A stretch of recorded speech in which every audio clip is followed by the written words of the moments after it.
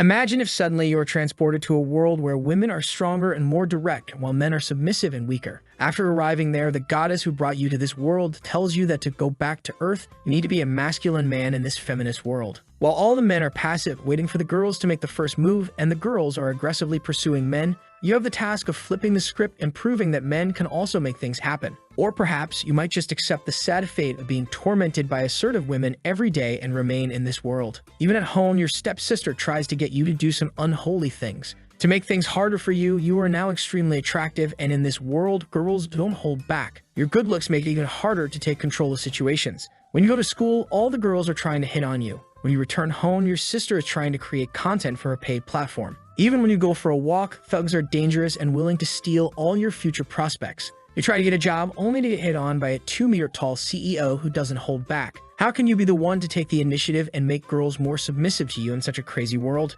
If you fail, you will assimilate into this world, unintentionally becoming more and more feminine. You need to rush to prove you're a Chad. The name of our protagonist is Zhang Hao, and let me tell you a little something about him. He's a straight shooter who goes out with his brothers to drink every day after work and hits on girls without hesitation. But right now, he feels like something is in the wrong genre here. What is this gender bender stuff? Is this some sort of dream? He asks himself. He explains that he was going home after a stressful day of work when suddenly, the mood became red. Everyone in the city vanished, and the next thing he knew, he woke up as this young pretty boy with all his memories intact. Suddenly, someone shouts at his door. It's his dad saying, How, why aren't you awake yet? Our protagonist is confused. Dad? His dad tells him to get up, saying, I was told that you and Long Long made some sort of appointment to go shopping today. Your dad is going out to get some groceries. Did you forget? We're having dinner with Aunt John. You're a boy, and you need to take better care of yourself. Go learn how to put on some makeup with your friend, because I'm sure he could teach you. Now get up and dress. Our boy is lost, thinking, what am I? My friend will teach you makeup.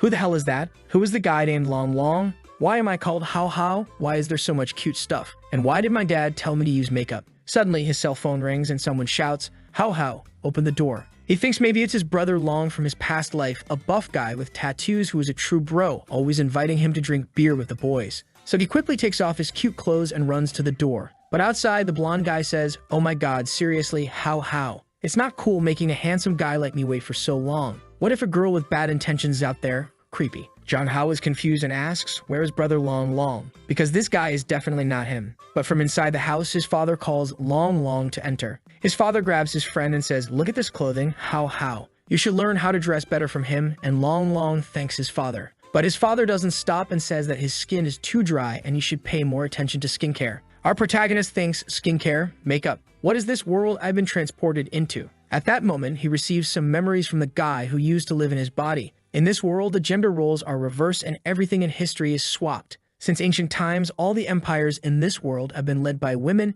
and men stay at home to take care of the children. Women are biologically stronger than men who have less strength, stamina, and power. Our protagonist just wants to know how he got into this mess. Sometime later, while walking in the city, his friend says, oh my god, how?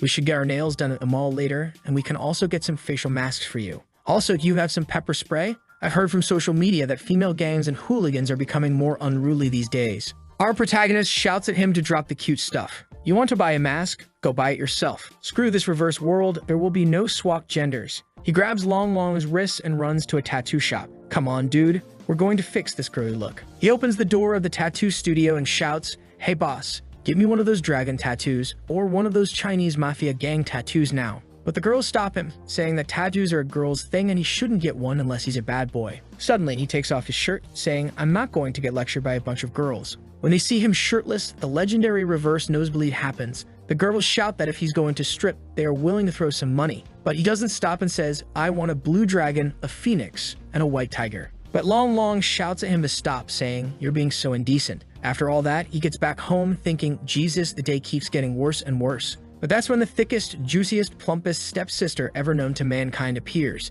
He enters her room without thinking and quickly runs out. Later that day at dinner, his dad says, didn't I tell you earlier? Your aunt and Kin are going to stay here for some time. That's when he understands the situation. His dad is marrying again, and that's why the girl is here. They are moving in because this house is bigger. But Kin doesn't stop looking at him. Back in his room, he's exhausted because his body is really weak since the guy who lived in it never exercised. He thinks he can imagine himself getting dolled up with cute makeup and dresses. Goddammit, I couldn't even get a tattoo today. So this is it.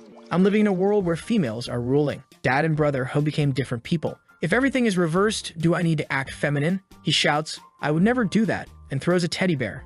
I don't want to do this cute shit. But the bear becomes the smallest toy in the room when compared to two gigantic spheres. Jang Hao apologizes, but his sister rushes and throws him without a single ounce of hesitation. Poor boy. Our hero tells her that she's drunk, but she just takes his face to a warm, oozy mountain exploration while asking, How, did you miss me? He doesn't know what to say. She sees that he's getting shy and asks, Why do you look so red? Are you sick? Want me to take a look? Zhang Hao, with his nose bleeding and a plain face, says he's very oak. Later that night, someone says, Wake up now. His eyes are half closed, but suddenly he notices another one of those plump creatures ready to attack him. Our boy gets scared and asks, What the hell? Who are you? She asks, You don't remember who I am. Then she grabs him by the chin and says, I'm the entity that brought you to this world. He remembers the moment the red moon appeared and feels the same sensation. He says, So it was you. You're crazy. Why did you even bring me to this world? What did I ever do to you? She explains that she is the goddess of the red moon. I heard your pathetic prayers. Weren't you the one who complained about still being a virgin in the old world? There are so many girls in this world, and all of them would like to dry you up. But he asks her to take him back, saying, There's not a single normal girl in this world. Send me back home. She stares at him, calling him an ungrateful human. She says that if he completes a task, she will let him go. He asks what the task is, and she says, Back in the old world, didn't you always rant about trying to become a real man? Weren't you the one who said real men should always lift? Isn't that something you said? The task I will give you is very simple. If you become a real man in this feminist world, you might have an opportunity to find your way back. But if you are unable to do that, you will have to assimilate into this world. He asks if that means he's going to become a femboy, and she answers, Maybe, but is it really so bad? Then she vanishes, telling him to give this world a chance, and he would have a great time every day if he wanted. The next day, he wakes up and thinks, Damn, that was a strange dream. But when he looks to his side, he realizes it wasn't a dream. He starts to get ready, thinking, How the hell am I supposed to feel about all of this? But there's one thing I know, I look way too pretty for a dude. He decides he needs to learn more about this world. Sometime later, after reading a lot of newspapers, he thinks, You gotta be kidding. A 20-year-old male college student was sued for refusing to marry a rich cowgirl. Another student boy was sentenced for murdering his wife. What the hell is this? Even the crimes are reversed. And that isn't even the bad part. In this place, they have a way to know if a guy is still a virgin. Scientifically, males in this world are just too feminine. Physiological quirks resemble women in my previous world. Even male menstruation, dear God. This world is a nightmare for me. Is there no other way to go back? Put aside the blood moon god scene. I could technically go back if I can understand what happened the night I came here and try to make it happen again so I can go back. But then he thinks, Wait a minute, hold up. How am I gonna do this? I'm just a broke-ass high school student and I don't know anyone. Screw it. I'll have to leave this theory for later. But voice interrupts, You're awake. She blinks at him. Your other sister made you some breakfast. Would you like some?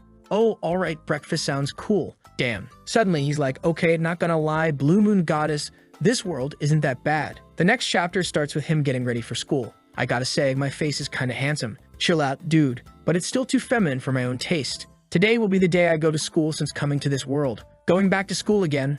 I don't know, I have some mixed feelings. When he goes to the kitchen, his stepfather is slapping his dead ass. I don't know if I like what I'm seeing. So he just excuses himself and runs to school, of course, with his best friend, Long Long. How, look at this lipstick I just got. Isn't the color great? He retorts, Get the f*** out of here, bro. Long Long responds, Oh my god, what's wrong with you? We used to do this often. You've changed. Listen here, how, I don't know about you, but I have a different concept of being a real man. And frankly, I want to become a real Chad. Long Long is like, how, you want to become a Chad? Like one of those macho men? That's not good. No one will want to marry you. He's getting angry. What are you saying? But then Long Long grabs him and says, There's someone there looking at us. And what? We are two guys. Long Long insists, Look there. Standing there is a girl who looks like a ratchet mod. John Hao says, What? You were afraid of that? Two big men like us afraid of some girl like her? She's harmless. And if she comes here to hurt you, I'll smack her all the same. I'm all about gender equality. Long Long is sweating. No, are you asleep? What nonsense are you talking about? You can't even lift a single brick.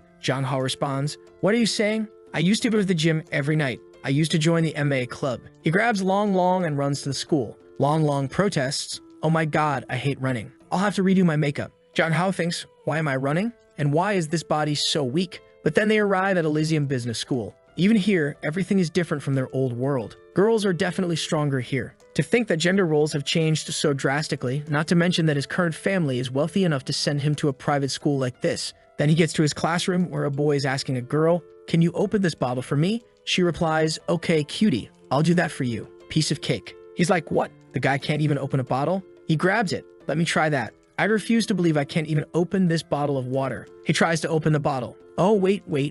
This thing is really tight. Is this normal? Full restraint?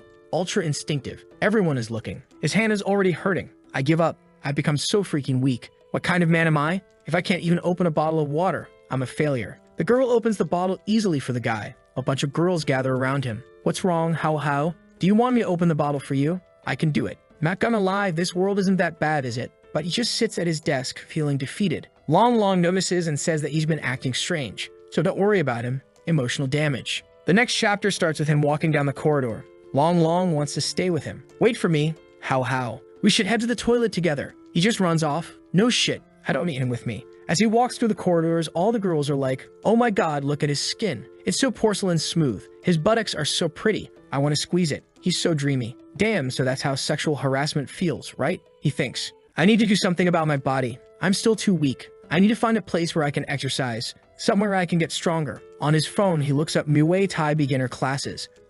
This seems legit.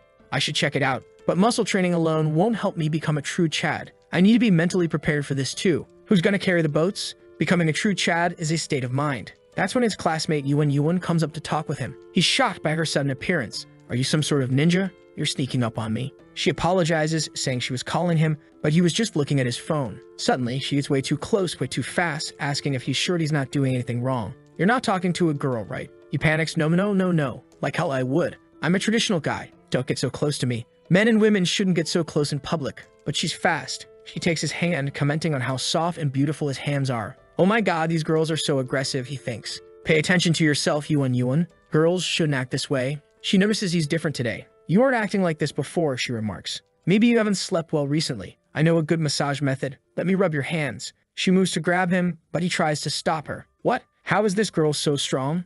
I can't push her away. Fortunately, the teacher enters the room. Hurry back to your seats, students. The class is about to start. Miss Madeline, English teacher. Zhang Hao reads the book and realizes he understands everything, which is strange because he graduated a long time ago. At least in this alternate universe, he's a top student. He confidently looks at the teacher. Ask me anything and I will answer with no problem. She adjusts her glasses. Zhang Hao. Hey, I'm ready. She asks, are you all right? Is it hot today? Do you want to visit the infirmary? He replies, what the hell? I'm fine. There's nothing wrong with me, teacher. All the girls comment that he's acting strange today. He shrugs, you know what?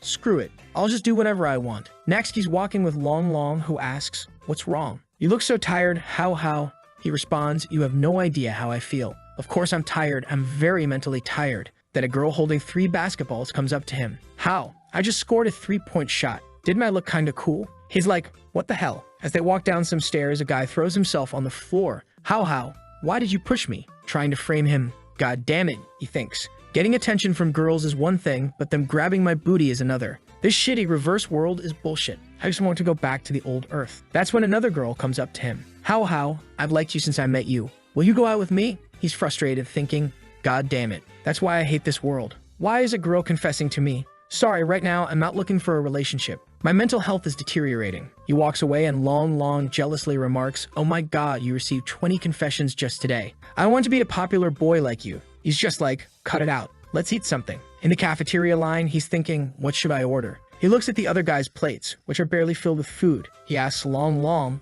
why is everyone eating so little? Long replies, what are you saying? How? Every guy needs to eat like that or you're gonna get fat. He goes to take his food and asks for some salads and fried veggies. He's puzzled. What? Not even rice. You're gonna faint in the afternoon.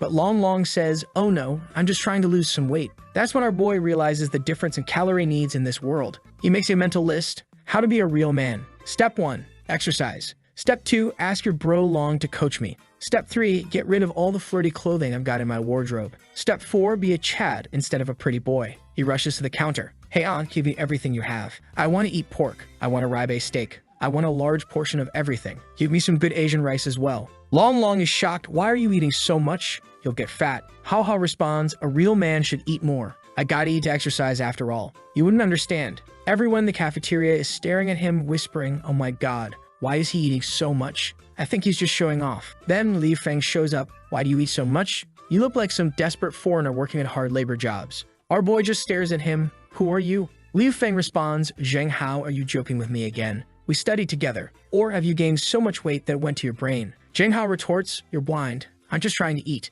First, you diss immigrant workers. Next, you diss fat people. So you're a racist and fatphobic. You're all sorts of nasty, huh? Liu Feng is taken aback and starts to cry. I was saying all that for your own good. Why do you say that about me? The girl starts siding with Liu Feng. Why did Zheng Hao make him cry? That was so unnecessary. But clearly he's just trying to manipulate everyone. Public opinion seems to be against Hao Hao until another girl steps in. How much Hao Hao eats is his business. Are you saying boys can't eat a lot? That's just discrimination against your own gender. She turns to our protagonist. Hao Hao, you're very hungry today, aren't you? If you need more meat. Hao Hao was momentarily taken aback, thinking, not gonna lie, she's pretty. But Liu Feng yells, Zhao Yun and Zheng Hao, you two. Hao Hao cuts him off. If you have something else to say it. If not, shut up and let your grandpa eat, alright? Leave now. Long Long, puzzled, asks, why are you calling yourself a grandpa? That doesn't make sense. But the girl, Zhao Yun, seems to like it, saying it's more attractive, like a wild kitty. Liu Feng storms off, you're all vulgar people, you know. Zhao Yun tries to offer more food, saying Hao Hao has all the time to eat. Hao Hao asks Long Long, who is this girl? Long Long replies, did you hit your head? That's Zhao Yun. She's had a crush on you for ages. Zhao Yun turns to Long Long. That game I introduced to you, League of Legends, have you tried it? Long Long hesitates. No, the game is too difficult. Boys aren't suited to play such games. Don't you want to play something like Candy Crush? Zheng Hao interjects, League of Legends. Are you talking about a 5v5, MOBA-style, arena-type PvP game? Long Long is surprised. What? Do you even know about it? You said games were just for girls. Zheng Hao retorts. Only girls play games in this world. What is the logic? Zhao Yun clarifies, that's not true. There are boys playing the game too. They're just not as good as the girls at the pro level. But hey, Hao Hao, shall we play together? Hao Hao stands up. I usually play support or jungle. I'm going back to the classroom. Boss Long, are you coming? They leave and Zhao Yun laments, oh my god, when will Hao Hao ever accept me? Back in the classroom, Hao Hao contemplates there are no pro players like Yuzi or Faker, but are the girls really that good in this world? What if the skill level isn't the same? I need to find a match to watch. The definition of being a real man in this world, what exactly does it mean? He asks Long Long, who's the girl alone in the window? Long Long responds, you mean her? Her name is Ming Wu Weiha, a transfer student. Long Long then shies away asking, hey Boss Long, are you interested in her? Zhang Hao replies, I mean, she's pretty, but she doesn't talk. I don't know. Zhang Hao grabs Long Long and says, nonsense. Just go up there and talk to her right now. Come on, boss. But Long Long hesitates. No, it should be the reverse. Men now have to take the lead. Zhang Hao insists, this is the past. Men now have to take the lead. He approaches her. Hello, I'm your classmate Zhang Hao, and this is Boss Long. Nice to meet you, Ming Wu Weiha. Normally girls would flock around him, but this girl doesn't react that way. Zhang Hao wonders about her story. He prompts Long Long, hey, say something. Long Long awkwardly asks, how are you? She replies, good. Zhang Hao notices the novel in her hands and asks, is that a novel you're reading? Long Long tries to discourage him. Stop it. She doesn't want to talk with us. But Zhang Hao presses on, yo, my bro here thinks you don't want to talk with us. She responds, I don't have an opinion on that. Zhang Hao thinks maybe she's just a little antisocial. He extends his hand. Hey, if you want to chat with someone, let's be friends. She hesitates, then says, oh, okay. Zhang Hao feels like this is the beginning of his journey to becoming a real man. Just then, Yuan shows up. Why are you bothering a transfer student? Zhang Hao gets an idea. Bingo. I know what I'm going to do. Thanks, Yuan. He then says to Ming Wu Weiha, you want to be friends with this girl? She's reluctant. Gaiden doesn't want to. But Zhang Hao blinks. Yes. She finally agrees. Okay, I'd love to. As Zhang Hao walks back to his desk, Yuan says, thank you. He smiles back. Back at home, Zhang Hao is listening to some Sigma male music. Can you break my heart? Suddenly, his sister shows up. What are you doing here in your room? He responds, I'm just listening to some music. Do you need something? She approaches him. What's wrong, Hao Hao? He brushes it off. It's nothing. She gets closer. Can I listen too? Zhang Hao panics. Oh my god. Why so close, girl? She comments, seems like Hao Hao here likes to listen to rock music. I guess our Hao Hao is very different from other boys. Different isn't so bad, is it? As she gets closer, he thinks, why is she coming up so close? Crap, what should I do? What would a real man do? The angel and demon on his shoulders argue. Endure it, Hao Hao. The path of the Sigma male is to resist temptation. The demon counters, forget Sigma, bro. A real alpha male should be the top G. If the girl delivers herself, you have to devour. In a moment of panic, he takes her by the shoulders and throws her onto the bed. She looks at him surprised. Damn, Hao. What's wrong? Do you need a hug? He's sweating, trying to regain control. Hey, I can't hold back. Suddenly, a strange memory flashes in his mind. You're mine. Wherever you go, I'll find you. He's shocked and steps back. What was that? What's up with the memory? His sister, concerned, grabs him by the shoulders. Are you sick, Hao? You're looking a little pale. He brushes it off, saying he just needs some sleep. Do you think I would look better with a shorter hairstyle? He, confused, responds, you look good in anything. He thinks, is it just me, or is my goddess and my sister a little weird? Screw it. I've got a siscon for sure. Gotta get rid of this beta male status ASAP. Determined to change his image, Jong Ho goes to a salon. The attendant greets him. Are you here for a haircut? You look so beautiful already. I'll make the best hairdresser for you. He insists, I'm fine. I just need a haircut. It doesn't matter. Sometime later, a woman shows up to sit here beautiful. What sort of hairstyle do you want? He replies, I don't really care. As long as it's short. Just cut it however you want. It doesn't have to be pretty. The hairstylist looks puzzled. I've never heard a request like that before. Any style him. She contemplates, I got it. He wants the opposite. The hairstylist teases, maybe he wants me to make him look even better. He's so sly. She then tells him, I will make you even more handsome. After what feels like ages, she finally finishes. All done. What do you think? Is it short enough? John Ha was shocked, thinking, what the hell? She cut it short, but now I'm even cuter. The hairstylist says there's no need to pay me. All I want is a photo so we can promote it for our future customers. He quickly declines, no pictures, I'll pay for it. She reluctantly agrees, all right, just let me know if you need any help from a professional salon. As he leaves, Jong Ho thinks, having an extra bit of style and charisma is great. I guess I can try to get used to this. Later, back at home, he examines his new hairstyle. Wow, this hairstyle doesn't exactly scream dominant male. It's funny for now. Haircut is done. Now I need new clothing. Let's see what I have right now. He looks through his wardrobe, frustrated. Damn, why do I only have this type of clothing? Sometime later, his dad calls for him. What's up? His dad, shocked, asks, what did you do to your hair? Why would you cut it so short? Jong Ho tries to explain, come on, Dad, I want to have my hair like this. It was bothering my eyes and was hard to see. His dad, clearly upset, says, are you trying to piss me off? Is this fun for you? Why did you cut it? Before things escalate, Kin steps in. She smiles, how you like it. Jong Ho thinks, God damn it. She then tells their dad to take it easy, saying there's nothing wrong with what he did. He looks way cuter this way, so don't be so mad. With things settled, she asks Jong Ho to come to her room, saying she has a present for him. He's curious, wondering, oh my god, what's her room going to look like? I don't know what I'm expecting. It's probably just going to look normal. She goes to her desk and grabs something, saying she bought it in a hurry but hopes he likes it. Jong Ho is surprised to see it's a pair of earrings. He thinks they look expensive, but she reassures him, as long as you like them, I'll buy you anything. He thinks to himself, damn, did I get a new sister or a sugar mama? In his room, Jong Ho stares at the black diamond earrings, contemplating whether to return them. But being a broke kid, he decides to keep them. Just then, he receives a message from Long Long. How, take a look at this. My new novel is up. I've already signed the contract. Soft and cute femboy versus the sassy CEO boss lady. A tale of forbidden love. Jong Ho thinks, what is this? Then he gets an idea. That's right. I could write a novel too. I could bring some stories from my world to this one and make some quick cash. Let's see. What should I write? The Return of the SS Soldier? Or maybe Solo Leveling? Or should I write Overflow? Boy. A few hours later, after expanding on his ideas and borrowing elements from various novels, he's done. I'm calling it A Real Woman in a Patriarchal World. The next chapter starts at school. He receives a message.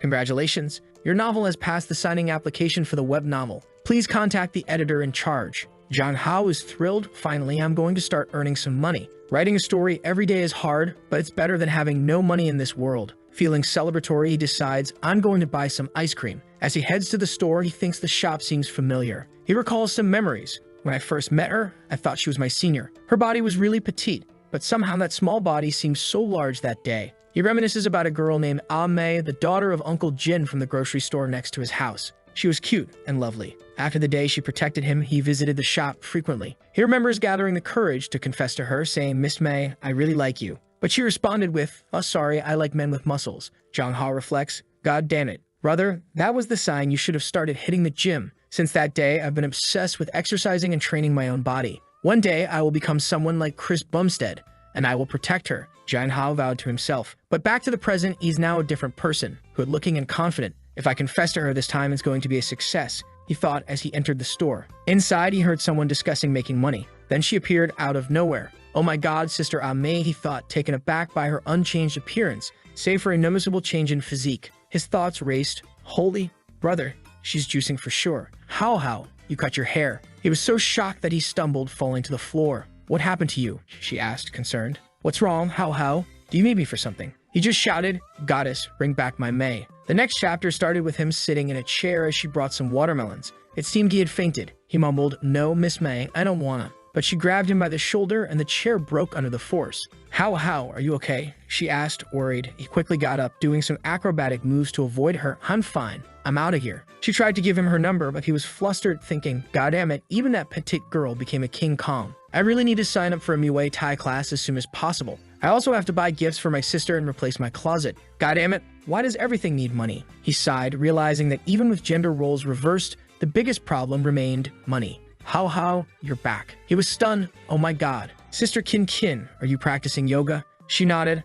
I just wanted to practice a little bit of what boys used to do. He thought, boys do yoga in this world? What the hell? She approached him, but he pulled away. Hey, where are you going with that hand, girl? She advised him, you need to get stronger so you won't get bullied at school. He felt a pang of embarrassment. Oh my God, in her eyes, I'm so weak. Can this be tolerated? Determined to prove himself, he challenged her, Sister Kin, do you want to try arm wrestling with me? She accepted, and he added, how about the loser promising the winner one thing? She agreed, and they started. Boom, this is not just arm wrestling. This is about my dignity, he thought, channeling the strength of trillions of male ancestors. But despite his determination, Kin noticed he was struggling and worried he might injure himself. She ended the match asking if he was okay. He admitted defeat, asking what she wanted as her prize. She simply said, I want to try the feeling of a knee pillow. John Hubble was confused but agreed, thinking, oh my God, she's blushing. When he realized she meant she wanted to lie on his lap, he was shocked. So I'm the lap pillow? As she lay down, he thought, she can lie down as much as she wants. The next scene began with him working on his novel when his phone rang. It was Yuan, the blonde girl from school,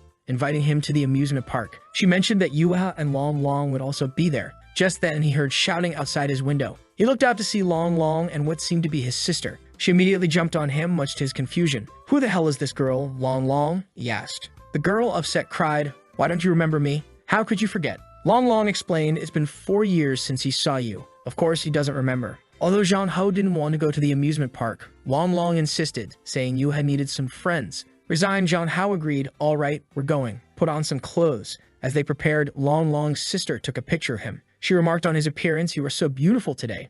They all decide to go to the haunted house, and upon arriving, Long already looks nervous and trembles, saying, I don't want to go. Jing Hao encourages him, come on, you're a man, don't act this way. They have a brief discussion about who will go with whom, and it ends with Yuan Long and his sister going together, leaving Zheng Hao and Yua paired up. As they walk through the haunted house, Zheng Hao asks, hey Yua, are you afraid? She doesn't respond, so he offers, if you're afraid, just hold on to me. She quietly grabs onto him. As they navigate through the spooky attractions, Zheng Hao sees some skeletons but remains unfazed, jokingly saying, sorry bro, I'm in a hurry. After wandering around for a while, he realizes Yuha is missing. Concerned, he starts searching for her, until he hears a faint voice from a cabinet. I'm here. Opening the cabinet, he finds Yuha hiding inside, crying. He gently reassures her, hey, don't be afraid. I'll take care of you. She timidly takes his hand, calming down a bit. Sometime later, they exit the haunted house. Long is shouting, I would never go in there again. Yuan teasingly says, you've been inside together for a long time, haven't you? Zheng Hao flicks her forehead and retorts, stop thinking nonsense. Yua appears, looking tired, and suddenly collapses. Everyone panics, suggesting calling an ambulance, but Zheng Hao calmly suggests, let's just take her to a bench and let her relax. She probably just fainted from fright. They lay her on a bench and Long suggests, you need to do mouth-to-mouth resuscitation. Yuan protests, no, why don't we just call an ambulance? She's clearly distressed, not wanting the situation to escalate. Zheng Hao tells her, shut up, just go buy some water and some food, and then lays Yuva's head in his lap. As he gently massages her ears, she wakes up confused. What are you doing? He explains, I was just trying to wake you up. She admits she was scared, and he reassures her, it's fine now. It might be better if you avoid haunted houses in the future. She nods and closes her eyes, drifting back to sleep. Zheng Hao thinks to himself, this is by far the quietest and shyest girl I've met in this world. She has a peculiar personality. After some time, everyone checks on Yuha, asking how she feels. She assures them she's fine. Yuan suggests they continue to the amusement park, but Zheng Hao decides, nah, forget it today. Let's just go home first. Yua, holding his hand, insists, let's go together. Yuan and Long's sister clearly don't like this development. Later, they arrive at a luxurious villa greeted by maids. The butler scolds Yuha, how can you sneak out to play? You shouldn't have gone so far. Everyone is shocked, realizing Yuha is incredibly wealthy. The butler continues, turns out you're all friends of hers. My apologies for being rude. Here, have some tea soaked in Taishan spring water and pastries made by special chefs. The group is impressed by the expensive offerings. Yuna goes to her room to change clothes, leaving everyone in awe of her wealth. I didn't imagine she was so rich. They murmur, still in shock. Zheng Hao, however, doesn't seem overly impressed. As they walk through the villa, the butler admonishes Yuha, Miss, you went so far today. Don't do this next time or everyone will worry. Yuha suddenly stops and asks, did dad call home? And where's mom? The butler responds, no, they are busy. Yuha questions, then why didn't dad call me? The butler explains, I think he's very busy abroad, but I'm sure he will come with some gifts. She brushes off the explanation and heads to her room, leaving the butler looking sad. Later, Yuha returns, now dressed in more luxurious clothing. While everyone else is impressed, Jang Hao notices a change in her demeanor. Although she looks more gorgeous, she now seems like a lifeless doll, he thinks. He asks her, hey, what's wrong with you? She responds sadly, dad didn't call me again. Feeling unsure of how to comfort her, he awkwardly offers, what do I do? But before he can figure it out, she grabs his hands and says, Zheng Hao, I want to give you something. They head to her room, which she finds surprisingly feminine. Curious, he asks, where are your parents? She replies, my dad is good to me, but he's very busy. He presses further, and your mother? She explains she's even busier. He realizes, so you're always alone? She simply responds, yes. Yuha explains that her mother is the mayor of the city and her father is always traveling. Despite their absence, the butler reassures her that they love her.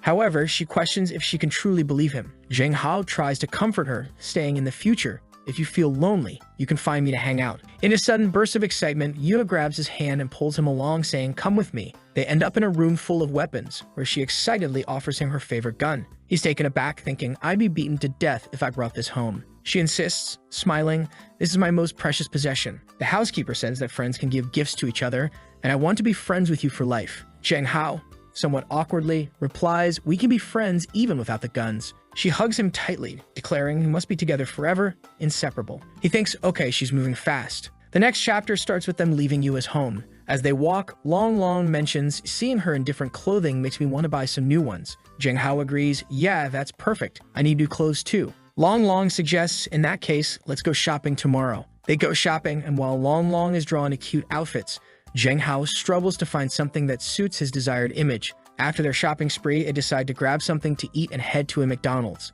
There, they notice a girl staring at them. Zheng Hao feels uneasy, thinking, why does it feel like someone's always watching me? Meanwhile, a girl in the corner posts on social media, a little handsome boy at McDonald's, I really want to marry and take him home. She adds a heart-shaped eye emoji and sends the post. Long notices Zheng Hao wearing a hat and asks, why are you suddenly wearing a hat? Zheng Hao replies, I'm too handsome and need to keep a low profile. Long jokes, you really need to be careful or you'll end up becoming an internet celebrity. Zheng Hao laughs it off, thinking it's an exaggeration. However, the situation quickly escalates. Zheng Hao becomes a top 5 trending topic on social media. Girls are gushing over his looks, saying this peerless beauty doesn't really exist. Doesn't he look better than those celebrities? Let's find out everything about this beautiful boy. One girl seeing the post recognizes him and remembers a post from Long's sister about their day at the amusement park. Caption, the day I went to the amusement park with a god. Back at home, Zheng Hao is exhausted from all the attention. Long calls him and he answers, annoyed, why are you calling me again? Long explains, someone posted a photo of you at McDonald's and now it's being reposted everywhere. Confused, Zheng Hao says, that doesn't make sense. It's just a photo, right? But when he checks Twitter, he sees he's already at the top 4 trending topics. He groans, what have I done? He reassures himself, it doesn't matter. In a few days, everyone will forget about it. He tries to relax by watching some games on Twitch, but he notices a shift in the content. The just chatting category, typically dominated by girls, now features boys. He switches to a PUBG stream, noting that while the game itself hasn't changed, the host is now a girl, which shouldn't be a problem for him. Reflecting on his situation, he wonders, how old am I now?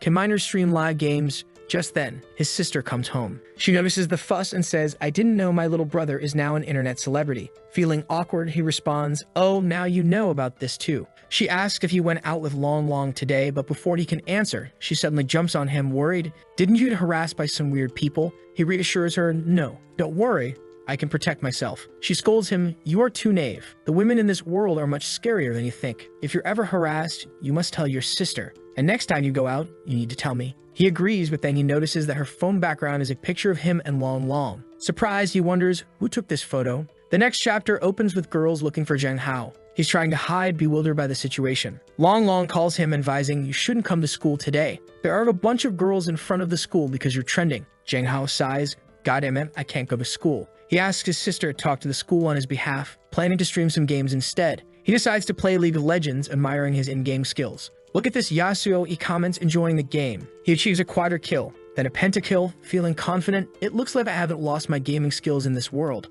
After playing for a while, he prepares to broadcast his gameplay later that night. After eating, He excuses himself and heads to his room, ready to embrace his new role as a streamer. But his sister notices something unusual as he gets ready to stream. Yo, okay, it's my first time, so I'm a little nervous. Jeng Ho begins, welcoming viewers with, "Welcome to Summoner's Rift." Despite the nerves, he decides to play Yasu in the jungle, farming dragon at level 3, and even manages to kill someone playing Garen. The girl he's playing against, who happens to be a professional esports player, is shocked. She's smurfing and streaming and can't believe she got killed at this level, thinking he's way too good for someone new. Her chat blows up with questions, "How did you lose?" Some accuse Zheng Hao of cheating and pretending to be a boy. Annoyed, she declares she'll get serious, and her rapid clicks and skillful plays ensue. Despite her best efforts, Zheng Hao still manages to slay an enemy. As she frowns, someone in her chat mentions that the opposing player is also streaming. Zheng Hao, noticing a growing audience, remarks, "Yeah, she's kind of awesome, but I'm better." As the game progresses, Zheng Ho's chat fills with accusations of cheating. People speculate he's a girl using a boy's ID, with some demanding proof he's male. Frustrated, Zheng Ho grabs his headset and asserts, "Let me tell you, I'm a man, and I want to know, how did you all find my live stream?" To prove it, he turns on his camera, showing his hands. The chat goes wild, complimenting his hands and clamoring for a face reveal. Some even fetishize his hands, much to his confusion. Starting a new game, the scene cuts to a girl in her office watching his stream. "God damn it, another one," she mutters, recognizing his potential. She thinks, if signed, this newcomer could definitely become a cash cow for the company. After finishing his stream, Zheng Hao signs off, "All right, let's stop for today. Thank you all for the support. This was my first day of broadcasting. See you later, boys." The next day, he talks with Long Long about school. "How is it today? Are there still many people asking about me?" Long Long replies, "There are a lot fewer people today, probably because they didn't see you yesterday. But still, there's a lot of talk." Relieved, Zheng Hao says, "Thank goodness this popularity is fading fast. I should be able to go to school tomorrow." Long Long then asks, "So how, what you been doing at home these past 2 days?" Zheng Hao admits, "I've been writing my novel and doing some live streams." Shocked, Long Long shouts, "What? You started live streaming? When? Tell me everything." Zheng Hao quickly covers his mouth, "Keep your voice down. No one can know. All right? And I haven't signed a contract with the platform."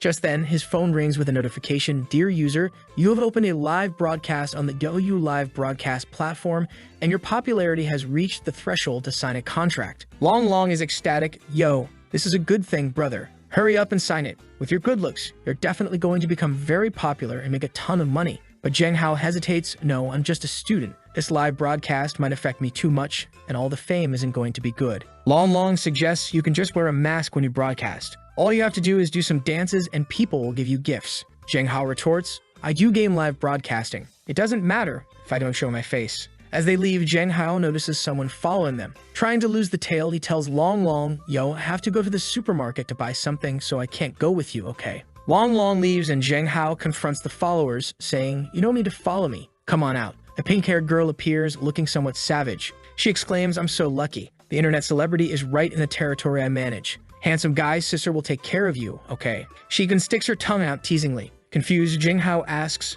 "Big sister, who are you?" A girl behind her shouts, "Don't you know our sister Liu? She runs everything around these streets." Zheng Hao looks at the girl and says, "Oh, so Ms. Liu, I don't know you and I'm not interested. Also, I need to go home and take a shit." The girl shouts again, but this time she gets punched in the face by her own gang member. She then looks at Zheng Hao and says she likes his personality, admitting that she doesn't want to offend him. She just wants him as her boyfriend. He doesn't look too happy with this idea. He knows that it's probably the dream of a lot of guys in this world to be taken care of by a rich woman. Looking at her, he sees that she's really tall and not bad looking. For a moment, he feels interested, but then he remembers what the Red Moon goddess told him. He needs to become a real man. He can't just rely on being taken care of. So he responds, "I'm not interested, so excuse me, I'm in a hurry." As he tries to walk past her, she pulls out a knife and threatens, "It would be so sad if your face got ruined." Zheng Hao responds, "Let's try it." She seems even more intrigued by his defiance. He quickly punches her in the face and elbows her in the chest, causing her to fall to her knees. She's not enjoying this as much as she thought she would, and a kick comes her way, but she manages to defend against it. Realizing the situation is escalating, she tries to punch him, but he dodges and holds the knife defensively. However, she dodges as well. Zheng Hao has already dialed the police.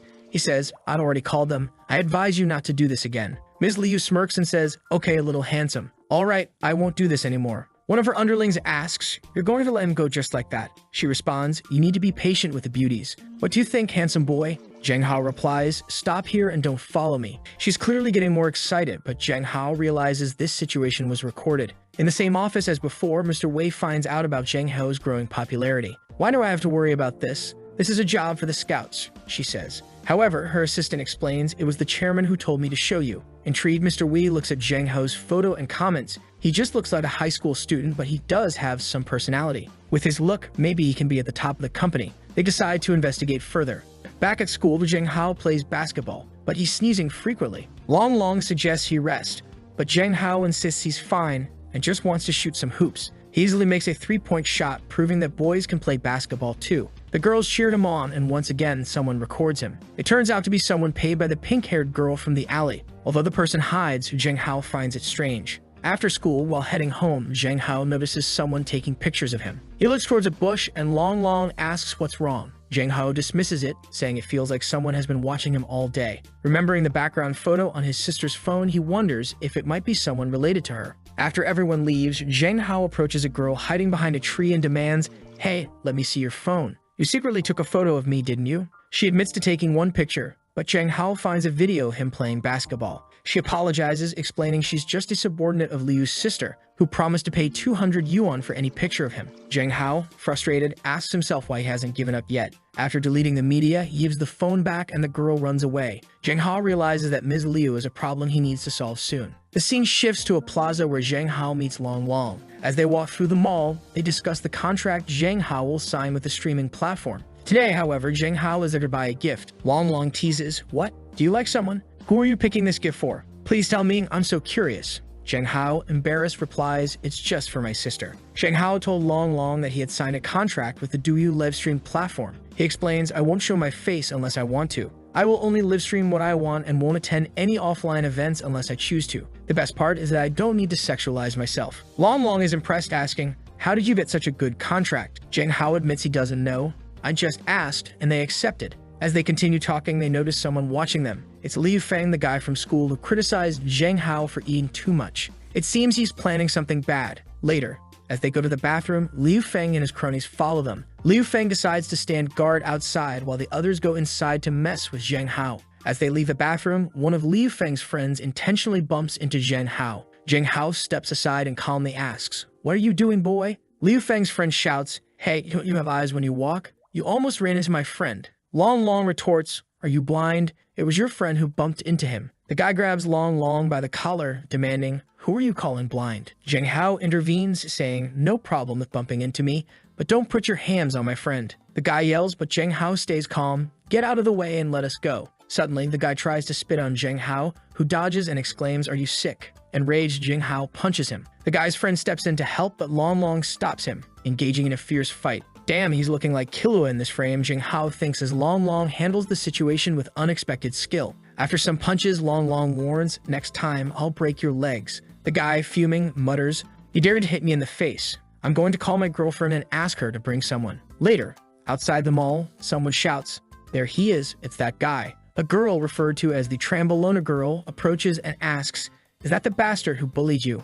The guy confirms, yes, it was him. The plan is to take pictures and post them on the school forum. They confront Zhang Hao, with the guy declaring, "Wife, he was the one who hit us." Zhang Hao responds defiantly, "How dare you weak chickens come to me again?" Long Long tries to explain, "It was all your fault, you tried to spit on us." Zhang Hao, getting impatient, says, "Go quickly, I'm in a hurry." But the Trambolona girl seems smitten with him, staring at his face. Her boyfriend, annoyed, shouts, "Wife, what are you in a daze for? Teach him a lesson." She responds, "No matter what, it's wrong to hit someone first. But I'm not unreasonable. If you apologize to my boyfriend, we'll forget about today's matter." The guy wants his girlfriend to attack Zhang Hao, but she hesitates, noting the crowd. Frustrated, he accuses her of falling for Zhang Hao. "You fall in love with him? Right. I saw the way you were staring at him." Zhang Hao remains calm. "Please just go. Get out of my way." The guy tries to stop him again, but Zhang Hao warns, "I'll warn you, if you mess with me again, I will beat you until you lose all sense." The Trambolona girl interjects, "Shut up, or you're not gonna get that Gucci bag." She then turns to Zhang Hao and asks for his number. From afar, someone named Yifei records everything to post on the school's social media forum. Meanwhile, a limousine pulls up nearby. Mr. Wei, observing from her car, sees Zhang Hao. Yifei continues recording. "Liu Xin, the pink-haired girl, why are you filming?"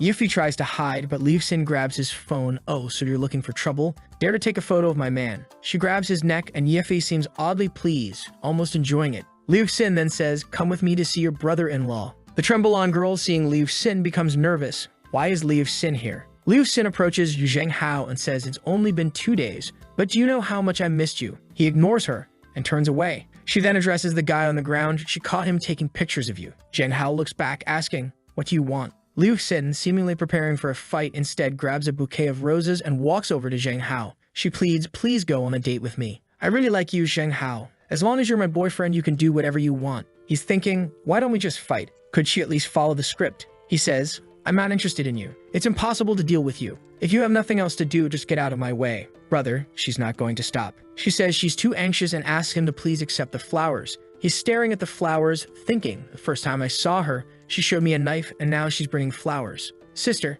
take the flowers away. I'll tell you again I cannot be your boyfriend, so please leave. She tells everyone to leave the place. She approaches Long Long and says, come here, you were Zheng Hao's friend, right? He doesn't like it. She whispers in his ear, you better take care of your friend. If my people go crazy on him, I can't stop them. She actually used my friend to threaten me. Oh no, he's going to fall into her hands. Why don't we take a step back? Just tell me what you want. She grabs his cheeks and says, since the male god said so, of course I can take a step back. How about you go to a bar with me for a drink tonight? He says, okay, just tell me the time and address. She tells him the address and says she'll be waiting for him. He guarantees that he'll be there. Sometime later, Long Long tells him, how, that woman just now looked like a gangster. She doesn't seem safe and you're going to a bar with her. Isn't it better to call the police? Zheng Hao explains that unfortunately, they can't do that. They don't have any criminal evidence, so she would just be released and then come back to bother them. He says, tonight, I'll go see your attitude first. Don't worry, I have practiced Kung Fu. They can't do anything to me. Long Long grabs him, no brother, you must not die. Relax, dude. It's just a bar, not an execution. At that moment, a woman wearing glasses shows up and asks Zheng Hao to come with her. He's annoyed. Again, this is so inconvenient. Then a group of what should be intimidating girls shows up, and he reluctantly agrees, all right, lead the way. He tells Long Long to go home and to call him if he needs anything. The scene shifts to Zheng Hao walking into an office. Seeing the woman, he thinks her aura is too strong. Her name is Wai Nan, president of Feng Hong Media Group. She looks at him, gets up, and walks closer. Good qualifications. There's no one like you in the market. Now look, sign this contract. I can make you famous. He grabs the contract, glances at it, and says, sorry, you may have got the name wrong. I don't intend to be a star, and I don't want you to make me popular. I'm in a hurry to go home for dinner, so I'm leaving. The secretary grabs his shoulder. You're just a high school student. Don't be so ignorant.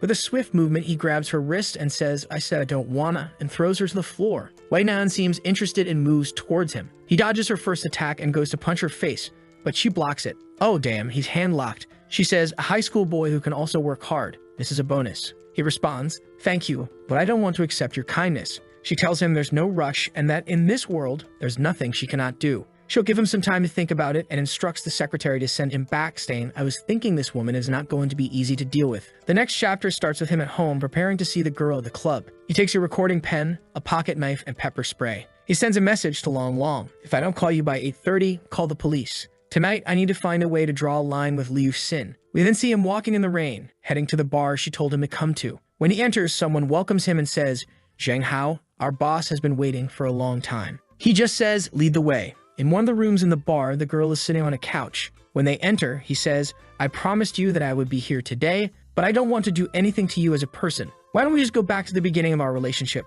You don't know me, I don't know you, it's good for everyone. But she responds that it's going to be difficult to do and moves closer. He insists, you know it's impossible. If you do this again, I'm going to call the police. She taunts, call the police, but I'm just chasing a boy. Is there something wrong? A girl behind him interjects, Sister Liu, stop talking nonsense with him. Let's just take some photos and videos of him. If he tries to resist, we'll post everything on the internet. He looks at her, bewildered. What do you mean by that? While they think he's scared, he's actually relieved because his voice recorder is on. Sister Liu asks, what did my little girl say to make sense? The girl pulls out a knife. He remarks, oh, you even brought that. Is it because if I refuse, you're going to kill me? Sorry, but I... Then he quickly uses his spray, rushes to her, grabs the knife, and holds her as a hostage. Sister Liu is impressed. You're brave enough. He warns, don't even think about sending anyone over unless you want to see blood in the streets. It also won't do you any good to call the police. He heads to the door, releases the girl, and walks away. The girl, undeterred, thinks, Zheng Hao, I have all the time to play with you. But then she receives a message, Sister Liu, Zheng Hao asked me to send this picture of you. He said that he recorded all the conversations in the box just now. If you don't want him to send these things to the police, don't provoke him anymore. Enraged, she shouts, no wonder you dared to be so rude just now, you little bitch. Meanwhile, someone observes Zheng Hao running away and informs Mr. Wei that he's fine. The next chapter starts at school. Zheng Hao reflects on what he did yesterday, hoping the threat will keep the crazy girl away. He overhears two girls talking about Sister Liu, mentioning that someone from the Feng Hong group has just taken over her place. He wonders, Feng Hong group, what's happening? Why do these names sound familiar?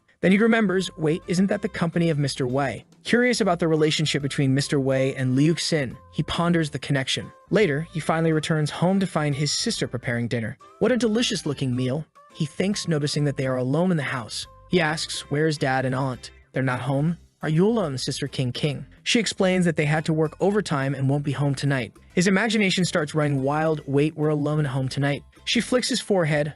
How, what are you in a daze for? He quickly responds, nothing, sister, let's just eat. He mentally chastises himself, Jesus Christ, it's your sister, brother. I should not think those things even though there's no blood relationship. After dinner, she tells him to leave everything. She'll clean up. She suggests he go upstairs and start streaming. He offers, are you sure you don't want any help? She grabs his hands and says, I will never let your beautiful hands be stained with oil. He reluctantly agrees, okay, all right. Back in his room, he starts streaming again. He announces today is going to be 2 hours and I'm going to be playing some ranked games. 2 hours later, his sister comes into his room and asks, are you tired of live streaming? She pats the bed and says, come here, I'll give you a massage. Brothers, we must stay strong, he thinks as he shyly approaches her, saying, it's fine, you just did some housework, you should take a break. She pulls him towards her, happy that it seems he cares a lot about her. He assures her, of course I care about you, we are family. However, it seems she doesn't like the word family and recalls a memory of him as a child saying, Sister King, don't be afraid. Hao will always be your family member. Suddenly, she starts crying and he asks, what's wrong? What's the problem, sister? She responds that she's crying because she's so happy right now. Jiang Hao reflects on the situation, thinking, at least in this world, my father doesn't have to be alone. He actually has a family. He then says, as long as I am in this world, I will protect this family and make sure that everyone is happy. She seems surprised and apologizes for crying in front of her little brother. He reassures her, sister, thank you for treating me like a real family. Oh damn, brother, she's looking at him in a way that suggests she might have something more than family stuff on her mind. Now both are lying in bed and he asks, King, are you sure we should go to sleep together tonight? She tells him that right now is the perfect time since Dad and Mom are not at home and she has always wanted to have this close conversation. He's curious. All right, what do you want to talk about? While looking at her, she gets close and asks, what type of girl do you like? He stammers, maybe gentle and kind. She continues, is there someone like that in your school? He thinks about Yuha and then shakes his head. She advises him that he's still too young and should focus on studying. She also mentions that since he's good-looking, she, as his sister, always worries about him. As they talk, he drifts off to sleep. Sometime later, he wakes up wondering if it was all a dream. He gets out of bed, goes to her room, but can't seem to find her. As he looks at her bookshelf, he finds something interesting, a story about a sister who likes to do something with her brother. He's shocked. What the hell is this? Could it be that his sister has some thoughts about this? She even cried when he told her that they were family yesterday. Suddenly, he got a headache and recalled some memories. The girl with glasses seemed to be bullying some other guys and taunting him. In the next chapter, we start with him doing a live stream. However, he finishes early and everyone in the chat is asking, do you have some problem? What's going on? He ignores the chat, feeling distracted and unable to focus today. His mind is elsewhere, particularly on the memory of the girl with glasses, which makes him feel sad. Additionally, his viewers aren't increasing and he realizes he needs to come up with ways to grow his stream because he needs the money. He receives a message from the streaming platform informing him that his popularity isn't growing and offering some suggestions. He accepts and gets a follow-up message the next day. Dear streamer, here are some plans to increase your popularity. These plans were tailored for him by a girl, and he suspects they might involve something distasteful. The suggestions include Option 1, hot dance with small buttocks. God damn it, he exclaims. Plan 2, two-dimensional sexy cosplay reappears. Alright, Option 3, fitness god, sweat dripping. He's exasperated, I knew it. He and Long Long head to a coffee shop where Long Long asks, why did the administrator want to interview you? He's unsure. I don't know. She just told me to come here, so let's go in. They are greeted by Sung Kim, the administrator of his live stream. She introduces herself, saying, you can call me Sister Sung. He introduces Long Long and explains that he's seen the suggestions but isn't going to do any of them. Sung Kim says she watches his live stream every day and didn't expect him to accept the first and second options, but suggests he consider the last one, which involves fitness. Why? He asks, confused by her intensity. Suddenly, she stands up, touches his chest, and suggests, I think your chest line could benefit from some exercise, don't you think? Despite feeling awkward, she continues, even if you don't want to show your face, you can wear a mask to live stream fitness. Your physique is impressive and it would set you apart from other streamers. Long Long thinks it's a reasonable suggestion and Zheng Hao considers that if he can wear a mask and not show too much skin, it might not be so bad. Plus, he can demonstrate to other males in this world how to build their bodies. He agrees, all right, starting tomorrow, I'll spend 2 or 3 days a week live streaming fitness for half an hour, but I'll wear a mask. The scene shifts to his home, where his father is shocked by the news. You're going to expose yourself online? I disagree. His father grabs him by the neck. You want to stream for those girls online? In tight fitness clothing? I disagree. Zheng Hao tries to explain, Dad, it's just my workout. It's going to be discreet. His father argues, aren't you always saying I'm too good looking and could be taken advantage of? I need to train and get stronger. His sister intervenes, Uncle, don't be so strict. What Hao Hao says makes sense. Let him try it once and we'll see. If there's anything wrong, we'll make him stop. His father reluctantly agrees, muttering that she's spoiling him too much. Zheng Hao thanks her, but she warns him, I'll be watching. If there's a flood of crazy girls in the live stream, I'll shut it down. In his room, Zheng Hao starts his first fitness live stream. As he begins with cardio, everyone in the chat is abuzz. Oh my god, you're so sexy, hot, and in good shape. Please show me your feet. He responds to the chat. Noting the high number of viewers, it seems a lot of people enjoy fitness. While many testosterone babes in the city love him, their husbands are less enthusiastic. In the chat, someone promises, if you run for at least 15 minutes, I'll send 2 rocket launchers, which translates to a significant monetary donation. After 30 minutes, the chat marvels, holy, he's still going. However, his sister grows increasingly uneasy, worried about the attention he's receiving. How, she calls out, concerned. As Zheng Hao's live stream gains more viewers, his sister watches, feeling a pang of jealousy. There's so many people watching you. I'm so jealous. What am I going to do? She thinks to herself, I can't be like I was when I was a kid.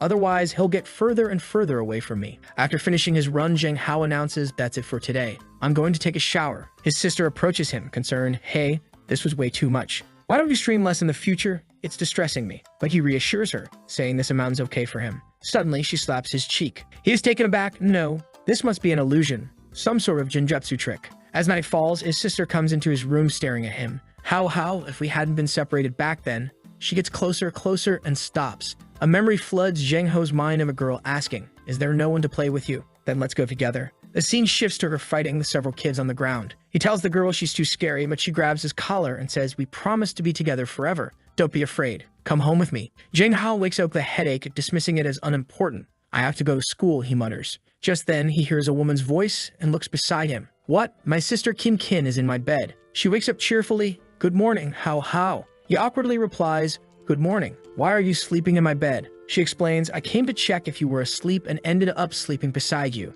He brushes it off. Oh, okay. I'm going to take a shower. See you. She stops him. There's no rush. I'll buy a new car to take you to school. On the way to school, Zheng Hao thinks about the Muay Thai club. Yuva surprises him from behind, saying she'd been practicing for a long time. He asks, you know how to fight? When did you learn it? She explains that she's been training since childhood because her grandmother was a soldier. This inspires him and he asks, why don't you teach me some fighting skills? She agrees and they head to a warehouse behind the playground. As they prepare to spar, Zheng Hao is taken aback by her speed. Are you ready? She asks, and before he can respond, she's already in his face. He hesitates and she suddenly hugs him, declaring, you've lost? How? Surrender. Then she demands a reward, startling him as she starts to lick his ear. He reacts, confused by the mixture of shyness and assertiveness she displays. This is tempting, he thinks, unable to control his body's reaction. Embarrassed, he asks her, why did you do this all of a sudden? Did someone teach you? She innocently replies, no, I just watched some videos Yuan once sent me. Alarmed, he asks to see the videos.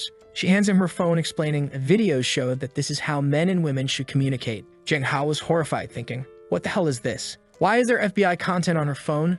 She looks confused, asking, did I do anything wrong? He sighs, no, it's just that this isn't the way men and women should communicate, at least not with everyone. Don't listen to Yuan about these things in the future, all right? Just ask me first. She then asks, can we communicate like this? He awkwardly responds, just don't kiss me casually in the future, and don't do that to others, all right? Let's just go back to the classroom. As they walk back, she asks, is it only boyfriend and girlfriend who can do those things? Can it be that? He hesitates. Do you know what that means? She innocently responds, no. Zheng Hao responds, we'll talk about it when you understand. Sometime later, as he's walking in school with Long, US suddenly appears. Can we communicate now? She asks persistently. He replies, no, later. She insists, can we communicate now? He repeats, no, not now. The same guy is watching him through the window, muttering, why? This guy is terrible.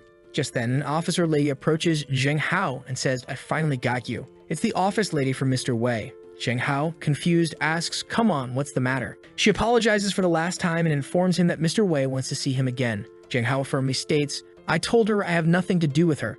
I will refuse. Don't waste everyone's time. Stuttering, The secretary explains, Zheng Hao, I'm just following orders. It would be hard for me to return without any answer. At least talk with her through my phone. He's frustrated, thinking, damn this girl again. She's richer, more powerful, and stronger than me. This is not going to go well. Reluctantly, he agrees, okay, call her. I'll explain things. He picks up the phone and says, hello, it's Zheng Hao. Your secretary told me to call you. But Mr. Wei, my thoughts are the same as before. Nothing has changed. I know your time is precious, so don't waste it on me. Mr. Wei responds, Zheng Hao, do you want to be as powerful as a woman? I know you hate to look weak. I saw it last time we fought. I not only cultivate stars, I can give you more time to think about it. Then she hangs up. Zheng Hao thinks this woman really knows what I want. I don't know if it's the best decision, but I'll have to find some time to meet her again. Back at Mr. Wei's office, she muses, so he hates being thought of as a weak man. The next day, Zheng Hao arrives at school in a supercar. His sister, who drove him, fixes his hair before he heads inside. As he walks through the school, everyone is talking about him. They seem to be checking their phones, discussing a rumor that he's some sort of POF worker or Instagram thought.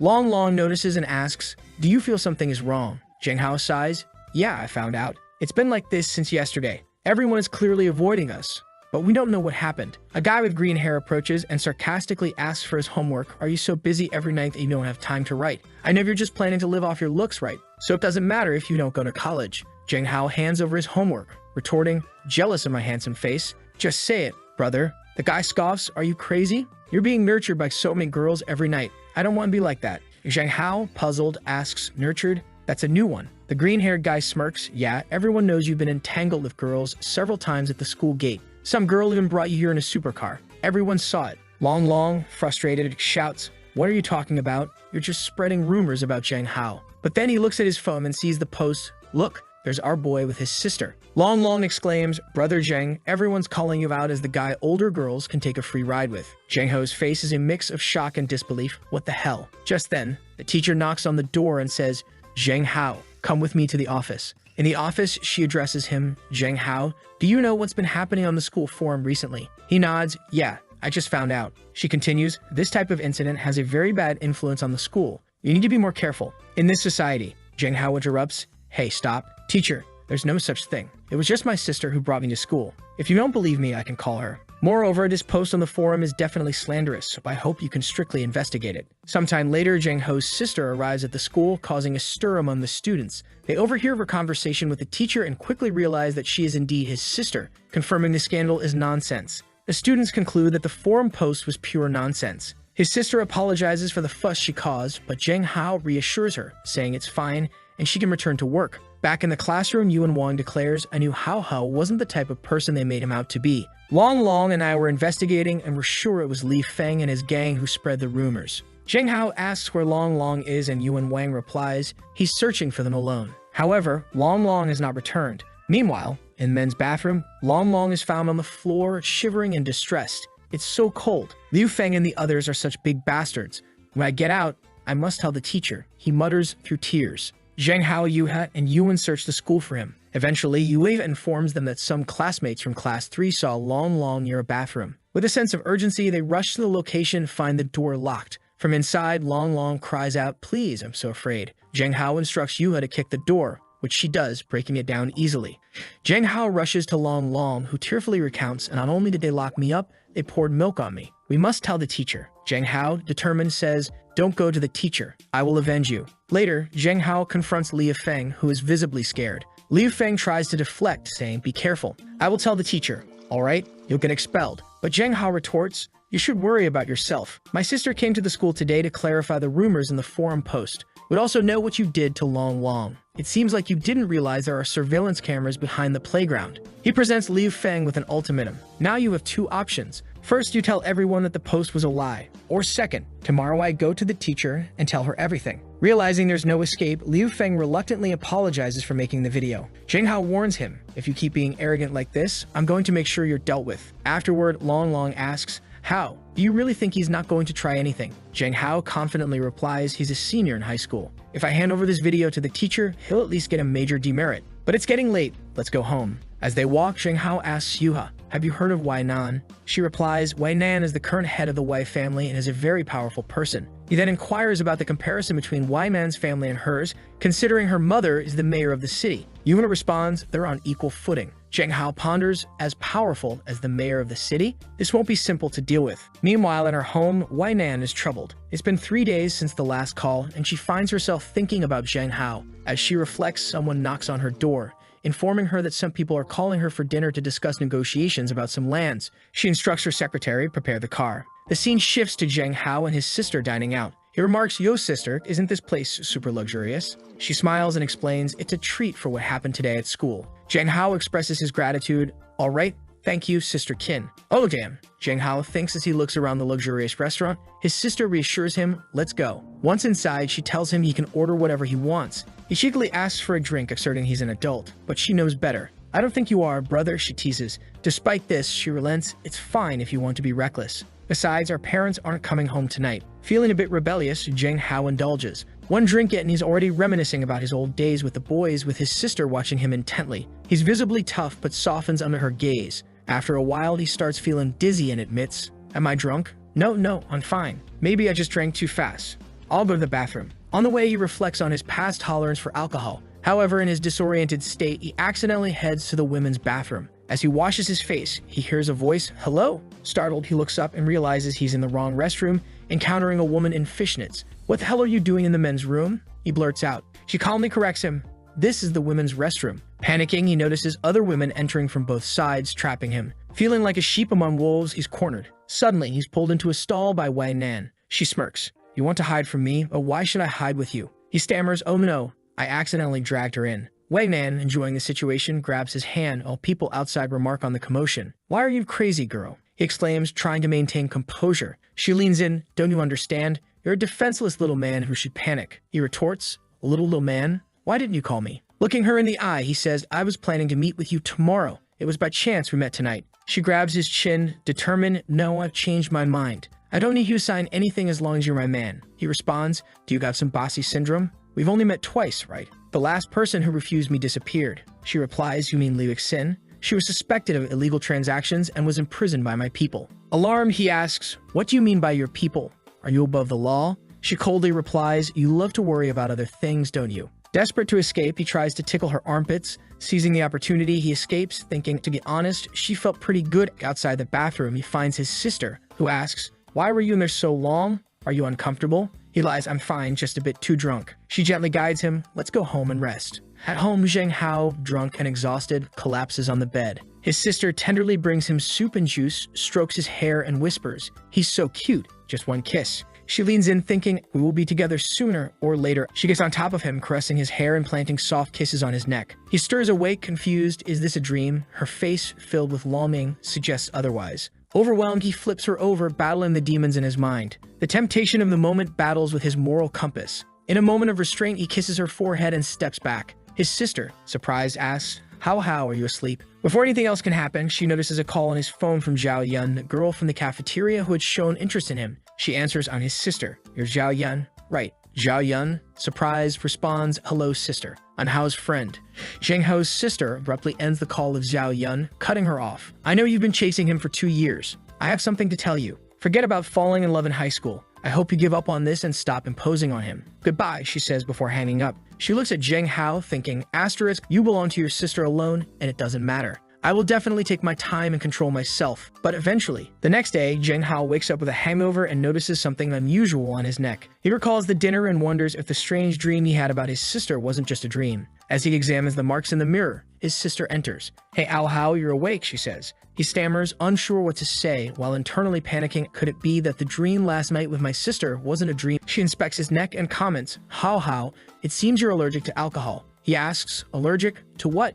She steps closer, saying, "Let me see if this is serious." "I'm a doctor." She confirms, "It's an alcohol allergy. It's not serious, but be careful." He hesitantly agrees, "Okay." She reassures him, "I'm a professional, relax. Now let's have breakfast." But inside, Zheng Hao remains skeptical. Alcohol allergy? Maybe. At school, Long notices Zheng Hao wearing a turtleneck and jokes, "Why are you wearing a turtleneck? Listening to too much Drake?" Zheng Hao deflects, "No, I'm just cold." Of course, he's hiding the marks. Suddenly, someone grabs Zheng Hao by the collar, demanding, "Your name is Zheng Hao, right?" Without hesitation, Zhang Hao uses a martial arts technique to throw the aggressor to the ground, dislocating his shoulder. The guy cries out, "Oh no, he's stronger than the average woman." Another student, Ling Zongzong, approaches and remarks, "No wonder you're the man that Zhao Yun loves. I'm Ling Zongzong. Nice to meet you." Zhang Hao, uninterested, brushes him off. Hello. I'm not in the mood, so take care. If you want Zhao Yun, go talk to her yourself." Ling Zongzong is left staring as Zhang Hao walks away. Later, Yue asks Zhang Hao if the guy was being aggressive towards him and offers to beat him up.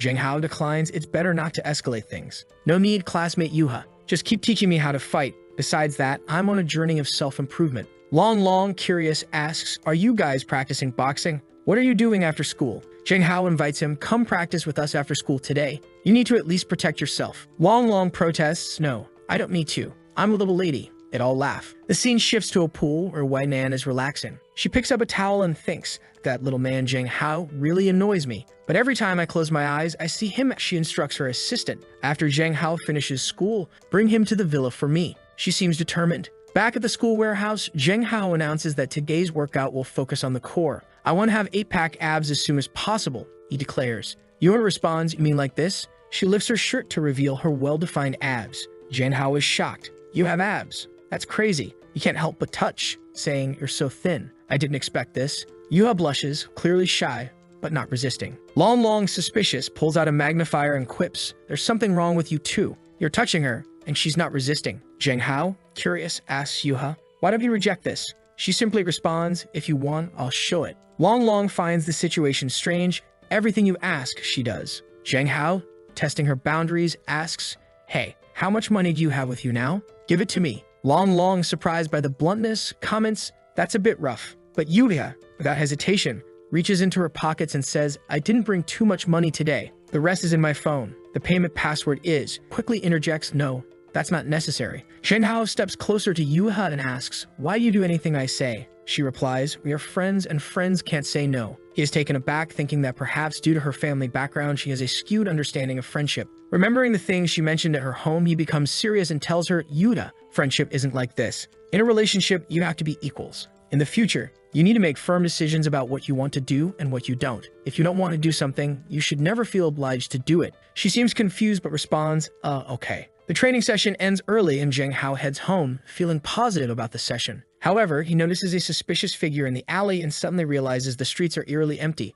A sense of dread washes over him, prompting him to change direction. Just then, a little girl approaches him offering rice candy. "Hey little brother, do you want some rice candy?" she asks. Suspicious, he inquires, "Why are you here all alone?" The girl responds, "I'm doing some social practice to spread happiness to strangers. My teacher asked me to give away this bag of candies. Otherwise, I won't get my little red flower." Zhang Hao, assuming she's an elementary school student, takes a candy and advises her, "All right, I'll eat it, but you should head home. It's getting late and it's not safe outside." As he eats the candy, he notices it smells strange like smoke. Suddenly, he starts feeling dizzy and loses consciousness. When he awakens, he's tied to a bed, his hands and feet bound. What is this?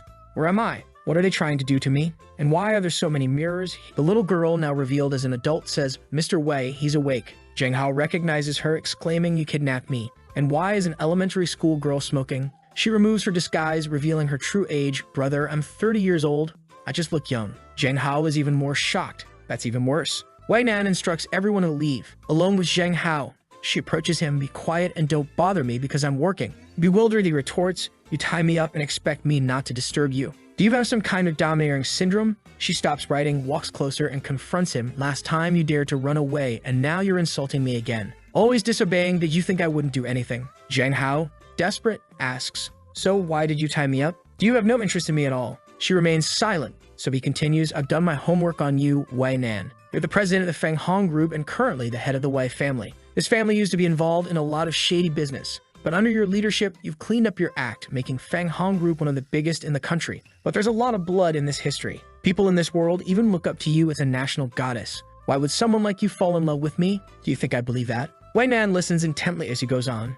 "And you want to use me as a star for your business? To be honest, I have no idea what you're planning and I don't want to know. I just want to live a quiet, ordinary life. I don't want anything to do with you, so please let me go. Thank you." Wei Nan stays silent, her expression unreadable, before finally speaking, "Really? You're not Zheng Hao at all." Shocked, Zheng Hao asks, "What do you mean?" She continues, "Probably since the day you stopped being Zheng Hao. After being released, you changed." Bewildered, he commands, "What do you mean by that?" If I'm not Zheng Hao, who am I? Calmly replies, there have been too many changes in you before and after. I've done my research. You know what you were like before. You were raised by your father alone and received a very traditional education. At school, because of your good looks and academic performance, you were the dream of many girls. That's what people used to say about you, gentle, cute, and considerate. But now, everyone thinks you're a tough guy, right? You've completely changed. Zheng Hao thought to himself, damn, I got careless. I didn't expect someone to figure me out because I crossed over. I was still trying to adapt to this world and hadn't had time to understand this body's past. But how did she conclude that I'm not Zheng Hao based on just those materials? White Man continued, another point is that you weren't excited enough when I appeared in front of you. He was confused. What? Just because you're famous? She clarified, no, because you were my fan. She showed him old posts on social media, and he saw, oh my god, why is there such a perfect woman as White Man in the world? And someone wants to exchange some photos of Wai Nan. Another post read, I need to study hard and become a man worthy of Wai Nan. Zheng Hao was stunned. Asteriski didn't know the guy in this body worshipped her once a day. She sat beside him, noting, but now it seems like you have no impression of being my fan these days. Don't even try to tell me you have split personality or amnesia. Humans are creatures that need to learn. I noticed that as a gaming streamer, you got into the top 100 in just a month. Your game account showed no prior experience. Also, you, who never fought before, can now face a head-on confrontation with a gangster leader. So I'm 100% sure this isn't split personality, it's a real change of soul. He responded, that's crazy. No normal person would think that way. But even if I changed my soul, what do you want to do? She just stared at him before dropping the bomb. My team is studying the blood moon. He recalled the girl and asked, why are you so sure? She replied, according to our previous research, the personality change in you happened just a few days after the blood moon. I think you're related to it. She continued, as long as you're willing to assist with our investigation, I'll tell you why. He hesitated. I don't know. She reassured him, don't be so nervous. I guarantee your safety, and I won't take any samples from you for experiments. The contract is there. You can earn money just by cooperating. Take it home and review it. He asked, who else is researching the blood moon besides you? She said, as far as I know, just me. He nodded, understood. I'll go back and take a good look. He hadn't expected anyone else in this world to know about the blood moon. He decided it was best to proceed cautiously. As he prepared to leave, he said, I have nothing else to do here. It's late, and I need to see my family. She warned, I hope this time you won't make me wait too long. As he turned to leave, she suddenly spun him against the wall. Hey, what are you doing? He exclaimed. She smiled. This is the price for attacking me last time. She pinned him down and spanked him repeatedly, much to his embarrassment. Damn this domineering female president. To be held down by a woman and spanked. I'll remember this humiliation. When he got home, his sister ran to him and hugged him. Oh, you're finally back. I was so worried about you. He apologized. I'm sorry, sister. I made you worry. Where are dad and auntie? She replied, they're already in their room. But where did you go? Why did you come back so late? He lied. I went shopping for a while and lost track of time. He then said he was going to shower because he was sweaty. But she stopped him, grabbing his wrist. Did Hao Ho go shopping with a girl? Because I smell a little perfume, she questioned, clearly upset. He quickly denied it. No, I was alone. Does it smell like a woman? Internally, he thought, damn it, why is her scent so strong? Maybe there were too many people in the line I was in,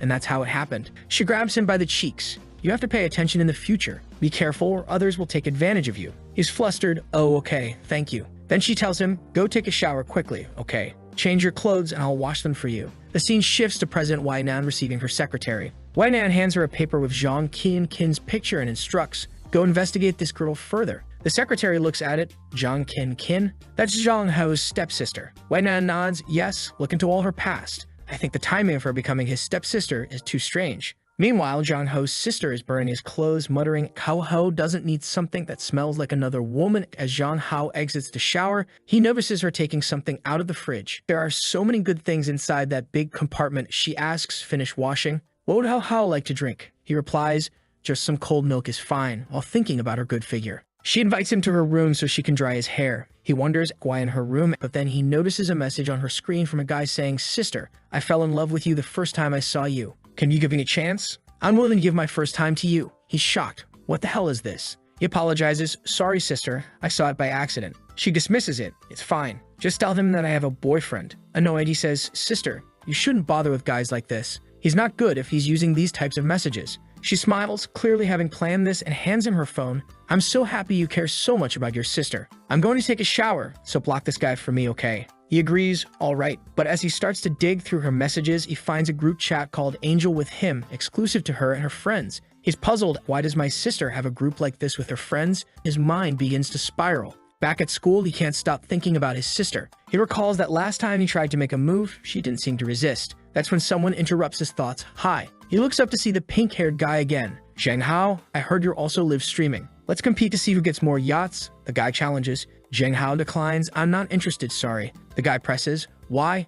You don't want to? Zheng Hao retorts. Unlike you, I'm not interested in making money by gathering attention from random girls. If you're excited about it, do it alone. The guy, angered, stammers. Zheng Hao cuts him off. Hey, if you have a stutter problem, go to the infirmary. The guy, fuming, retorts. Today, no matter what, you'll lose. Long jumps in. He's not afraid of you. He's way more popular. The pink-haired guy sneers. We'll see tonight. Later that night, Zheng Hao prepares to stream some games. He's not wearing a mask anymore. As he plays, he racks up victories, achieving double kills, quadra kills, and MVPs. The girls in the chat swoon. Oh my god, accept me on my knees. No matter how much I look at his face, he just looks like male perfection. I want to suck it up. Amid the praise, he suddenly receives 990 yachts. Of course, from Nan. He exclaims, oh, it's her. Zheng Hao thought, as always, she's fire. He then remembered the contract he hadn't signed yet, mainly because it stated he would have to move out of his family home. Even though the contract promised a lot of money, he couldn't accept that condition. But he understood the message Nan was sending with those 990 yachts. He decided he would return the money to her. Meanwhile, the guy who made the bet with him was also streaming and angrily ended his stream. Oh, my stomach is hurting. I have to end this here today. Clearly frustrated, he muttered, Zheng Hao, you're a bloody bee. You pretend to be innocent, but I know the type of guy you are. He then called someone. Hello, it's me, and I need your help with something. Don't worry about the money. Zheng Hao, I will ruin your reputation for sure. The next day, Zheng Hao was walking through the city, thinking about how Sister Qin wanted to buy some lilies. On the other side of the road, two people were talking. The girl said, Yo, Sister Mu, this is the Zheng Hao that guy wants to punish. The girl on the left responded, he's not bad looking, but why do I feel he's familiar? She then recognized him. This is the guy Mr. Wee likes. Quick, call her. The secretary approached Nan and reported, I have something important to report about Zheng Hao. Nan asked, what? The secretary explained. Someone under my staff informed me that a streamer asked one of my subordinates to take nude photos of Zheng Hao. Nan coldly replied, terminate the contract with the guy. The rest is up to you. Now go. Back at home, Zheng Hao was contemplating the value of the 990 yachts, wondering how Nan could afford so much. That's when he received a call from Nan. However, his sister walked in and asked, who are you talking to, Hao? He quickly lied, oh, it's just a girl who sells insurance. But he knew he was in big trouble now. He hung up the call, and Nan was not happy. She shouted, get me a car right now. In his room, Zheng Hao thought it was rude to hang up on her. I need to discuss how to return the money from the yachts. Suddenly, she called again. Come out of your house alone right now, or I will send someone to arrest you. Shocked, he responded, are you going to break into my private house? What are you doing? Then he heard a car horn outside his window. When he looked outside, he saw a dozen cars. Hey, are you serious? I'll call the police. She calmly replied, go ahead and see if it's illegal to park on the side of the road. He conceded, okay, fine. I'll come out, but tell everyone to leave. He told his sister, I'm going to the convenience store to buy something, okay? She offered to accompany him, but he insisted, no need. I'll be back fast. Outside, he called, Nan, I'm out, so hang up. She asked him, besides me, who else have you offended? Because someone has been watching you. Walking through the city, she guided him, keep going. 30 meters in front, turn right into the dark corner. The person might have a weapon, so be careful. Nervously, he replied, do you think this is a good plan? If the person really has a weapon, this could be dangerous. She reassured him, don't be afraid. I'm close by. Just lure him, and I'll help you deal with him. As Zheng Hao waited in the alley, he thought, hurry up. Suddenly, a masked individual appeared. Hey, who are you? Zheng Hao asked. The masked person seemed unhinged, glaring at him before charging. Dodged the first punch, then another. The masked attacker taunted, damn like a rat. Zheng Hao realized the person was dangerous but not very fast. As the attacker went for another punch, Zheng Hao sidestepped and executed a leg sweep, causing the attacker to fall. He quickly got on top of the masked person, demanding, who are you? Why are you attacking me? The attacker, now revealed to be a woman, angrily replied, it's all because of you. Otherwise, how could I have ended up in such a situation? Zheng Hao, still reeling from the events, questioned, what are you saying? Take off the mask and speak. He tried to remove the mask, but she hit him with an acrobatic elbow. The hell is this? He was disoriented and fell to the floor. The masked person stood over him, pulling out a weapon. Just as they were about to strike, a punch came out of nowhere. Man had arrived and intervened, saying, I thought you had fled to another province, but you came here to cause trouble for him. Oh, it's you, Zheng Hao realized, seeing Liu Xin. He demanded, just because I refuse you, you want to take my life? She retorted, blaming him for seducing Nan and accusing him of becoming a slut when seeing a rich woman. Zheng Hao snapped back, you're the slut. Nan interrupted, enough. Imprisoning, you've had nothing to do with Zheng Hao. It was because you went too far using the Feng Hong name to bully and extort protection fees from everywhere. As she tied up her hair, she declared, "My man can't tolerate a scum like you. You must be dealt with by me." Angry, Liu Xin shouted, "What are you, a rich lady who grew up with a silver spoon?" No one agree. She lunged for a punch, but White Man countered, "I may not understand your situation, but that doesn't excuse bullying." With that, she landed a punch on Liu Xin's face, knocking her to the floor. Zhen Hao stood in shock. Sometime later, with the situation resolved, Zhen Hao apologized. "Sorry, please send me back now. My sister will worry." Wei Nan stared at him and reminded him, "Do you forget why I came to see you?" He was confused. "Why did you come to see me? Was it because of the contract?" She clarified the contract was one reason. The main reason was to warn you that someone is planning to secretly take compromising photos of you. He was bewildered. Why would anyone want to do something so stupid? Wei Nan, seemingly annoyed, retorted, "It doesn't matter. What matters is that you hung up on me before I could explain. Do you not want to talk to me?" He was speechless, apologizing. "Sorry, I was wrong to hang up. I apologize." She asked with a mischievous look, "So are you willing to accept punishment?" He was taken aback. "Punishment? What punishment?" Suddenly, she kissed him. "Call the police?" He wrestled with his thoughts, considering pushing her away, but her soft lips made it difficult. He began to reciprocate, but suddenly remembered his sister and pushed Wei Nan away. "Ms. Wei, why are you doing this? Why are you playing games with me? I'm a high school student and you just took my first kiss." She questioned, "Are you sure you're a high school student?" She pondered internally, realizing this was his first kiss. He continued, "That's not the point. You helped me tonight, but you took advantage of me. Also, those donations you sent me, I want to return them." She laughed. "That's just a little money. Who do you think I am? What I don't understand is, do you want to get rid of me? Why don't you want to sign the contract?" He hesitated. "I can't sign it right now." She demanded, "Give me a reason." But he said, "I can't explain right now. I'm too tired. Let's go back." As they parted ways, Wei Nan thought, "Zhen Hao, I, Wei Nan, have never failed at something I set my mind to." Sometime later, back at home, Zhen Hao lay in bed, reflecting, "Why did I think of my sister when I was with Wei Nan? Maybe I really like her. No, Zhen Hao, wake up. She's your sister. Forget about it." The next day at school, Yua greeted him. He responded, "Good morning," and thought to himself, after a day with the president, being with Yua feels so much easier. He notices her legs and realizes that for the first time, she's wearing black stockings instead of white. She asks, "Zhen Hao, are you okay?" He responds, "Yes, I have a gift for you." He hands her an AK-47 pendant and says, "Thank you for always teaching me martial arts. Wasn't this the gun you said you liked the most at your house?" She takes the pendant and thanks him, saying she will cherish it very much. He replies, "As long as you like it, it's fine." Internally, he thinks, "Why does just a change of socks make me feel something different?" Later, during lunch break, they are eating together. He asks her, "Why are you staring at your own legs?" She replies, "Because you were staring at them the whole day." "Do you like my legs?" He admits, "I like them. It was so obvious. Your legs are really beautiful." She seems shy but then moves closer, saying, "Zhen Hao, you could touch them if you want." Surprised, he thinks such a well-behaved girl asking me to touch her legs, there's no reason to refuse. But then he realizes just touching her legs seems a bit wrong. He suggests, "How about this? Would you resist if I let you sit on my lap right now?" She stands and sits on his lap without hesitation. He feels happy and thinks, "Oh, she's so obedient. She's like a treasure in this feminist world." He tells her, "If I only had an obedient sister like you." Realizing how odd that sounds, he questions himself, "Why do I want an obedient sister? That's strange." He asks her, "Are you not disgusted at all?" She replies, "A little, but I also feel very comfortable. No one has hugged me like this before." He thinks she might just really crave love and affection, likely due to her family situation. Noticing the keychain he gave her hanging from her wrist like a bracelet, he asks, "Did you hang it up like a bracelet?" She tells him that it's the first time she's received a gift from a friend, so she wanted to keep it really close. He's shocked and asks, "The first gift? No one has ever given you a gift before?" She explains that her previous friends only asked her for money and never gave her gifts. He tells her, "Those aren't real friends. Don't bother with them in the future." He then asks, "But Yuan didn't ask you for money, did she?" She replies, "No, the only thing she does is give me strange books and movies. But since you told me not to listen to them, I didn't look around." He's thinking, "Yuan, do you really think the FBI isn't out there?" He then tells her to put the keychain in her bag and promises to buy her a bracelet instead. Back in class, he's relaxing at his desk when he notices something pixelated on the floor. Curious, he reaches for it, but someone else grabs it and shouts, "Zhen Hao, how could you bring this type of thing to school?" Confused, he asks, "What are you talking about?"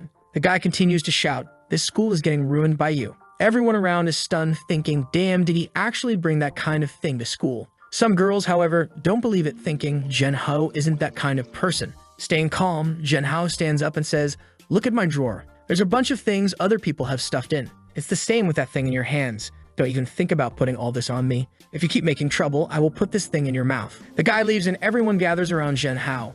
Long comments, brother, that guy's a pervert for sure, putting that type of thing in your drawer. The girls seem to believe Zhen Hao and he reassures them. It's fine, it's not a big problem. Outside, the guy seems to be scheming something else. The next day, Zhen Hao continues to find similar items in his drawer. He mutters, "What the hell? It's endless." Frustrated, he throws the items in the trash and kicks the trash can, exclaiming, "God damn it," every single day. The scene shifts to Zhen Hao and Wang exercising. Wang tells him, "Brother, I've heard some boys talking about you again the past 2 days. They're saying you're bringing, stuff every day." Zhen Hao, unbothered, replies, "I don't know who it is, but it's been 4 days. They're spending a lot of money just to slander me." Wang asks, "What are we going to do?" He tells him, "Don't panic. I will find a way to catch him." Next scene, he's talking to Yuha and whispers something we can't hear. She nods and says, "Okay, I'll get it, and we can set it up after school." Later that day, they install something in his drawer. Long says, "Now we're going to catch this pervert." The next morning, someone sneaks into the classroom before everyone else.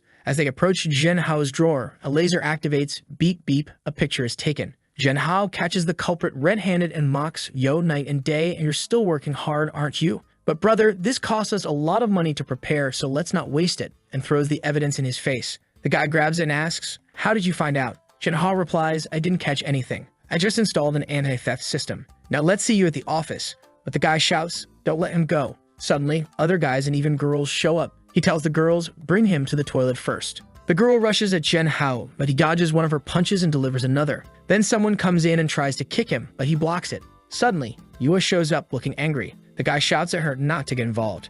Zhen Hao, shocked, watches as she jumps and knees the attacker in the nose, knocking him to the floor. She steps on him and blood spurts out. She's just staring at the guy, who is already trembling, and she begins strangling him. The guy begs her to stop, but she coldly replies, "I'm going to kill you." Zhen Hao shouts at her to stop, saying, "I'm fine. If you keep going, things will get serious." With 3 people already on the floor, the teacher arrives, asking Zhen Hao and Yuha, "What are you doing?" Zhen Hao thinks, "Damn, the teacher." The next scene shows the school making an announcement. Ling Zongzong, a student from Senior 2 Class 4, is expelled for bringing prohibited items to school with the intent to slander Zhen Hao. Looking through the window, Long asks, "Do you think she's okay?" Zhen Hao replies, "I don't know, but considering her family, this is not going to be easy for her." Later, he runs home. His dad asks, "Why didn't you call? I could have picked you up." Zhen Hao grabs a towel and says he's fine, then heads to his bedroom. He picks up his phone and calls Yuha, who answers with a crying voice. He asks, "What's wrong? Why are you crying?" She explains that after she got home, her mother locked her in the warehouse and it's too dark and scary there. Shocked, he asks, "Warehouse?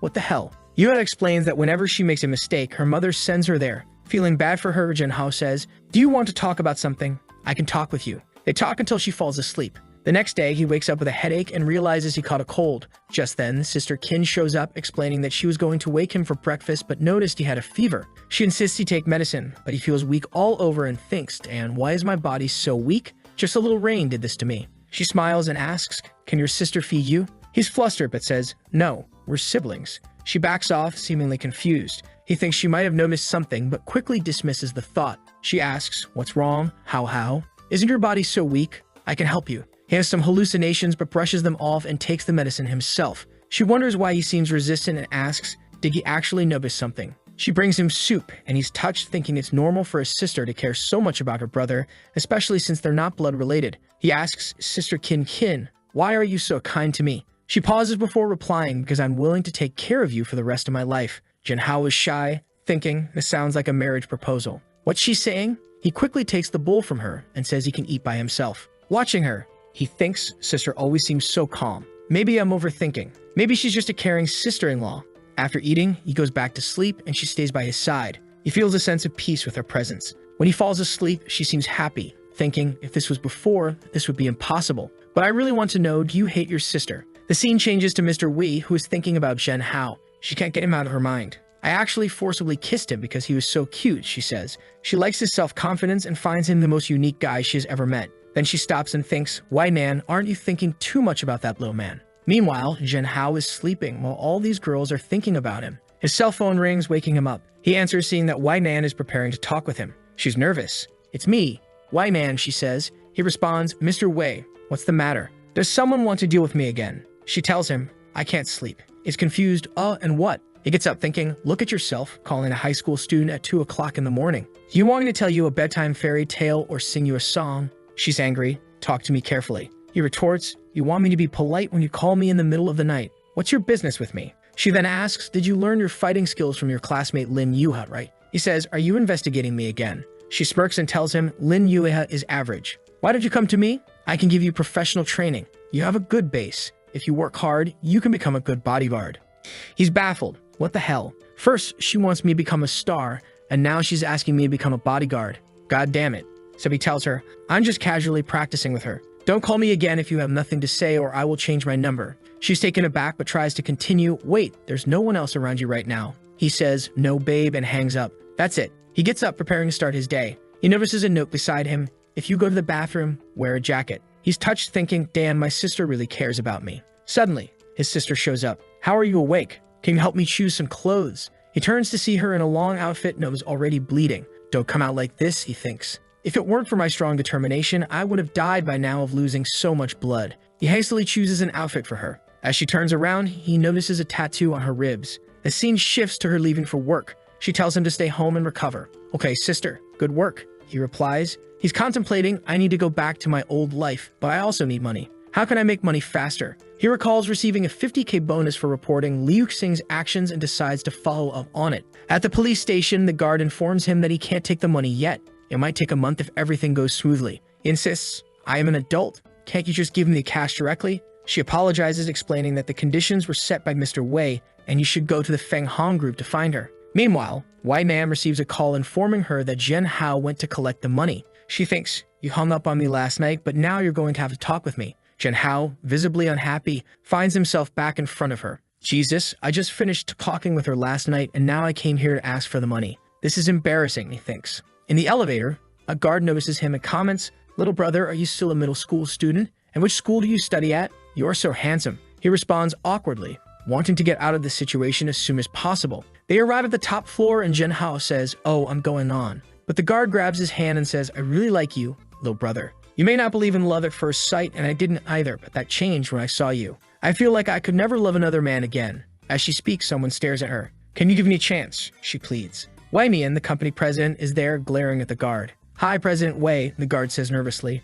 Wei Nan coldly orders, "Get out. You don't have to come to the company anymore." The guard falls to her knees, pleading, "I'm sorry. What did I do wrong?" Zhen Hao interjects, "She didn't do anything wrong. Why are you firing her?" Wei Nan snaps, "Are you interceding for her?" The girl, crying, insists, "Mr. Wei, I work hard for the company and never make mistakes. Please don't fire me." Zhen Hao helps her up, saying, "All girls have pride. It's not the end of the world to change jobs." She sobs, "No, if the outside world knew I was rightfully fired by Mr. Wei, no one would dare hire me." Shocked, Zhen Hao watches as Wei Man grabs him by the wrist and pulls him close. "How dare you flirt with other people in front of me?" she hisses. He responds calmly, "Which eye of yours saw me flirting? I was just helping her up." Pushing her arm away, he adds, "She was just showing me the way and I said a few words. It's unreasonable for you to fire her over this." Wei Nan demands, "What were you talking about with her?" He retorts, "Aren't you a bit nosy? It doesn't matter what I talked about." Annoyed, Wei Man glares at him. "You really know how to make me angry," she says. As she stands, Zhen Hao notices her well-toned figure,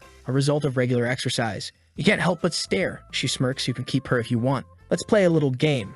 I'll throw a cigarette upwards. I'll use my left hand and you'll use your right. If you catch it before I do," she stays. Zhen Hao, confident in his reflexes, accepts. Wei Nan is impressed by his confidence. She tosses the cigarette and both of them reach for it. Zhen Hao catches it first. "Yes, I won," he exclaims. But Wei Man doesn't stop and falls onto him. "You won and I lost," she murmurs. He's flustered, thinking, is she just taking advantage of me? But he decides, forget it. I don't suffer anyway. She teases, "You don't know how to be reserved, do you?" Rolling up my skirt and touching my leg, with shame. He insists, "I caught the cigarette, so you can't fire her. Now please get up. You do this every time. I think you really like me." She admits, "I don't know if I really like you or not, but you're the type of guy who attracts me the most. I've never met a man like you. Self-assured, brave, and responsible." He brushes off her praise, asking, "Just give me my 50,000, please." She agrees but says she needs to go to the bathroom first. Zhen Hao thinks she's overly happy and just stalling. He then receives a call from his sister, who scolds him for not staying home. He lies, saying he was helping Long with his homework. She reminds him to come home soon and be careful. As he waits, Wei Nan returns from the bathroom in a different outfit. Zhen Hao, shocked by her beauty, thinks she's not only a boss, but also has beauty that rivals my sister.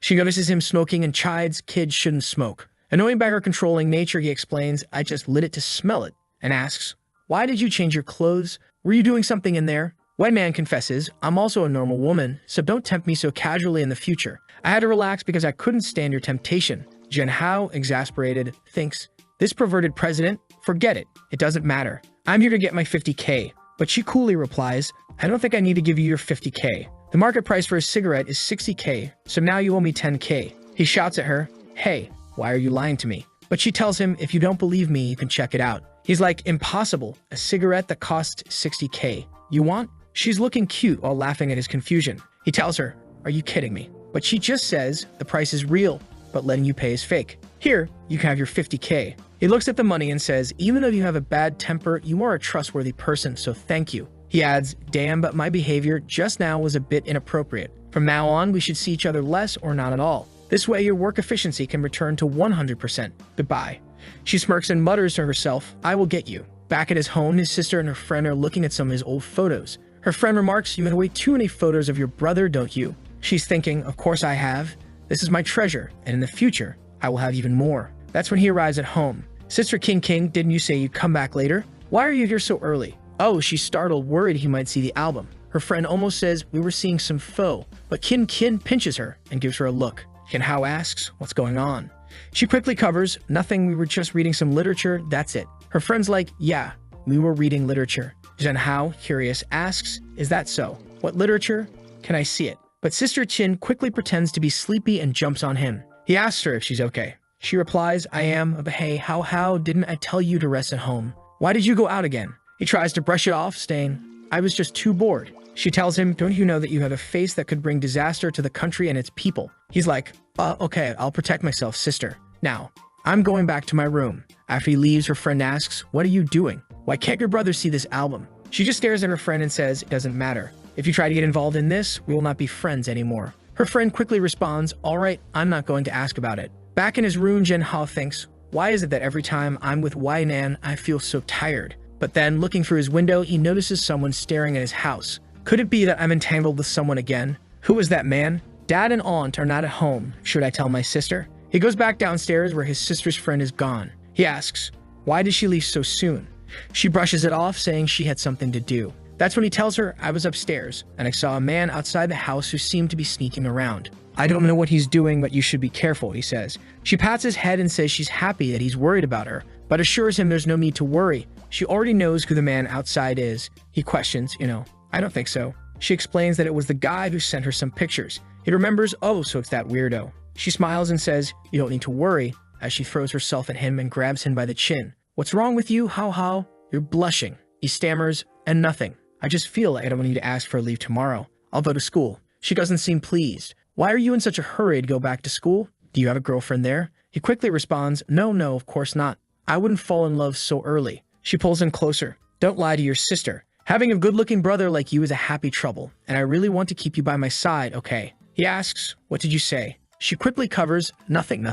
I'll drive you to school tomorrow. The next morning, she drops him off at school. Long tells him that since the incident, Yuva has been alone all the time, with everyone staying away from her. They decide to talk to her. Good morning, Yuva. They greet her. She seems happy, and Jen Hao apologizes for involving her in the incident. But she just asks him, are you afraid of me? He pats her head and says, how could I be afraid of you if you're so obedient? With that, she looks happy. All the girls in the class comment that they wouldn't mind being isolated if they could get attention from the male god. It's time for lunch break, and they're together in their room. She opens her bento box, revealing a variety of dishes. Seeing that he's only eating some bread, she offers, do you want to eat mine? He's pleasantly surprised and says, hey, that's really nice. He grabs something to eat and she stares at his hands. Jen Hao, your hand, can I touch it? She asks. He chokes a bit and asks, why, suddenly? She explains that the girls in the class said that she's never kissed a boy or held a boy's hand and that she's wasting her good looks. They also said she's too naive and would never have the chance in her life. He reassures her, that's fine. There's no need to rush. It'll happen eventually. But she looks down and says, my grandma told me that I should never let anyone belittle me. Then she asks, Jen Hao, can I kiss you? He's shocked. What? She looks at him expectantly and asks again, can I? He thinks for a moment and says, if a kiss can make you feel less bitter about what they say, I don't mind. He's thinking, you're so good. If it's just a kiss, I won't refuse it. She tells him, I'm going to kiss you, as she moves closer. He gently grabs her by the neck and says, for the first time, I'll do it. If you're shy, you can close your eyes. She blushes and they share a kiss. She thinks her heart is beating so fast, while Jen Hao reflects that this moment is perfect. Someone knocks on the door, startling them both, but she quickly reassures him, saying that the door is locked so they're safe. The people outside are probably wondering why the room is locked all the time, questioning what's going on inside. Feeling a bit embarrassed, he turns to her and says, "Well, now you've kissed a boy. Haha. No one will tease you about never having kissed anyone in the future. Haha." But then she grabs his hand and places it over her heart, saying, "Jean Hao, what's happening? My heart is beating too fast. Am I sick?" The protagonist is caught off guard since she placed his hand on her chest. He tries to play it off, putting his hand on his head, and explains it's just dopamine in your brain because you're happy from kissing. It's nothing serious. In his mind, he's worried that she might start liking him, which could be problematic. But she quickly admits that she liked it and wants to practice kissing more. Despite her heart racing, she says it felt comfortable and she's already leaning in. The protagonist tries to downplay the situation, saying that it's not common for friends to kiss each other. Even though he doesn't mind, she shouldn't ask other friends to do this, just him. She agrees. He then says that he'll teach her slowly. The scene shifts to Yuha in her room, watching a video that claps can be heard all the time. She watches it from start to finish, but notices that her heart didn't race. She wonders, Zheng Hao said that Yuan's heart races when she watches these things, but nothing happened to me. Why is that? She recalls that Zheng Hao said he would teach her slowly. She wonders if she can call him now, so she calls him. He answers and they start talking. She tells him she watched the video Yuan sent her, but her heart didn't race. She asks why and if he can explain it to her. The protagonist is shocked, knowing that if Yuan sent the video, it must have been something quite explicit. He hesitates to respond, making Yua feel awkward. She says, "If you don't want to answer, you don't have to. I won't ask you these things anymore." The protagonist reassures her, saying that these are difficult questions, but that he doesn't mind answering. She can ask whenever she wants, but he suggests they talk about it later because he's going to take a shower now. She says she'll shower too and suggests they have a conversation while doing so. He agrees and tells her to keep her phone away from the water to avoid getting it wet. As they start showering, even Zhang Hao feels a bit awkward. He turns on the shower and she says she's washing her hair. He replies that he's also washing his hair. Meanwhile, his sister is outside, wondering who he's talking to in the shower. Does he have a girlfriend? Should I do something? She sits on the bed, grabs her phone, and starts chatting with Long Long, asking if Zhang Hao is being pursued by many women. Long Long responds, he's very handsome, so obviously he is. She then asks if he has a girlfriend. Long Long says no, and she can relax. She gets up thinking, perfect, if he doesn't have a girlfriend yet, I still have a chance. She decides to make her move and lies down on his bed. Meanwhile, the protagonist is having a peculiar conversation. He says he's going to lie down and later find some information on how to improve their exercises and send it to her for careful study. He heads to his room thinking it's better for her to learn things properly rather than from nonsense. When he arrives in his room, he sees a lump under the blanket. He pulls it back and finds his sister, the nicest person on the planet, saying, I was waiting for you to get out of the shower so we could watch a movie together, but I ended up falling asleep. He replies, sorry, I took too long in the shower. Meanwhile, on his phone, there were some peculiar things open. His sister in his bed and him seeing those things. My God, what's happening? He says he'll talk to Yuva later and sends a message saying he'll get in touch. She then asks, what movie do you want to watch? He responds that he likes watching horror movies because they scare him and he can cling to someone. However, she says she's sweaty and will take a shower first, asking him to wait for her in the living room. You can already imagine how she'll come out of that shower. I don't need to continue to know she'll come out strong. The protagonist starts thinking that in his world, when watching a horror movie, girls would cling to the guys, but here it's reversed. So in his theory, he should cling to her, and he's already imagining the joy. Then she comes out of the shower in just a nightgown. The protagonist is stunned and asks, oh, my sister, what are you doing here? She ignores the question and asks if he chose a movie. He's thinking, my God, doesn't she realize she needs to choose her clothes better at home? I better start watching a movie soon before I can't resist this temptation. She looks at him and asks, why are you blushing, boy? He brushes it off as usual, saying, no, nothing. It's just really hot in here. Let's watch the movie. She thinks it's better to take things slowly. When he gets scared, he'll probably jump on me. The movie is about a girl coming out of a well, but in this case, it's a guy coming out of the well. The protagonist thinks that with reversed genders, it's not scary. However, she's scared and starts clinging to him. He asks, are you scared, little sister? She replies, oh, sorry, how? You won't think I'm useless and scared of things, right? And in her thoughts, she reveals that she really is scared. She didn't expect to be this frightened. However, he hugs her and says that being scared of ghosts is normal. She thinks, how nice of my how to be so active. Now she's happy because she thought it would go wrong, but it turned out the opposite. The plan was for him to jump on her, but she ended up jumping on him and everything worked out. The protagonist reveals in his thoughts that even though his heart races when she gets close, he doesn't have any improper thoughts. Then he imagines his father coming in and saying that if he does anything, he'll get beaten up. His sister asks what he's thinking about, and he says it's nothing. He mentions that it's getting late, so it's time for them to go back to resting. She grabs his hand and says, let's go upstairs. John Hao thinks it's the first time he's seen her acting so feminine, so he's feeling like a Chad. They go up the stairs, he goes to his room and she asks, how can I sleep with you tonight? The protagonist, all innocent, thinks, oh poor thing. She was watching a scary movie and got scared. That's why she wants to sleep. But then he imagines that the problem with letting her sleep here is that he won't be able to sleep with her next to him, so it'll be difficult. But she gives a little pout and asks, do you want me to sleep with you? John Hao responds, I don't mind, you can sleep. She lies down next to him and says he's brave because he wasn't scared while she was terrified. He says she doesn't need to explain because they're family, and she can be herself. She doesn't need to hide how she feels around him. She gets all shy and hugs him, lying close to his neck, and John Hao is petrified. The day passes, morning comes, and she gets up all happy, saying that sleeping next to him was a blessing. She's never slept so well. She looks at John Hao, who has wide eyes, looking like he didn't sleep a wink. She asks what happened. Little brother, he couldn't sleep. What happened? He's just remembering how she kept putting her head on his chest, and he couldn't concentrate to sleep, waking up every time. She thinks it was because of the horror movies that he had nightmares and says they won't watch those things anymore. John Hao is pretending and thinking that his body is completely exhausted, drained from the night. As he's getting ready and brushing his teeth, Long sends some messages, and it seems like he made some stickers of John Hao saying things like, the baby is angry, don't eat, the male god is angry. Long is saying he's going to post these emojis online, and they're going to go viral. John Hao tells him to stop taking pictures of him. He goes downstairs and asks what his sister is doing there. She says she received an emoji from him. Long sent it to everyone. John Hao says that it's garbage that Long made and she shouldn't use it. However, obviously, this crazy sister loved it. As soon as they get to school, the girls are all looking at him, thinking he's the guy from the emojis. They approach him saying, I got your emoji pack. It's so cool. Could you sign here and autograph my backpack? He runs off, opens a door, and shouts, Long, you bastard. Come here, you jerk. Long replies, do you want more emojis? Relax, come here and pick some. John Hao responds, are you crazy? Delete those damn stickers or you're getting beaten up. In the midst of this conversation, Yuba asks, John Hao, are you upset? He says no, that it's all just a joke. Then he notices that she cut her hair a bit and asks if she trimmed it. She jokes saying she didn't cut it, just washed it. Then she admits she cut her bangs to look cuter for him. John Hao chuckles, thinking that it's much easier to deal with her than with his sister or Wei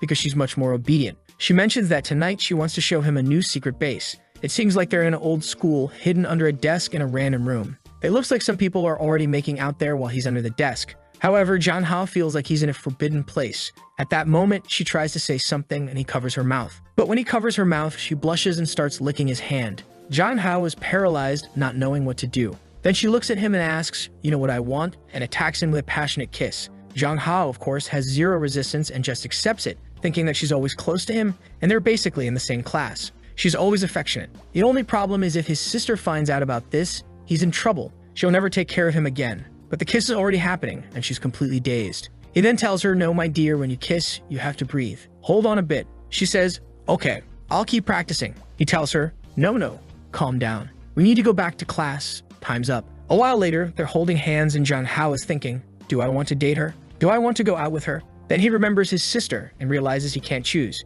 Interestingly, he didn't even think about why. And in the next panel, who's there? Wei herself in her office, talking to her secretary. The secretary is saying that they should capitalize more on John Hao's image because just from taking some photos of him at the mall, he became super famous. However, Wei warns, I don't want his photos circulating on the internet. He's going to be my man. But the emojis are everywhere, and the secretary alerts her. It's too late. The emoji pack of him is selling like water in the desert. Wei is furious. She pulls out her phone to find the emoji pack, seeing several photos of him circulating on the internet and gets furious, wanting to know who did this. She looks at a pile of documents on the table thinking, damn it, I have to take care of my business, but I can't stop thinking about John Hao. She says that the more he resists, the less she'll be able to help him. She bites her finger, remembering the kiss, and leaves, saying that everyone should forget about him because he will be her man. On the way home, as he's about to enter, a car is parked outside. Who is it? It's her again. John Hao walks over and says, I've already told you we won't see each other anymore. Erase me from your life, don't talk to me. Didn't we agree not to talk? Did you change your mind? She says that even though they kind of agreed not to talk, she couldn't control herself and came here to see him. The warrior couldn't resist. John Hao scolds her again, saying, you're the CEO of a company, a trained soldier, and you can't even control this kind of thing. She responds that she saw his photos flying around the internet and a bunch of women talking about him. She couldn't hold back. She grabs him by the collar and pulls him close, saying, do they think they can touch my man? John Hao is lost, looking at the door, thinking if his sister shows up, things will get complicated. So it's better to leave quickly. He tells her to go somewhere else, get in the car, and let's go. In the car, John Hao explains exactly the type of woman he likes. He prefers women who are cute, act like a baby sometimes, and are obedient, unlike her, who just wants to disagree with him all the time and be bossy. He thinks it's terrible to be with Wei, because when you're with her, it feels like she just wants to control you and you have no opinion at all. She lets out a sigh and chuckles, asking if he likes that type of weak woman and questions if women in his world were like that. Zhang Hao says she can imagine whatever she wants, but he won't talk about how his world was. However, she needs to know that she is not his type. Then she asks, how can all these incompetent women compare to me? I have money, status, fame. None of that is a problem for me. If you were my man, you could stay at home and I'd give you everything you want. What's the problem? Zhang Hao thinks that it does sound quite tempting, but he responds that he understands how she feels. But if she finds another good-looking guy, she'll forget about him soon. So they just need to give it some time and everything will pass. Then she grabs his chin, leans in, and says that, Yuha, do you think she's like that? You just don't know the kind of woman she is. Zhang Hao snaps, telling her not to involve Yuha. However, he accidentally used a pet name for Yuha, which Wei noticed and got a bit angry because it showed their intimacy. Zhang Hao notices Wei's anger and gets upset that she's upset, saying, what's the problem with using a different name for her? If you want, I'll call you by a different name too. She feels a bit embarrassed and turns away, saying that's enough of that. However, Zhang Hao notices that she got shy just because he said that. He explains that it's just a way friends communicate, and she doesn't need to overthink it. And if she wants, they can even be friends. Just don't follow me around everywhere. Got it. Zhang Hao's plan is for her to gradually distance herself, while they grow apart and she forgets about him. However, at the entrance of the house, he encounters the same guy who was watching him from the corner before. The guy says he's a friend of his sister and wanted Zhang Hao to deliver a gift to her. Zhang Hao thinks the guy looks familiar and remembers that this was the guy who sent semi-nude photos to his sister. He confronts the guy saying, oh, I know who you are. You're the one sending lewd stuff to my sister. Right. Just know that what matters to my sister matters to me too. If I see you here again, I'll call the police for sexual harassment. So scram. The guy leaves but thinks he'll make his sister like him no matter what it takes. When Zhang Hao gets home, his sister greets him and says she was too lazy to cook today, so she bought fast food for them to eat. She mentions that it's good to indulge in junk food every once in a while. Zhang Hao doesn't know what to do with the temptation in front of him, feeling a bit flustered. He notices she sighs a little and asks her what's bothering her today. She says she's upset because he's too popular on the internet after that emoji pack. She explains that while she was at work, a lot of people were looking at photos of him on their phones and it made her jealous. Zhang Hao tells her to stop being silly, saying that all of it will fade away soon because he doesn't want to be an internet celebrity. She says it's good that he doesn't want to be a celebrity because being one is dangerous, especially if you're the type who uses your image to make money. People will start wanting to take pictures of your butt, your arms, and everything else. And those are things only I can see, she jokes. She tells him she's just kidding and for him to drink up. As she looks at him, she thinks to herself that she knows a lot of people will be fascinated by his appearance, so she needs to resolve this quickly before too many people get involved in the future. Time is running out and actions need to be taken. The scene shifts to the evening, and she is knocking on his bedroom door. He seems to be studying programming. His sister asks if she can stay there and work beside him and if it will bother him. He says it won't and she can stay. Looking at her, he thinks that for once she's acting like a real big sister. He says she can sit there and work as much as she wants. It won't affect him. She thanks him, says she's happy, and has a gift for him. She mentions that she spends a lot of her money every day, so today she's giving him her daily salary of 3,000 yuan. Zhang Hao thinks about how unfair the world is. In his previous life, he worked a whole month to earn a fraction of that. He asks how she earns so much at such a young age. She explains that although she's not yet a qualified surgeon, she can assist in some surgeries, so earning 3,000 isn't much compared to what she'll make in the future. In her mind, she wants to show that she can easily provide a good life for him. Zhang Hao asks if 3,000 isn't too much. She explains that she was accepted because of her talent. It's not normal for people to be able to assist in such operations. She was the top student, so she has some special privileges. As a cardiac surgeon, a field with few specialists, she's in high demand and her salary will only increase. Zhang Hao responds, sister, you're really amazing. If I could make that much money one day, I'd be happy. Moreover, with all the money she's earning, his father and her mother won't have to work so hard or late. She says it's sweet of him to think that, but they haven't been working much lately, and they're even going on a trip that she's apparently paying for. Zhang Hao asks if they're going to be gone for a while, and she confirms it. He realizes that they'll be alone in the house for quite some time, and the look on her face suggests she's planning something during that time. The next scene starts with Zhang Hao at the sink, shouting in desperation, not knowing what to do because he can't resist being alone with her at night. He mutters to himself, don't look, don't think, don't speak. But as soon as he sees her, the poor guy collapses again. Then he asks why she changed her clothes, noting that each one is shorter than the last. She responds, because I wanted to work more comfortably, so I put on some pajamas to feel free, and she's lying on his bed just studying. Hours pass, and Zhang Hao notices that she's constantly looking at him. She realizes she's been noticed and says her shoulder hurts a lot, and asks if she deserves a massage.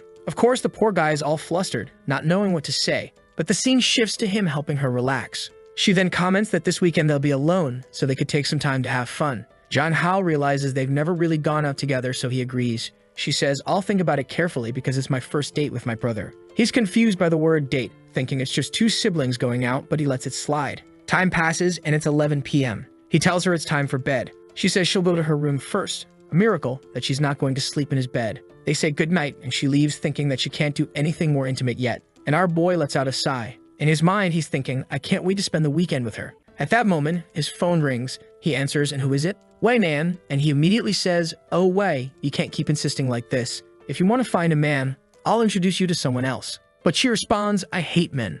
Not just anyone can be my boyfriend. I only want you, so talk to me now. Then he asks, if you hate men, why are you still following me? What do you mean? She says that ever since she was young, she always saw a bunch of perverted men following her, especially because of the fame and money she has. She saw her mother go out with many of these guys, so she hates delicate men. However, the protagonist is different. She explains that when she was young, she worked every day until she joined the army, so it's not her fault that she doesn't know how to take care of him. She even wants to learn. However, all she knows so far is how to work, run a business, make money, and fight in wars. But she wants to do her best for him. She just doesn't know how, but she'll give him everything he wants. She says that she could literally take him to space in the future because the Feng Hong group is studying rockets. John Hao replies, I'm not interested in going to the stars. He continues, anyway, I'm going to sleep now, so we should go to sleep too. I'm hanging up, and he hangs up. Wow, the guy just shut her down after she poured her heart out. That's cold man.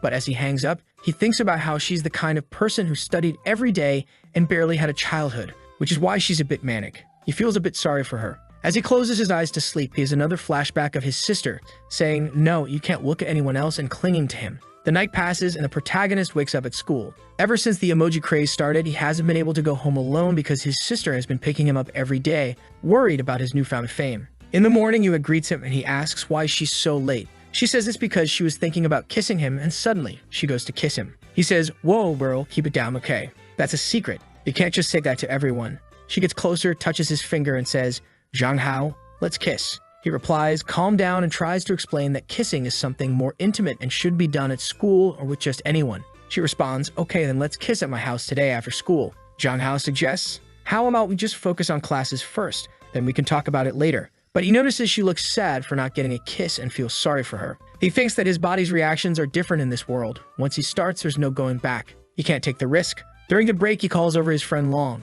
As they leave, the girls are all over him saying, oh my god, it's the emoji guy, sign my bag, emoji guy. He's wondering what's going on and why things are getting worse every day. Long shows him a video titled The God Who Appears Once Every 70,000 Years. John Hao is furious. One girl even tries to grab his butt, but Yua is there and quickly twists the girl's wrist. The girls, knowing Yuha can fight, are shocked. John Hao tells Yuha to calm down and let the girl go. Just then, the principal shows up and tells everyone to leave, and they all scatter. Meanwhile, the two guys who always cause trouble for John Hao are talking. The green-haired one says to the other, man, when you were famous, everyone followed you. Now John Hao is stealing all your fans. The purple streak replies, I don't get what they see in him. What's he got besides looks? Can he sing, dance, rap? No, right? The only thing he's got is his appearance.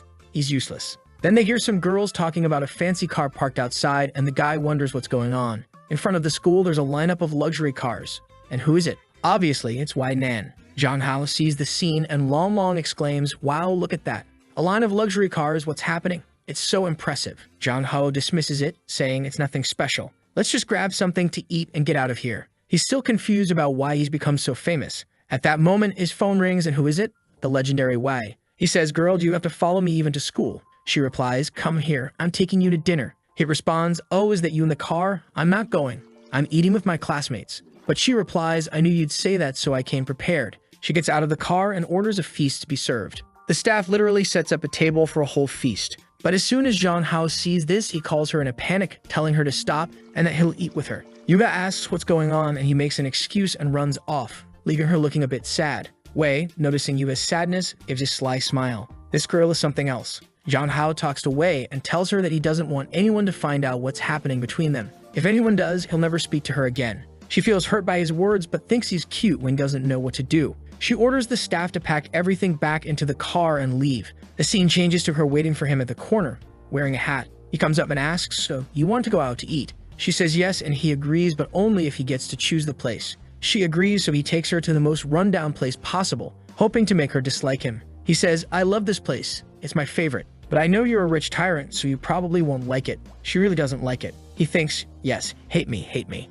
They go into the shabby restaurant and she's shocked by how rundown it is. She pulls out her card and tells the owner not to let anyone else eat there while she's around. John Howe quickly intervenes, saying, "You may be rich, but if you do that, where will poor people eat? If you're just going to flaunt your wealth, let's leave right now." She thinks, "Man, you're really difficult." John Howe orders a big bowl of instant noodles with a fried egg. She looks at the menu and wonders if something this cheap is even edible. John Howe, a bit embarrassed, says, "I've eaten this my whole life. If it were poisoned, I'd be dead by now." The restaurant owner glares at her and tells her to order quickly because she's holding up the line. John Howe places his order, and Y insists the staff wear gloves and use only fresh ingredients for her. The owner gets upset but quickly changes her tune when Wei flashes some cash, promising to use all the proper attire and ingredients. John Howe watches and thinks this is getting a bit mean, but then Wei grabs him and says, "Stop looking at her. Only look at me." He thinks, "Wow, you're even jealous of the restaurant aunt." But she cuts him off, asking if he really eats here. He confirms, saying, "Yes, this is where poor people eat." She can understand it because she's always surrounded by wealthy people and doesn't realize how her actions are inappropriate. He makes it clear that he doesn't have a Cinderella complex. He doesn't want to be pampered or supported by her. If that's what she wants, she can just leave. The scene shifts and a restaurant lady comes out dressed like a top chef, complete with a mask, hat, and vest. She's almost like a surgeon. The food she brings is impressive. Wei looks at the meal and says, "This is actually edible. I had worse in the army, especially considering that I love you." John Howe thinks, this girl is crazy. Wei doesn't want him to eat it, saying it's not clean or nutritious. John Howe is puzzled by her madness, but her words show that she's trying to care for him in her way. Out of nowhere, she asks, "Why do you kiss so well? Who taught you that?" He dodges the question, saying it's not the right time to talk about such things and claims he learned it all from watching TV. Wei warns him, "You better not let me find out you have any kind of relationship with another woman. If not, I promise I'll do something about it." John Howe is taken aback. The scene shifts to John Howe talking with Long in the room. Long is asking what he thinks about a particular lipstick and whether it will look good. John Howe, uninterested, says, "I don't know, man. I just want to go home." Long insists, saying he wants to see his sister's reaction when she sees it. John Howe brushes it off, and they head to his sister's room where she's drawing something. Long enters and says, "Sister, are you drawing again?" Scared, she replies, "Brother, what are you doing here?" The scene cuts to John Howe holding her book. It turns out she was drawing John Howe being surrounded by several girls. John Howe starts to scold her, but she quickly defends herself, saying, No, it wasn't me. I was forced to do it by my friends." She starts crying, begging him to believe her, claiming she can't even read properly yet. However, John Howe opens a file on her PC, revealing 500 gigabytes of study material, showing she clearly can read. She gets angry, asking, "How did you find this? How did you discover everything I was doing so quickly?" John Howe cuts her off, saying he has to teach her a lesson since she's the sister of his best friend. He confiscates everything, stating that at her age, she should be focusing on her studies and not drawing such things. He adds that if she follows his rules, he'll grant her a wish. At that moment, John Howe's sister calls, asking what he's doing. He replies that he's leaving Long Long's house. She offers to pick him up, concerned for his safety. At her office, a colleague asks who she's talking to. She suddenly turns and leaves. Her friend at the office suggests they go to a bar this weekend to hang out and meet some good-looking guys. However, she declines, saying she already has a very handsome guy she's going out with on Saturday. The friend, curious, asks who it is, but she says she'll reveal it once she has the results. Her friend then pulls something out of her pocket and says she's giving her a baby, but the exact item is censored. She looks at it, and her friend advises her to take precautions. Meanwhile, a guy who's been following her, possibly a colleague, overhears everything. He's clearly upset and has learned where they'll be shopping, planning to confront them. She arrives home and hears a voice in the room. Why is he doing a live stream at this hour? She wonders. John Howe is furious during the stream because people have discovered that he's the once in 70,000 years guy, and he didn't want his personal image tied to the game. He wanted to keep it strictly a gaming stream. To make matters worse, even players in the game have been stream sniping him, recognizing him and asking him to remove his mask. He can't even play in peace anymore. Suddenly, his sister shuts off the PC. "Stop playing," she orders. The scene changes to the school, but honestly, if someone shut off my PC like that, I wouldn't be happy either. There'd have to be some compensation for that. They recall what happened the previous night. As soon as she turned off his PC, she grabbed his arm, pleading, "Stop live streaming. They've already recognized you. Everyone will know who you are and where you live."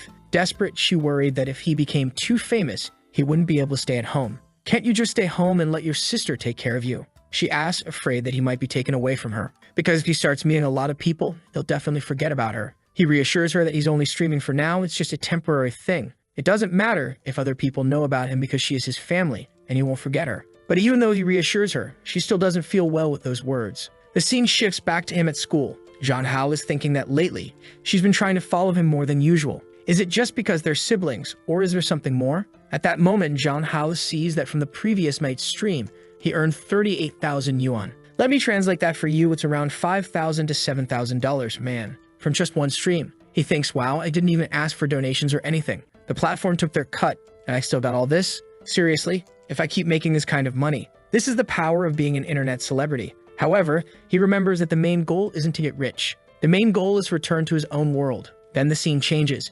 Jong Hao arrives at school and finds a crowd of fans there, accompanied by Long Long, all welcoming him. Now the protagonist has a fan club at school. The girls are all saying they'll always support him. The guys who dislike him are discussing, damn, Jong Hao was already a celebrity at school. Now he's an internet celebrity, and it's ruined everything. However, as always, they claim that the only thing that matters about him is his looks because he doesn't do anything special. It's obvious the guy has a malicious plan. While Jong Hao is changing in the bathroom, the guy is secretly taking photos with his phone. Long Long walks in and comments, wow, Jong Hao, your abs are already defined. Meanwhile, the guy keeps snapping pictures. However, he accidentally drops his phone and Jong Hao notices, asking, man, what are you doing here? The guy checks his phone screen to see if it's broken and realizes he's been caught. Jong Hao confronts him, dude, what are you doing here? Are you taking pictures of me? The guy denies it, but Jong Hao takes the phone, obviously finds the pictures, and starts undressing, taunting the guy, go ahead and take as many pictures as you want, while handing back the phone. The guy thinks, wow, this guy is really crazy. Jong Hao uses this strategy because he can't afford to be scared of people taking pictures of him. If they find out he's sensitive about it, the situation will only get worse. It's better to boldly face it. The scene shifts to Jong Hao following the guy on the street, thinking he needs to find a way to get this guy to leave him alone and stop taking pictures of him. The guy is looking at his phone, thinking, that jerk Jong Hao caught me, but I won't give up. Just then, someone grabs him and pulls him into an alley. Jong Hao turns the corner to see who it is and realizes it's Wei Nan's goons. So he understands that she's the one orchestrating this. One of the goons tells the guy to say that nothing happened and disappear. Jong Hao realizes that Wei Nan probably has someone watching him at school, knowing what happened and that this green-haired guy was taking pictures of him. So he calls her, asking what she's going to do with the guy. She responds, oh, so you know it was me who did this. Jong Hao says, well, your goon pulled the guy right in front of me. How could I not see? Wei Nan replies that since the guy wanted to provoke Jong Hao, he has to face the consequences. But Jong Hao tells her not to worry about this kind of thing. He'll handle it himself. Even more so at school. However, Wei says she doesn't care what he thinks she should do. She's going to handle things her way, even if it means doing so at school. Jong Hao, angry, says he's going to hang up, knowing there's not much he can do. All he hopes for now is that the guy shows up at school tomorrow and doesn't disappear for good. The next day, as soon as he sees the guy is visibly startled and acts overly polite, as if afraid. Jong Hao realizes that the guy was probably beaten up. While they're eating, Yuha notices that Jong Hao seems a bit down and asks what's wrong. He replies, ah, nothing much, just a headache. Out of nowhere, she gets up and starts giving him a facial massage, saying that when he did that for her at the park, she felt better. So she just wants to help. At that moment, she suddenly hugs him, saying she wants to stay close to him. She says that hugging makes her happy and kissing makes her happy. Jong Hao, trying to play it cool, responds, I want to make you happy too. He's standing there thinking about how obedient she is and how romantic the scene feels. He just thanks her and gives her a hug, but he realizes that even though he likes the hugs from his sister and even Wei, he doesn't feel as relaxed with them as he does with Yuha. Even though his half-sister is very beautiful, it doesn't feel right because she is family. And with Wei, he fears that getting involved even a little could be dangerous. Considering all this, it's only with Yuha that he feels a sense of calm and peace. Suddenly, she starts kissing his neck and asks for a kiss, even beginning to take off her shirt. Wow, she's really going for it. He tells her to calm down and not be so forward. But the truth is, he also wants it. He just doesn't want anyone at school to see. He asks her what kind of movies she's been watching. She says she hasn't watched anything. However, he still thinks that she probably watched something to make her act like this, like a crazy person. He then tells her that these kinds of things are only for couples to do. Only really after you understand what love is and you're actually like dating. She then asks him, so what is love? He gives a generic response saying that love is when you love someone. Wow, a perfect 10-tense answer, well done. He knows she won't understand anything, so he tries to give a half-hearted explanation, saying it's when you feel relaxed around someone. He asks if that's how she feels around him. Because if they ever start dating, he doesn't want it to be just for physical things, but for love. After giving her all this advice, he says it's time to go back to class. She didn't say anything the entire time. Out of nowhere, Wong calls him, telling him to be careful. He noticed that Jong Hao has been going to lunch with Yuha all the time and she's probably taking advantage of him. But Jong Hao says it's nothing like that. They're just friends. Then John Hao starts thinking that if even Wong noticed, the people watching him, like those hired by Wei, will probably inform her about Yuha, so he needs to distance himself a bit to keep Yuha safe. John Hao is doing another live stream. His sister comes in as usual, takes the microphone and says, "My little baby is going to sleep. See you in the next live, bye." John Hao is like, "Hey, I'm not done here." But she replies, "Every time you play, you get so focused. It's time to stop. Let's rest. Come to bed and lie on your sister's lap, and I'll give you a massage." John Hao lies on the bed, thinking, my sister is so nice, always taking care of me, not knowing her true intentions. She's just trying to convince him to stop streaming, saying that many of his viewers probably have bad intentions. She suggests he should stream less. And another thing, no matter how much they ask, he shouldn't show anything. Even if they ask for measurements or other details, he should refuse. He's confused, asking about what measures is she talking about. She laughs and says he doesn't understand the evils of the world and that she'll teach him how to take the measurements of the 4 things. John Hao thinks to himself, hips, waist, chest, and what's the 4th measurement? The scene then cuts to her measuring his chest, lifting his shirt. He's shocked, thinking, what on earth is happening? She comments, "You have great abdominal muscles." He mentions that he's been exercising. She runs her hand over his abs, saying she's a bit envious. Then she remarks that he seems to have a fever and starts pulling down his shorts. John Hao, alarmed, exclaims, "Oh my god, what are you doing?" Realizing what she's doing, she suddenly thinks that she almost lost control and messed up. John Hao wonders if she's really feeling shy, finding her rather cute. The scene changes to the next morning and they're having coffee. She reminds him that today is their date, and he questions whether she understands the meaning of the word date. Half an hour later, she comes down from her room and asks him how she looks. He thinks to himself that she looks even more stunning than the girls on the internet. Not doing a great job of playing the brother role, he just tells her that she looks beautiful and that he'll go change so they can leave. As they walk around the mall, John Hao notices the guy who's always lurking around their house is there too. She comments that it seems like he's found them again and that they were followed. John Hao asks, "Is it that guy in the hat, sis? I'll go deal with him." She stops him, saying, No, don't do anything. He works with me in the same lab. If you cause trouble, it can make things difficult at work, and I might lose my job. She wants to handle it more indirectly and asks him for a favor. He asks what the favor is, and she requests that they pretend to be a couple to make the guy back off completely. John Hao agrees, saying he'll do it for her since she doesn't mind. She feels a bit embarrassed but happy and thanks him. The fun begins as they go to a claw machine with stuffed animals. She mentions that she's heard all guys love receiving stuffed animals, so she wants to win some for him. They enjoy some ice cream and cat ear headbands, just having fun at the mall. Then she suggests they go somewhere else, and John Hao, noticing the guy is still following them, suggests they hold hands to make it look more convincing. The guy has been following them all day like a maniac and isn't leaving. John Hao asks her, does he still not believe we're together? She replies, I guess not. Suddenly she says, oh my god, he's coming toward us. She kisses John Hao, catching him off guard, while the guy behind them is shocked, thinking they kissed in public. John Hao's sister is mentally praising the guy for not disappointing her. She had anticipated the situation and deliberately gave away their location earlier, setting up this whole scene to justify the kiss. She's playing a fourth-dimensional chess game. She apologizes for kissing him without asking and asks if it scared him. He assures her it's okay and asks where the guy went. She tells him it looks like he ran away. She's thinking, this isn't a dream, I kissed him, and he wasn't even mad. He's just a little shy. Does he like my physical affection? Again, she apologizes, explaining that she didn't know how to handle the stressful situation and couldn't control herself. John Hao reassures her that it's okay. He's not mad. However, he points out that kissing in public is problematic. She tells him not to worry about it, explaining that even though they are theoretically siblings, they aren't related by blood. Therefore, there's nothing wrong with it, and since they have such a good relationship, kissing isn't a big deal. And she continues, hey, how are you going to tell me you didn't enjoy kissing me? John Hao is taken aback and wonders why she's asking him that. As a man, he obviously enjoyed it to some extent. However, he knows that if he admits to enjoying it, their relationship could take a step in a direction he's not sure if he wants to go. Moreover, if things escalate, it could ruin the family they have now, driving their parents crazy. He tells her that even though they kiss, it was just a casual thing because they're family. They have to keep things appropriate. She gets excited, realizing that he didn't dislike it, which likely means he does have feelings for her. If he didn't like it, he would have acted differently. She then gives him a look, clearly planning something mischievous with this new understanding. She says, that's fine, but today we're not related. Today we're a couple. We agreed to be a couple for the whole day, and maybe that stalker is still following us.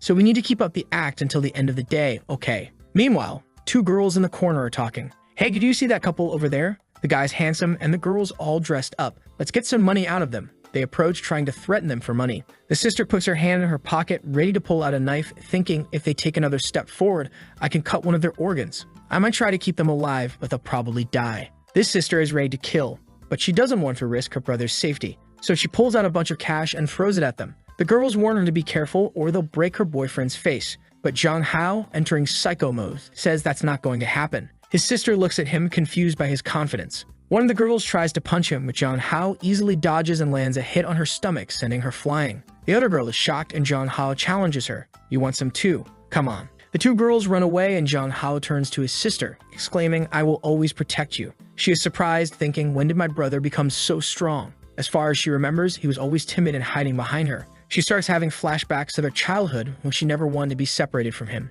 Even when he stopped talking to her, she kept watching over him to protect him. Since she became part of his family, he used to tell her everything, but lately he seems less dependent on her and less willing to share. Jong Hao notices her deep in thought and asks what's wrong. She brushes it off, saying it's nothing, and suggests he go take a bath. While he's in the shower, she gets on his computer to check for any information that might explain what's going on. She quickly finds the novel he's been writing. Meanwhile, Jong Hao is enjoying a relaxing shower. She reads the novel, which describes a world opposite to their own. When he enters his room, she's no longer there, but she suddenly appears, offering him a glass of milk. "And my friend, what a glass of milk it is." She then asks him, "What kind of story are you writing? Won't you tell your sister?" He downplays it, saying he just writes casually and that it's nothing special. Thinking it's better not to let his sister know about these things for now, he realizes she already suspects he's hiding something. She says, "Are you writing something you don't want me to read? That can't happen. You've been acting so strange lately, practicing Muay Thai, and you even wanted to defend your sister with a punch today. Compared to the how I knew, you're very different now.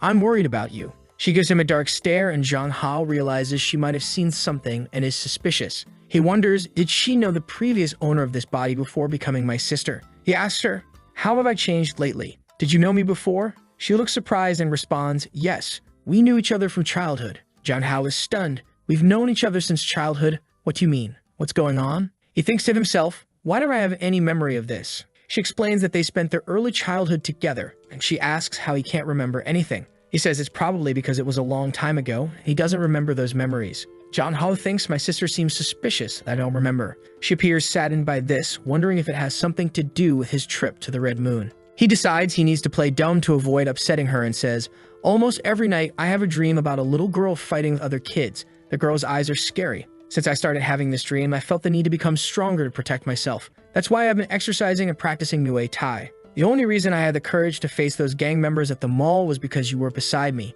I knew you wouldn't let anything bad happen, right?" He places a reassuring hand on her shoulder, saying everything she wants to hear. She blushes and says, "Of course, I wouldn't let anything happen." He thinks the best strategy with her is to act weak because she tries to protect me. She wonders if she had scared him so much that he forgot everything from their childhood. But she resolves that it doesn't matter now because she has a chance to change everything.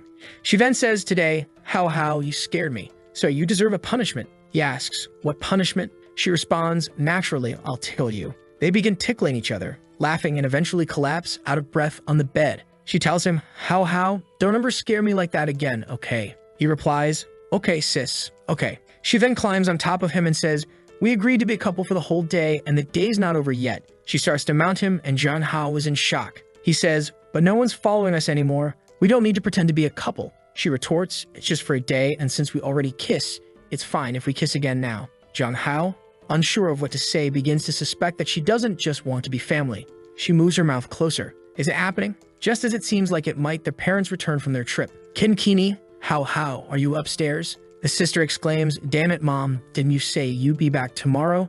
Or the day after? What are you doing here?" Jong Hao, equally startled, thinks, "What the hell, Dad? Why did you come back now? What a disaster." The sister quickly says, "I'm just here in Hao's room and I'm leaving now." As she starts to go, Hao notices her face is still flushed. He tells her, "You're way too red right now. You should rest first and then go inside." She says, "So if my mom asks, tell her I have a fever and feel dizzy and went to rest." Jong Hao thinks to himself, it's confirmed. My sister Kin really is his dangerous girl. Could it be?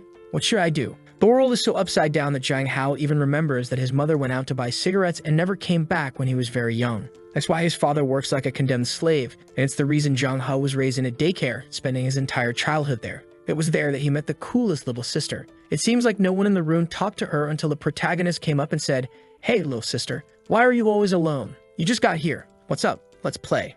"My name is Jong Hao, and I'm 5 years old." She looked at him with a death glare, and Jong Hao was shocked. She ignored him and said nothing. She's in her room thinking, "Oh, my plan worked so well. I kissed him. He didn't refuse anything. Does he like me too?" She's even sweating just thinking about it, and she's super happy. "Oh, Hao, I love you." Meanwhile, John Hao is in his room thinking, damn it, she's definitely interested in me. If it weren't for our parents coming home, we would have. He admits to himself that she's nice, really nice. She treats him very well, always takes care of him, is smart, earns good money, cooks, cleans the house. Wow, she really does everything. It's like you just need to exist, an NPC almost. Besides, he confesses, I have a crush on her. Every time I see her, my heart races. My God, what do I do? It's always been my dream to date a beautiful girl. But then, his expression changes as he wonders, but what would my dad think of this? Could I somehow, manipulate the situation in my favor in the future? At dinner, Kim's mom asks, Kim, did you take care of your brother while we were away? They exchange a knowing glance and Kim smiles, saying, of course I did, but he's grown a lot too, so he took care of me as well. John Hao, confused, thinks, what does she mean by that? He quickly says, I finished eating. I'm going to a friend's house. Don't wait up for me, I won't be back early. Kim's mom responds, wow, you have a lot of friends. That's amazing. Do you want your sister to take you to this friend's house? John Hao hesitates and then says, no need. You all can stay here. I'm leaving by. As he heads out, Kim says, something really good happened. He scene cuts to John Hao in the city thinking, I hope she doesn't say anything to anyone. Who did you go to meet in the city? It's Yuba, dressed a bit provocatively. Why are you wearing those shorts? Come on, put on some clothes, he thinks. The other day, he scolded her for changing her tights, but now she's walking around like this, and he says nothing. Then he asks, what are you doing here, young lady? Didn't I say I would meet you at your house? But she replies, I missed you so much that I wanted to meet you halfway so we could spend more time together. John Hao thinks, this girl, as he pats her head. Let's go home. They arrive at her mansion, and he's thinking, I've been here like 10 times, but I'm still impressed by how big this place is. She says, How, since it's just you and me here, what do you want to play? You can choose. John Hao, already feeling awkward, thinks everything she says can be misunderstood. As she shows him around the house, she points out the pool. John Hao thinks, wow, you have a pool at home. And not just any pool, it's like an Olympic-sized one. Yuha mentioned she thought about taking him to see the new weapons in the arsenal again,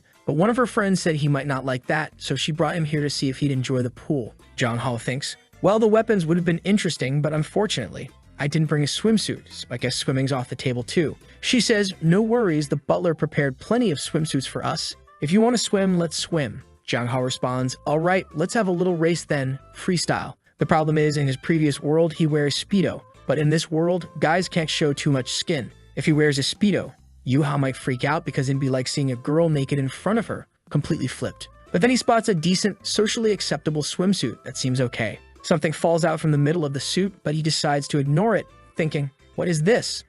Whatever, it probably doesn't matter, and throws it away. He puts on the suit and heads to the pool. Yuva says, wow, you look so pretty. He replies, no, you're the pretty one. But enough chit-chat, let's race. Let's see how good you are. The rule is simple. Whoever reaches the other side first wins and can ask the other for something. 1, 2, 3, go. They dive in and John Hao swims like a pro with his well-trained body. However, the problem is that Yuha just jumped in and sank like a rock. She can't swim. John Hao has to go back to save her, asking, are you okay? Are you okay? She's coughing, trying to play it cool, saying it's nothing serious. John Hao thinks, girl, you have an Olympic pool at home and you can't swim? He asks, if you couldn't swim, why do you challenge me to a race? That's dangerous. She says she saw many people swimming and thought it wouldn't be hard. John Hao playfully flicks her forehead as she apologizes. Suddenly, the girl behind Yuha says, John Hao, your clothes. When John Hao looks, he realizes the suit becomes completely see-through when wet. That's why there was that extra piece, which he discarded. It was to cover up. Now, everything is on display. He quickly changes into a new outfit, with the girls blushing and apologizing. They explain that the suit was designed to become see-through when wet as a sexy feature. John Hao mutters, damn this inverted world. Yuha then mentions there are many more fun places in her house for them to explore. John Hao tells her to relax. Hold on, let's take it slow, girl. Why are you in such a rush? I'm afraid you'll leave before you're happy. I want to make you happy. I don't want you to leave without a smile on your face. Oh my God. John Hao thinks I'm just here for us to have fun, you know? You must be getting the wrong idea. He scolds her a bit. She tightens her swimsuit and says, what do you mean by that? We didn't even have lunch together at school these past days. I just want to know if I did something to make you feel distant from me. You don't seem happy anymore. He reassures her, no, relax. It's not that. He calls her by her full name and says, you didn't do anything wrong. But in his mind, he's thinking it's because Y probably has spies at school, and if he gets involved with Yuha, Y might intervene, which could get really messy. John Hao knows Y is domineering. If she gets involved, it could get serious. She's a soldier and the heiress of a tech empire, practically Elon Musk's daughter. He gives a weak excuse, saying, it's not you. I just have some problems I can't talk about. She asks, what's going on? I can't help you if you don't tell me. Let's solve this together. John Hao, looking sad, replies, I can't. These are my problems. I don't want to drag you into this. She starts to cry. I'm sorry I can't help you. I don't know what to say, but I won't leave you behind. Don't shut me out, please. If we stick together, we can handle it. John Hao interrupts her, saying, It's no use. I can't keep stringing you along. Yua, thank you for caring about me, and I'm sorry I can't see you much. Believe me, once I sort this out, we can hang out like we used to. She begins to cry, saying, I don't want to be apart. I want to be with you forever. They both fall silent. He apologizes, and she says she'll head back to her room first. John Hao is left speechless. As John Hao sits there, sighing and thinking about the mess he's in, her butler approaches and says, John Hao, did my lady upset you? I'm sorry.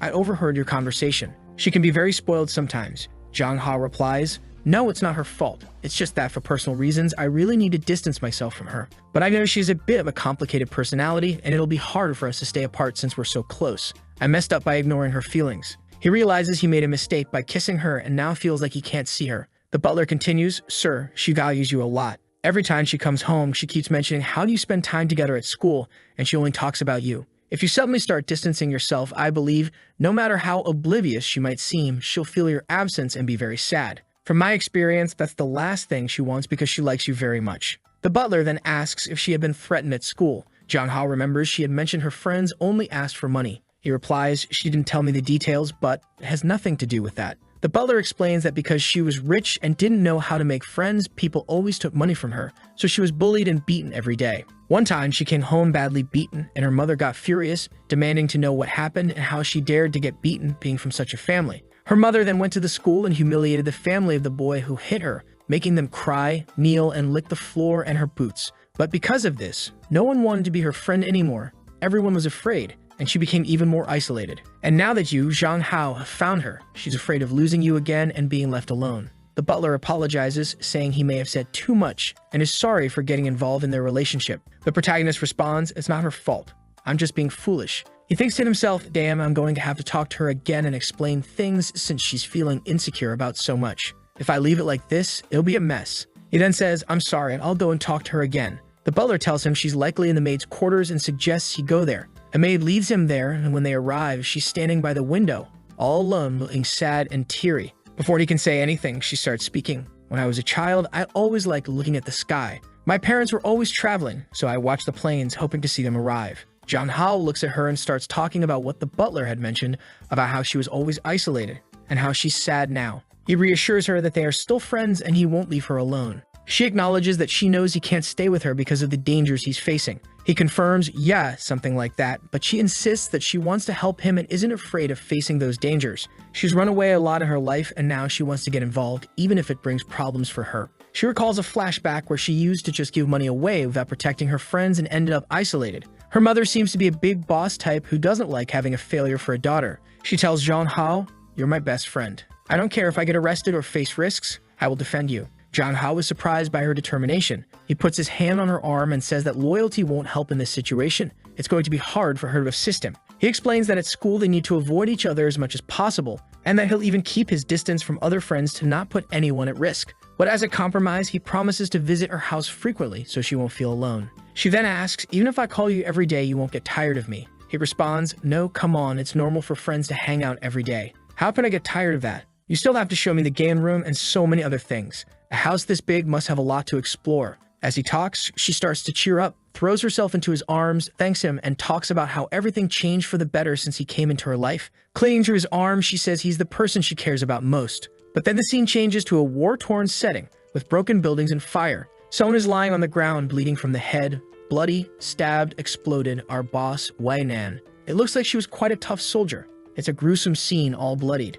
But then it turns out it was just a dream and she wakes up in bed, feeling relieved. Her secretary enters and asks, Are you awake? She asks what time it is. The secretary says, It's 11 o'clock. You've been sleeping a lot lately. Are you not sleeping well? Do you want to call a doctor for a checkup? Wei Nan declines and asks how the blood moon research is going. The secretary says there's been no progress. Wei Nan says, All right then, I'll be to work. She gets dressed, ready to start her day. However, in the bathroom, she begins to question what this kid John Hao is doing. She looks in the mirror, pondering about their relationship. She wants to be friends with him for the rest of her life and never separate. John Hao, meanwhile, is thinking, Are we going to be friends for the rest of our lives or something more? John Hao, come on, she just said friends. You're the one getting all worked up. And then she completely breaks down my defenses against her because she gave a little smile, looked down, called him, and leaned in for a kiss. John Hao holds back and says, "Hold on, have you forgotten everything? Let's take it slow." She says she thought she could be honest, that she just felt like giving a little kiss, nothing more. John Hao responds, "It's not good to be seen doing this here at your house."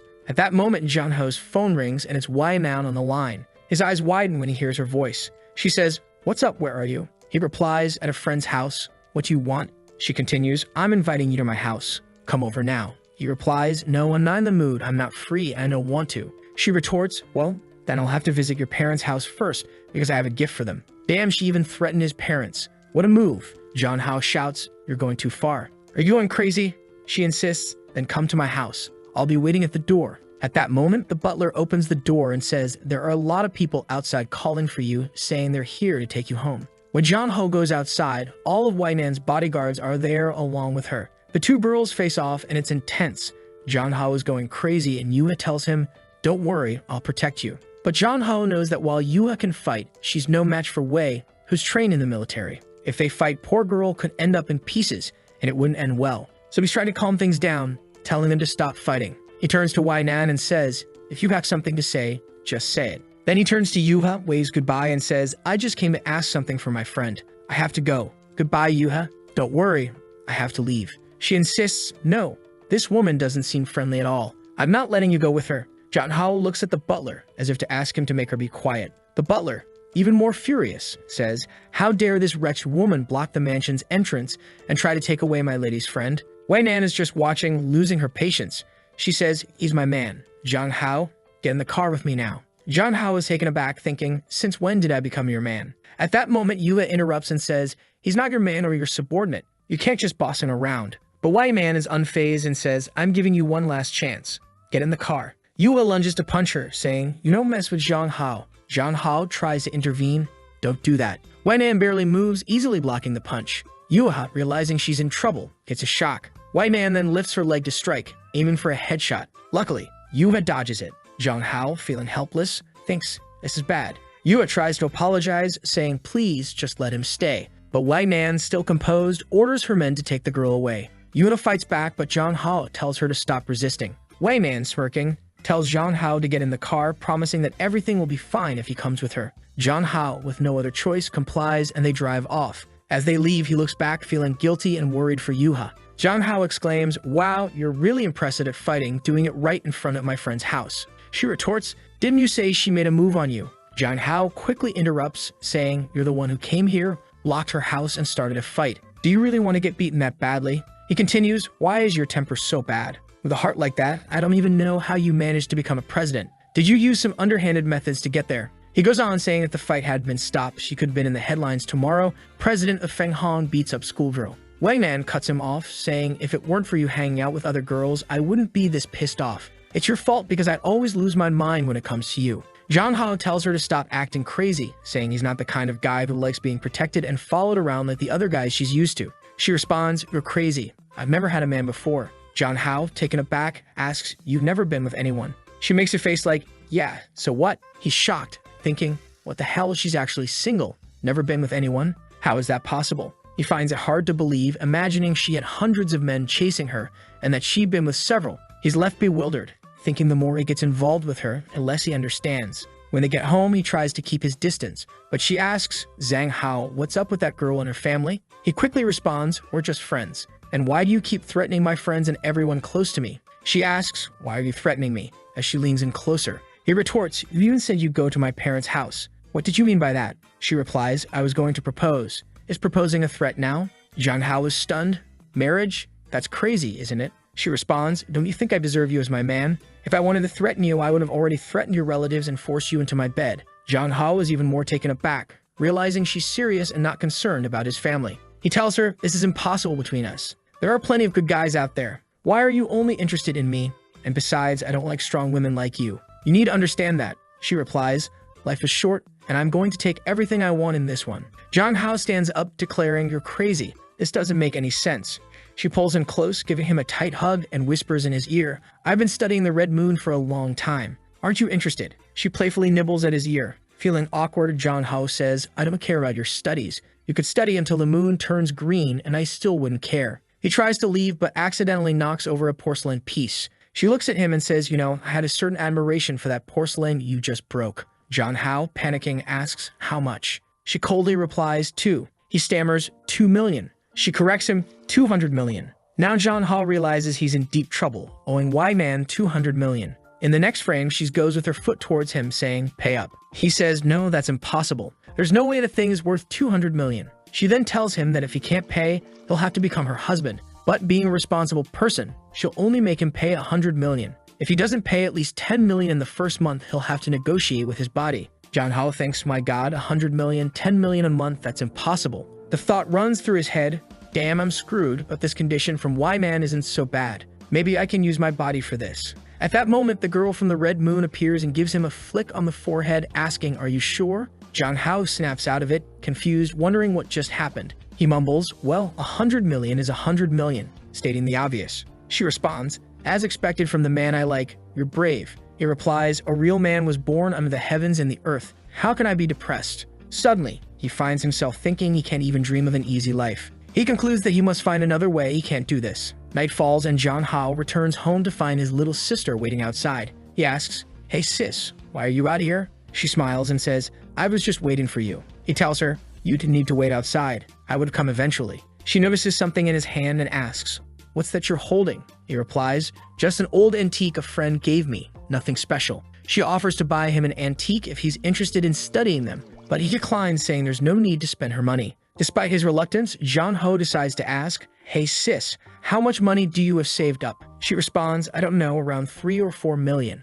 Why? Do you need money? Are you asking for access to your sister's bank account? I'll give it to you. I'll give you everything. Here, let me go get it. He quickly grabs her wrist, saying, no, relax. I'm just concerned because you're spending so much money. She gushes, oh my God, my brother cares so much about me, even worried about my finances. He then heads to his room, saying, I'm going to my room, see you later. John Hao decides to do a live stream. But let's be real, needing 100 million, he's going to have to go all out. So he messages his manager asking, do you have a plan? I need to make money. What should I do to blow up the views? The scene shifts to the chat going wild, people saying, oh my God, the God of Men has arrived, so hot. The protagonist is thinking, I haven't fully planned out what I'm going to do, but I have a few ideas. People in the chat suggest, if you take off your mask, I'll give you 10 super yachts. He's tempted, thinking, 10 super yachts? Maybe it's worth it. Just take off the mask for a second. But then a message from his manager pops up advising, don't do it. Wait a bit longer. When you're a top streamer in the future, you'll make way more than that. She plans to reveal later that he's the boy seen only once in 70,000 years and capitalize on that.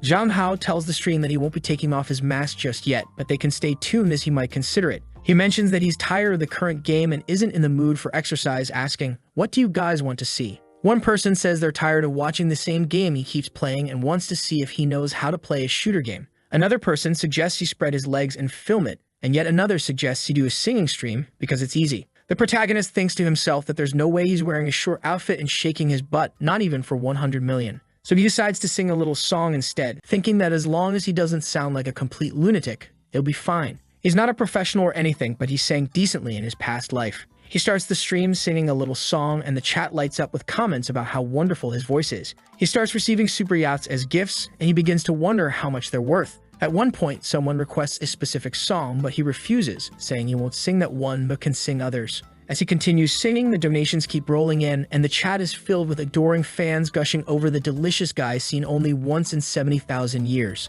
The protagonist is eyeing the gifts and thinking, at this rate, could it work out?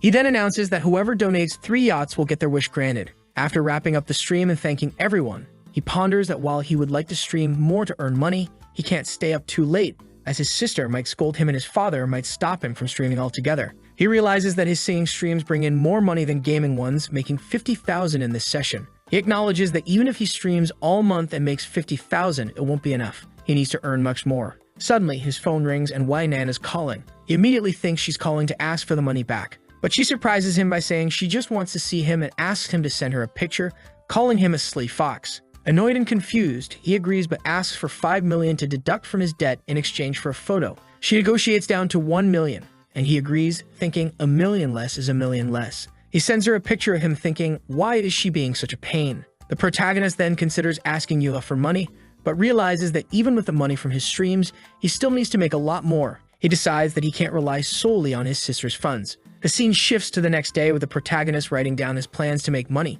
find someone to lend him money, avoid selling his body, sing live, and send photos to Wai Nan. He notes that he's currently in debt for 100 million, thinking he's doomed. Reflecting on his recent singing streams, which have been quite successful, he considers calling his manager for more tips. He calls her and says, "Song, I need to make more money. What should I do?" She replies, "I didn't expect the god of men to take the initiative to call me. You want my suggestions for your streams? Obviously, I won't suggest you act cute or start stripping. I've noticed your singing streams have done well. If you're interested, we could explore new ideas. I recommend trying out a game that recently launched." He asks her to send him the game and she suggests PUBG. He wonders if he can secure a sponsorship or some kind of promotion for the game on his streams. Midstream, his sister enters the room, asking if he's hungry or wants to go to bed. The chat explodes with comments about a possible forbidden love between them. She leans close to him and Zhang Hao quickly ends the stream to avoid more speculation. He checks the stream's results and finds it did well, but it's still not enough. Making money is harder than he thought. His sister notices the stream's popularity and teases him about it. She suggests he should rest and even offers to give him a massage. Zhang Hao, noticing her suggested outfit, tries to resist but eventually agrees, thinking it's just a massage. As she massages him, he realizes she's being sincere, but he can't help but notice her attire. She asks if it bothers him and he denies it, though internally, he worries he might lose control. She insists there's a reason for her dressing like this, hinting at her deeper feelings. Zhang Hao, curious, asks what the reason is. She internally debates whether she can make him fall for her, believing it's the only way their relationship can work. Then she says that when the time comes, she'll explain everything to him. He just nods, okay, fine, whatever you're talking about, I'll just go along with it. She reveals that she has a new plan in motion, and once it works out, their relationship will deepen significantly. The scene shifts to the next day with the protagonist waking up at 6 in the morning. He's thinking about how her massage was so good that he slept peacefully. But as soon as he checks his phone, there's a message from Wai Nan saying, "Just give up, you won't be able to pay. Just bow to me every time and be my obedient man." That wakes him up with a shock, ruining his relaxed morning. At school, which he had almost forgotten about, our protagonist is slumped over his desk, looking exhausted. Yua comes over and greets him with a good morning, to which he responds in kind. He asks her why her backpack is so huge, and she pulls out a bunch of treasures she stole from her house, saying she doesn't know their worth, but her grandmother said they're valuable. She even tries to give him a diamond ring. Zhang Hao tells her that if she stole these from her family, it's dangerous and he doesn't want anything to do with it. He insists she returns everything to the butler. She feels a bit hurt and says she just wanted to help him. Zhang Hao reassures her, thanking her but emphasizing that he doesn't want her to get into trouble. He then asks her if she can find someone who specializes in antique appraisal. She agrees and says she'll look for someone. The scene cuts to an antique shop where two women are discussing a vase. Our protagonist arrives and one of the women immediately recognizes him as the immortal god who descended to Earth 70,000 years ago. Zhang Hao tells her he's a friend of Yuha and wants her to appraise an antique he has. She agrees but suggests they move to a private room, suspecting that anything recommended by Yuha must be valuable. In the private room, they recognize the plate as the royal plate of Jianyang from the high heavens, previously sold for 200 million. It turns out Wai Nan wasn't lying and Zhang Hao realizes its true worth. The women are curious about how they acquired it. He downplays the situation, saying a wealthy friend gave it to him because it was broken. He asks if it can be repaired. They say it can, but it won't be worth as much as before. The assistant offers her card, suggesting they go out for a meal to discuss everything further, clearly interested in him. Zhang Hao decides to accept, knowing he'll need help selling the plate later. The scene shifts to him leaving with the antique shop assistant, but a guard seems to be watching them. The guard assumes they are a couple, which the assistant doesn't deny, and Zhang Hao is left thinking about her intentions. Inside the hall, other women are looking at them, thinking how lucky she is to have such a handsome guy by her side. She's beaming with pride, while Zhang Hao has no choice but to play along, holding her hand. However, it seems someone is following them. The assistant apologizes, explaining that pretending to be a couple got them a discount. Zhang Hao reassures her it's not a big deal and asks how much the repaired plate might sell for. She estimates a few $1,000,000. Just then, the person following them kicks the door open, threatening the antique shop assistant and demanding to share the handsome guy. The antique shop assistant stands up and asks what she wants. The intruder ignores her and offers Zhang Hao 3 times whatever she's paying him. At that moment, the assistant slaps the intruder, causing quite a stir. However, the gang leader girl didn't take kindly to the slap she received and ordered her people to beat up the antique dealer.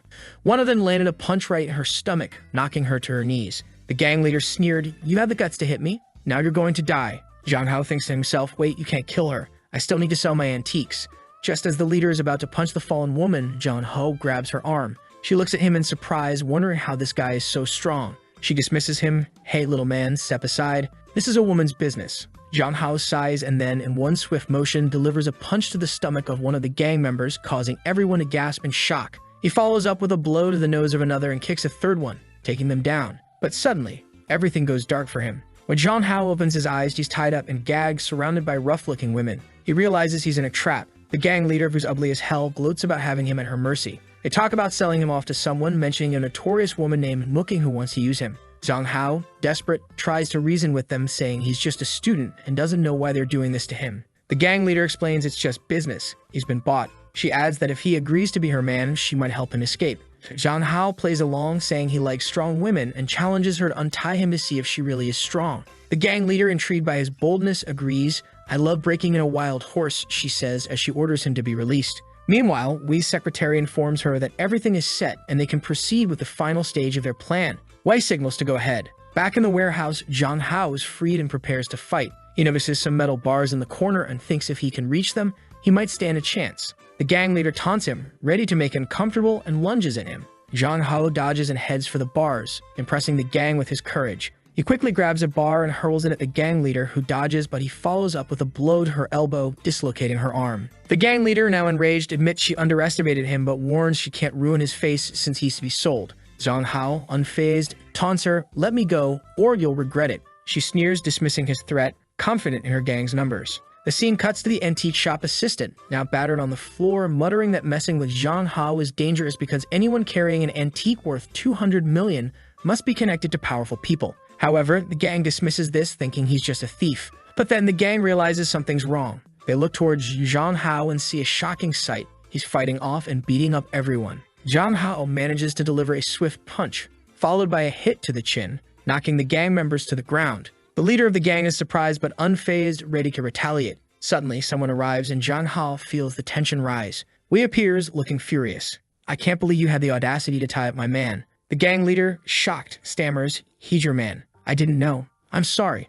I didn't mean to mess with you." Wei calmly explains that because the gang leader stole from her, all of her gang members now belong to Wei. She also demands that the gang leader drop out of the inheritance dispute, leaving everything to her useless brother. The gang leader, horrified, refuses, stating she'd rather die than let her brother inherit everything. As she pulls out a knife to attack Wei, one of Wei's bodyguards swiftly intervenes, pinning her to the ground. The antique shop woman, now revealed as the gang leader's sister, watches in horror as the bodyguard twists her sister's neck, ending the confrontation. Wei then walks towards Zhang Hao, remarking how impressed she is with his ability to handle the situation. Zhang Hao, realizing the extent of Wei's influence and power, accuses her of orchestrating everything to take control of the Mu family. Wei, clearly irritated, denies planning everything just for him and insists they start getting along better. Zhang Hao, still cautious, warns her not to come closer, brandishing a stick. Wei effortlessly breaks the stick with a punch and orders him to come with her. When he hesitates, Wei picks him up and carries him off, smacking him playfully on the butt. Zhang Hao, humiliated, finds himself in a helicopter looking down at the scene below, where the antique shop woman lays defeated. Concerned, Zhang Hao asks if Wei will get into trouble for killing the gang leader's sister. Wei dismisses his worries, explaining that it was self-defense as the sister attacked her first. Zhang Hao awkwardly gives a thumbs up, relieved she won't face consequences. Wei, pleased with his reaction, reassures him that anyone who messes with him will face severe consequences. As the helicopter soars, Wei begins to question Zhang Hao about the differences between her and the gang leader. She asks if he considers her as bad as the woman who tried to kidnap him. Zhang Hao hesitates, unsure how to respond. Wei, noticing his discomfort, leans in closer, teasingly biting his ear and asking if he holds double standards. Zhang Hao, flustered, struggles to find the right words. And while he's talking, she turns his face and plants a kiss on him. Fast forward to the next scene, Wei is already in the room, taking off her shoes, and Zhang Hao is asking, "What are you doing?" She tells him not to move, and as he tries to protest, she comes closer. Zhang Hao shouts for her to stop, but she moves in, clearly breathless and blushing, and then jumps on him. Wei tells him, "I've saved you so many times, when are you going to repay me?" Zhang Hao, trying to reason with her, says, "I even gave you a kiss. What more do you want?" She licks him and responds, "It's not enough," clearly indicating she's serious. Zhang Hao, flustered, doesn't know how to react. She grabs his neck and says, "I want you." When he tells her to stop, she retorts, "Then why is your hand there?" Zhang Hao, confused, realizes the situation is escalating beyond his control. Wei teases him, saying, "It seems your body is more honest than your mouth. It's time for you to date me officially. Whether physically or mentally, I will satisfy you." Zhang Hao, lost and unable to speak, looks overwhelmed. Cut to the next scene where Yuha learns from the antique store girls that Zhang Hao was taken by Wei Nan. Determined, she decides she must go and rescue him. Back with Zhang Hao and Wei, he tells her, "Okay, you want to date me? I'll consider it if you do one thing." Wei asks, "What?" He replies, "It's simple. Sit on my lap." Wei, puzzled, asks for clarification. "What do you mean? Sit on your lap?" Zhang Hao explains, "Sit on my lap and put your hands on my shoulders for 3 minutes. Don't resist anything I do." Wei, skeptical, asks why he wants this, and Zhang Hao challenges her. "You're saying you'll satisfy me and all that, but you can't do this little thing." Wei smirks, then gives him a somewhat menacing look. She raises her hand as if to slap him, but instead places it gently on his shoulder and sits on his lap. Zhang Hao, surprised by her compliance, didn't expect her to agree. Wei reassures him 3 minutes is nothing. But Zhang Hao realizes even with her on his lap, the feeling is completely different from with Yuha. Wei's dominance is palpable. Just then, the secretary bursts in, and the sight shocks her so much her glasses nearly fall off. Wei angrily asks, "Why did you come in without knocking?" Zhang Hao notes with amusement that they didn't complete the full 3 minutes. The secretary, now on her knees, apologizes profusely, explaining it was an urgent matter requiring immediate attention. Zhang Hao feels a twinge of pity, seeing that Wei has no private life and is constantly interrupted for issues. He reflects on someone from his past life who was similar. Wei dismisses the situation, asking the secretary what was so urgent. The secretary informs her that Yuha, the daughter of the Min family, is at the door wanting to see Zhang Hao. Both Wei and Zhang Hao are taken aback. Wei, now serious, declares that it's time to deal with Yuha once and for all. The secretary advises her not to take drastic actions, reminding her that Yuha is the granddaughter of the great General Min. Wei coldly tells the secretary, "You're suspended for now to think about what you've done. You're not qualified to be my secretary at the moment." The secretary, visibly sweating and nervous, can only accept the order. Wei adds, "Besides, we've retired a long time ago. We're not soldiers anymore." It seems Wei and the secretary were once subordinates to a powerful figure, Wei's grandmother. Then she turns to Zhang Hao and says, "Come with me since she wants to see you. I'll grant her wish." Zhang Hao, worried, thinks to himself, "I've never seen Wei this angry before. I'm afraid a real fight might happen." Meanwhile, Yuya is at the door holding her phone, saying she's going to call the police if they don't let Zhang Hao go. As Zhang Hao appears, he asks Yuya how she got there. She explains that her aunt from the antique shop told her he had been kidnapped, so she came to rescue him. Zhang Hao, touched, thinks how sweet it is that she cares so much for him. But Wei interrupts, saying that if it weren't for Yuha's recommendations, Zhang Hao wouldn't have been kidnapped in the first place. She blames Yuha for all the trouble and warns her to stay away from him, stating that if he wants to learn boxing or anything else, it will be with her. Zhang Hao tells Yuha to ignore Wei and asks Wei to stop glaring at Yuha with a murderous look. However, Yuha starts to take off her coat and challenges Wei to a one-on-one fight, saying whoever wins gets Zhang Hao a deal. Wei, furious, agrees, "All right, let's finish the fight we started before." As the tension rises, Zhang Hao, tired of the drama, grabs his phone and walks away, saying, "If you two are going to fight like idiots, I'm out of here." He leaves and Yuha quickly follows him, running to catch up. But Wei isn't one to back down. She catches it up and insists on taking Zhang Hao home. Zhang Hao declines, saying that if he arrives home in her luxury car, people will start asking questions. He reminds her that she has a company to run and tells her to go handle her responsibilities because he has to make a lot of money for a certain crazy person. Yuya, seizing the moment, sticks her tongue out at Wei, clearly enjoying the victory. Wei, infuriated, orders her guards to stop a taxi and tells the driver, "I bought your taxi, it's mine now. Get out and deal with the bodyguards." She then turns to Zhang Hao and Yuya and says, "This little car is ready. I told you I'd take you home, and I will." Back at Zhang Hao's house, his sister, always the caring one, is waiting for him. She notices he looks preoccupied and asks, "Why are you home so early, my Hao Hao? You seem so distracted." Zhang Hao replied, "No, nothing happened. I'm just thinking about my streams and stuff." In reality, he was receiving threats from Wei on his phone and was panicking about how he was going to make the money. He remembered that when they left the taxi, Wei told him, "Forget about the money. Just fix the plate for me and return it." Confused, he asked, "Wait, don't you want the 100 million? She suddenly said, "Marry me, you disobedient and mischievous boy. I'm ready for you to destroy my family." Zhang Hao was taken aback, wondering, marriage? What? Meanwhile, Yuha, who had been listening to everything from the back of the car, exclaimed, "Let me out of this car, please, for the love of God." But Wei insisted, "Your family doesn't live here. I'm taking you home." So the two of them went together. The message Zhang Hao received from Wei read, "Be good, don't think about making money, I'll support you." Zhang Hao replied, "You can support me all you want, but I'll pay you back. Thanks for bringing me home, but that's enough, Wei. Goodbye." Yuva then messaged him, telling him not to be afraid of Wei, and that if necessary, she would beat up Wei. Feeling bad for Yuha, Zhang Hao advised her not to do anything, suggesting they keep their distance from Wei, and that with time she would forget about them. At home, Zhang Hao was exhausted, reflecting on the chaotic day, being kidnapped, getting into a fight, and being forcibly brought home. At that moment, his sister put her hand on his shoulder and asked, How are you going to stream tonight? You look tired. Do you want a massage? She offered massages every day, and while Zhang Hao didn't mind, he appreciated her attentiveness. As she leaned back, emphasizing her curves, she said, Lately, I've noticed you're only focused on making money, but you're just a boy. You don't need to worry about these things. Let me take care of you. And there he was just enjoying the massage, saying that her techniques were so good he didn't even want to move. At that moment, Kim's mother called her to her room. Kim turned to Zhang Hao and said she'd continue the massage later. Once in the room, her mother found some magazines with girls making out and she was shocked, saying, What is this filth, my daughter? What are you looking at? Kim, embarrassed, stammered, It's not mine, a friend gave it to me. Her mother questioned, Why would a friend give you these things?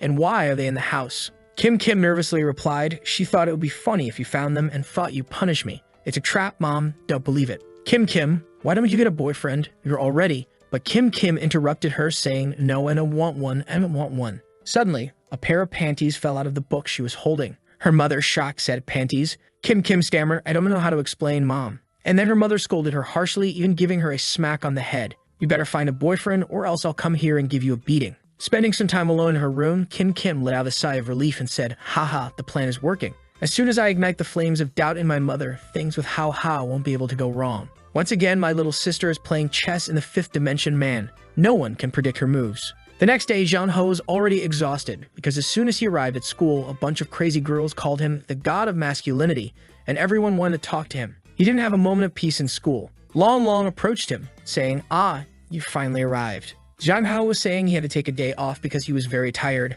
Long said he was worried and even thought about going to Zhang Hao's house because it was unusual for him to miss school. The protagonist was eating, and it seemed that after the day of all the drama, he and his sister had stayed at home. Zhang Hao was thinking that a day at home was full of benefits. Drooling, Long asked him, What are you thinking about? You seem a bit distracted, you know. He replied, Nothing, just some good stuff. At that moment, Long mentioned that he saw him playing and was impressed by how he could dominate the girls in the game, saying it was even better than singing, and that he was a legend. Zhang Hao responded, Oh, so you like that kind of game, huh? Are you going to keep watching my streams? Long replied, It's different when it's you, Brother Hao, and mentioned that he had dragged Yuha into it as well. She appeared with dark circles under her eyes. The protagonist jokingly asked, Did you see a ghost? Why didn't you sleep? She explained that she stayed up watching all the streams he had done and ended up forgetting to sleep. Zhang Hao was shocked, telling her that's not how you watch streams. You can't consume 10 hours of content in 10 hours of the day. She said she was just happy to watch him after school. Zhang Hao tells her not to do that anymore and to get some rest. They have a little back and forth about whether or not she should keep watching, and they share a hug. The day goes by, and as they're leaving, Long mentions that there's a swimming class on Friday, so they need to buy some swimsuits. And then the ridiculousness of it all hits. Whoever designed those swimsuits deserves a punch in the face. Zhang Hao's expression says it all. The scene cuts to Zhang Hao's sister on a date. She's glued to her phone, clearly uninterested. The guy is rambling on about how he'd make a perfect husband, staying home to take care of the kids. But she seems completely indifferent, only focusing on her phone and thinking how lousy this is, while glancing at the last messages she exchanged with How. The guy notices and asks, Are you even listening? Don't you want to know anything about me? She gives him a deadpan look and asks, What's the advantage of being with you? He smirks and says, My looks are the advantage, striking a pose. She laughs a little and the guy is left wondering, Why are you laughing? She's clearly zoning out, obviously thinking about how good-looking the protagonist is. The scene cuts back home and there's Zhang Hao sitting on her lap as she asks why he's so desperate to make money. He responds, Even a guy needs to know how to earn his own money. The future of his family can't depend on just one person. This is another thing those guys doesn't compare to, because even though he has a little job, he's eager to quit and stay at home, whereas How wants to work and help pay the bills. So there's no comparison. How is a solid 10 out of 10, she thinks. She's also wondering why her mom sets her up on blind dates with these weirdos if they're so alike. Apparently, the guy had mentioned some figures for car, house, and wedding expenses, and she commented that paying those amounts is quite easy. He grinned and said, but she cut him off, asking if he really deserved it. The scene shifts to a shopping trip, where they're trying on clothes and Zhang Hao was just watching. But what a disaster, right? The classmate mentions that Long's choices are very conservative and that you should show a little more skin. Zhang Hao is taken aback, thinking, No, don't say that. While Yuha is watching, she looks disgusted by it all. Long feels embarrassed and tells her to stop looking at him with that obscene expression. Then she turns to Zhang Hao and says she knows he's looking for a swimsuit, and she has 2 perfect choices for him. However, the boy is already anticipating something crazy, decides he'll pick his own. The girl, visibly eager, mentions that the choices she has are really incredible. However, Zhang Hao and Long Long leave while she stays behind, feeling disappointed and thinking that she at least wanted to have seen him in a smaller swimsuit. Oh well, she sighs. Yua then looks at her and asks, "Can you help me choose one? I don't really know much about this." She responds, "Sure, I'll help you. Let's go." She then comments, "It's good that you're opening up more and more." Yua responds, "I love the skills you're teaching me. Having a friend is very useful." They share a hug and Yuan, her friend, asks Yuha, "Are you getting better at understanding your own thoughts?" Yua pauses, then suddenly blurts out, "I like Zhang Hao." Yuan is startled and says, "I understand, but I like him too." Both girls blush and look at each other a bit awkwardly. If Zhang Hao realizes that he left his friend in a room with these girls to buy swimsuits, it might cause trouble. He should probably go back. But it's too late. His friend comes out all ready for swimming, really prepared. Thankfully, the artist put a large white bubble to protect my wallet. Zhang Hao is stunned, thinking, "Is this for real? Can she wear this in class?" She responds, "Everyone dresses like this. There's no problem at all." Then she asks, "Didn't you pick out Yui's outfit?" She says, "Yes, I did." He anxiously asks, "Oh my god, where is she?" The friend points, "She's over there, trying it on." Zhang Hao turns to look, and Yuva emerges saying, "I'm fine, Zhang Hao. I just find this a bit weird. Does it make sense to wear stockings for swimming?" The friend argues, "It makes sense. The stockings are designed to protect women from the cold. Recent studies show that men love to see women like this." Zhang Hao and Long Long are left unsure of what to expect next. Then the friend announces, "Here comes the latest trend, Yuha. Show off the beauty of the new era." She steps out, and the scene is covered with sensor bubbles. What did they do here? Zhang Hao wonders, noticing that they made some adjustments. Yua comments, "I feel kind of strange in this." Zhang Hao is speechless, frozen. The friend chirps, "There's another piece here." Yuva, feeling uncomfortable, asks, "Doesn't this reveal too much?" Zhang Hao grabs her hand and insists, "Stop listening to this crazy person, please." She tells him that there's no problem with showing a little skin. The scene shifts, and we get a little flashback of their friend, the blonde girl, talking to Yuha. She says she's going to confess her feelings to Zhang Hao. She knows he probably doesn't like her, but she's going for it anyway, telling Yuha that she wants to finish school without any regrets and that she'll regret it if she doesn't at least try. This plan of hers shook Yuha a bit. In the next chapter, it starts with her confessing. She says she knows she's not pretty enough, but begs him to give her a chance because she's been in love with him forever. Zhang Hao thinks, "Oh damn, so she just called me here to confess." Then she continues, "Sorry, it's impossible for us. I don't like you. Damn, that was harsh. No consideration at all." Then she goes, "Wow, you didn't hesitate at all. You didn't say anything, not even a pause." Zhang Hao responds, "Sorry, it's just that I don't like you." He thinks it's easier to just give the decisive blow and cut her off cleanly, no turning back. She then asks if they can still be friends. The scene changes and the protagonist is back at school, thinking he's becoming a criminal with all the hearts he's breaking. He's getting a bit full of himself. Long Long shows up, saying he's been looking for Zhang Hao for a while. Zhang Hao asks why, and Long Long says he was called to the tree today. Zhang Hao thinks he's going to get beaten up, but it turns out it was a girl who's been sending him letters for years. Long Long asks the protagonist, "Do you think I should go?" Zhang Hao is puzzled, thinking everyone's confessing lately. Long Long continues, "I don't know if I should go. She's so beautiful, but I don't want to fall in love too soon. But she's so sincere. She wrote me love letters. What do you think? Should I go or not?" Zhang Hao, frustrated, thinks, "Go if you want, don't go, whatever, who cares?" Long Long decides to go, and they head to the tree. There's a girl waiting there, and Zhang Hao tells Yuha to help him if the girl tries to hit him. The brave guy goes over, hinting that he's going to reject her. Yuha asks Zhang Hao what he thinks it feels like to like someone. He says, "I don't know. It's different for everyone." He then reveals that for him, if you try to forget someone and can't, you're probably into them. She agrees, saying it's the same for her. At that moment, the girl reveals herself to Long Long and kisses him. But Long Long responds with a slap, even wiping his mouth in disgust. Was that necessary? They rush over to Long Long, asking if he's okay and what happened. Long Long, clinging to Zhang Hao's arm, cries, "Hall, it was my first kiss." Zhang Hao looks at the girl, thinking she's not even ugly, and scolds Long Long for hitting her. The girl apologizes, falling to her knees, begging for forgiveness. It made me feel bad for her. The scene cuts to Zhang Hao and Long Long drinking some beers, with Zhang Hao telling him not to drink more because he's already acting crazy. Long Long insists he's not drunk, then starts ranting about how he's traumatized because he lost his first kiss. Zhang Hao watches, thinking Long Long is nuts. Meanwhile, Yuha notices Zhang Hao's face turning red and thinks both of them are getting drunk together. Zhang Hao checks his phone and realizes his face is really red. If he goes home like this and his sister sees him, he's in for a beating. Plus, they can't send Long Long home like this. He might end up in trouble. So Yuna suggests they spend the night at her place. Later that night at Yu's house, they arrive and the butler is surprised, asking what's going on. She instructs him to make some food and prepare a room for the two guys. The butler is taken aback, thinking, wow, she came home late and brought two guys. I underestimated her. The scene cuts to Jean Hao in the room explaining this situation to his sister, saying someone stole a kiss from Long Long. He drank and went crazy, and that's why they're taking care of him there. His sister gets annoyed, wondering who the girl stealing kisses is, and warns him to stay away from her. Jean Hao, of course, says he doesn't know her and that they'll go home tomorrow. But after hanging up, she worries about not seeing him for the whole day. Just then, Yua shows up at the door and asks if she can come in. Jean Hao says yes, and she brings in some snacks. Jean Hao asks if this is her secret room.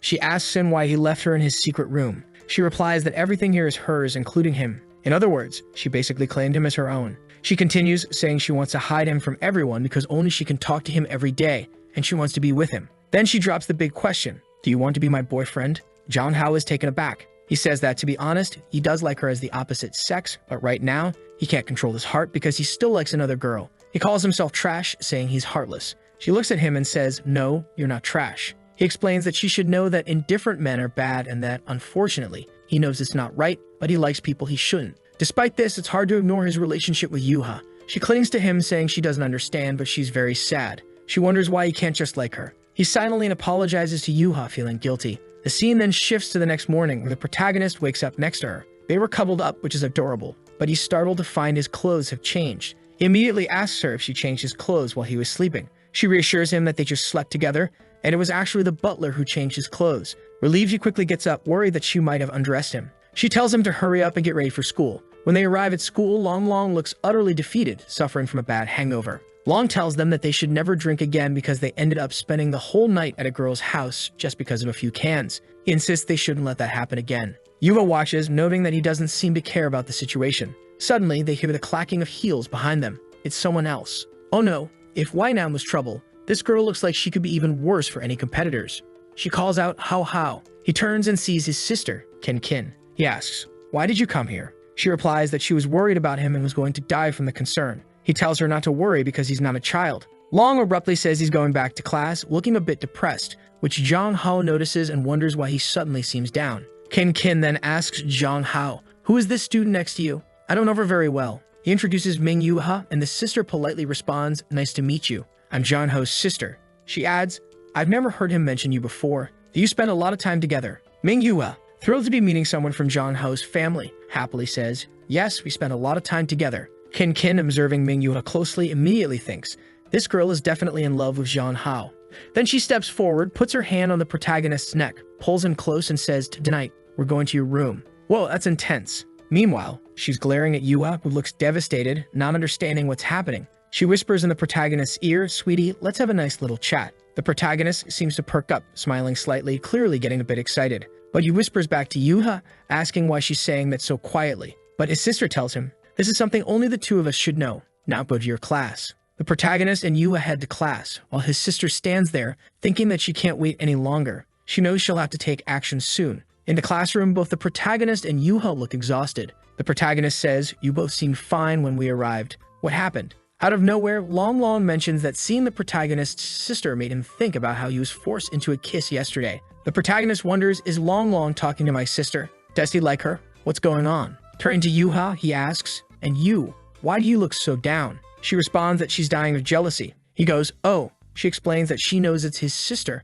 but seeing them being so intimate made her uncomfortable. Now she's jealous of his sister, who gets to do these things with him every day. Poor thing, she doesn't realize she's just scratching the surface, thinking she's deep into it. Back at the protagonist's house, he seems to be leaving his room, reflecting that today's live stream went well. However, he still needs to keep streaming to pay off Wei's vase. Since he rejected her offer to be her husband, he has to come up with the 100,000. As he steps out of his room, he sees something unexpected. Kin Kin's mom is spanking her with a belt. Ouch, he feels bad seeing the state of her bruised backside. He rushes in, saying, Mom, what are you doing? But the mom just tells him to stay out of it, claiming she's going to beat Kin Kin to death. Shocked, he asks, why are you hitting her? What's going on? The scene changes to the aftermath, though it's almost too much to imagine. She's lying on the bed, clearly in pain. And what's the protagonist doing? No, not giving her a massage. The situation is intense. It looks like the protagonist has to clean her wounds with a cotton swab. But seriously, was all this necessary? His thoughts are calm, reflecting on how cruel her mother is and how injured she is.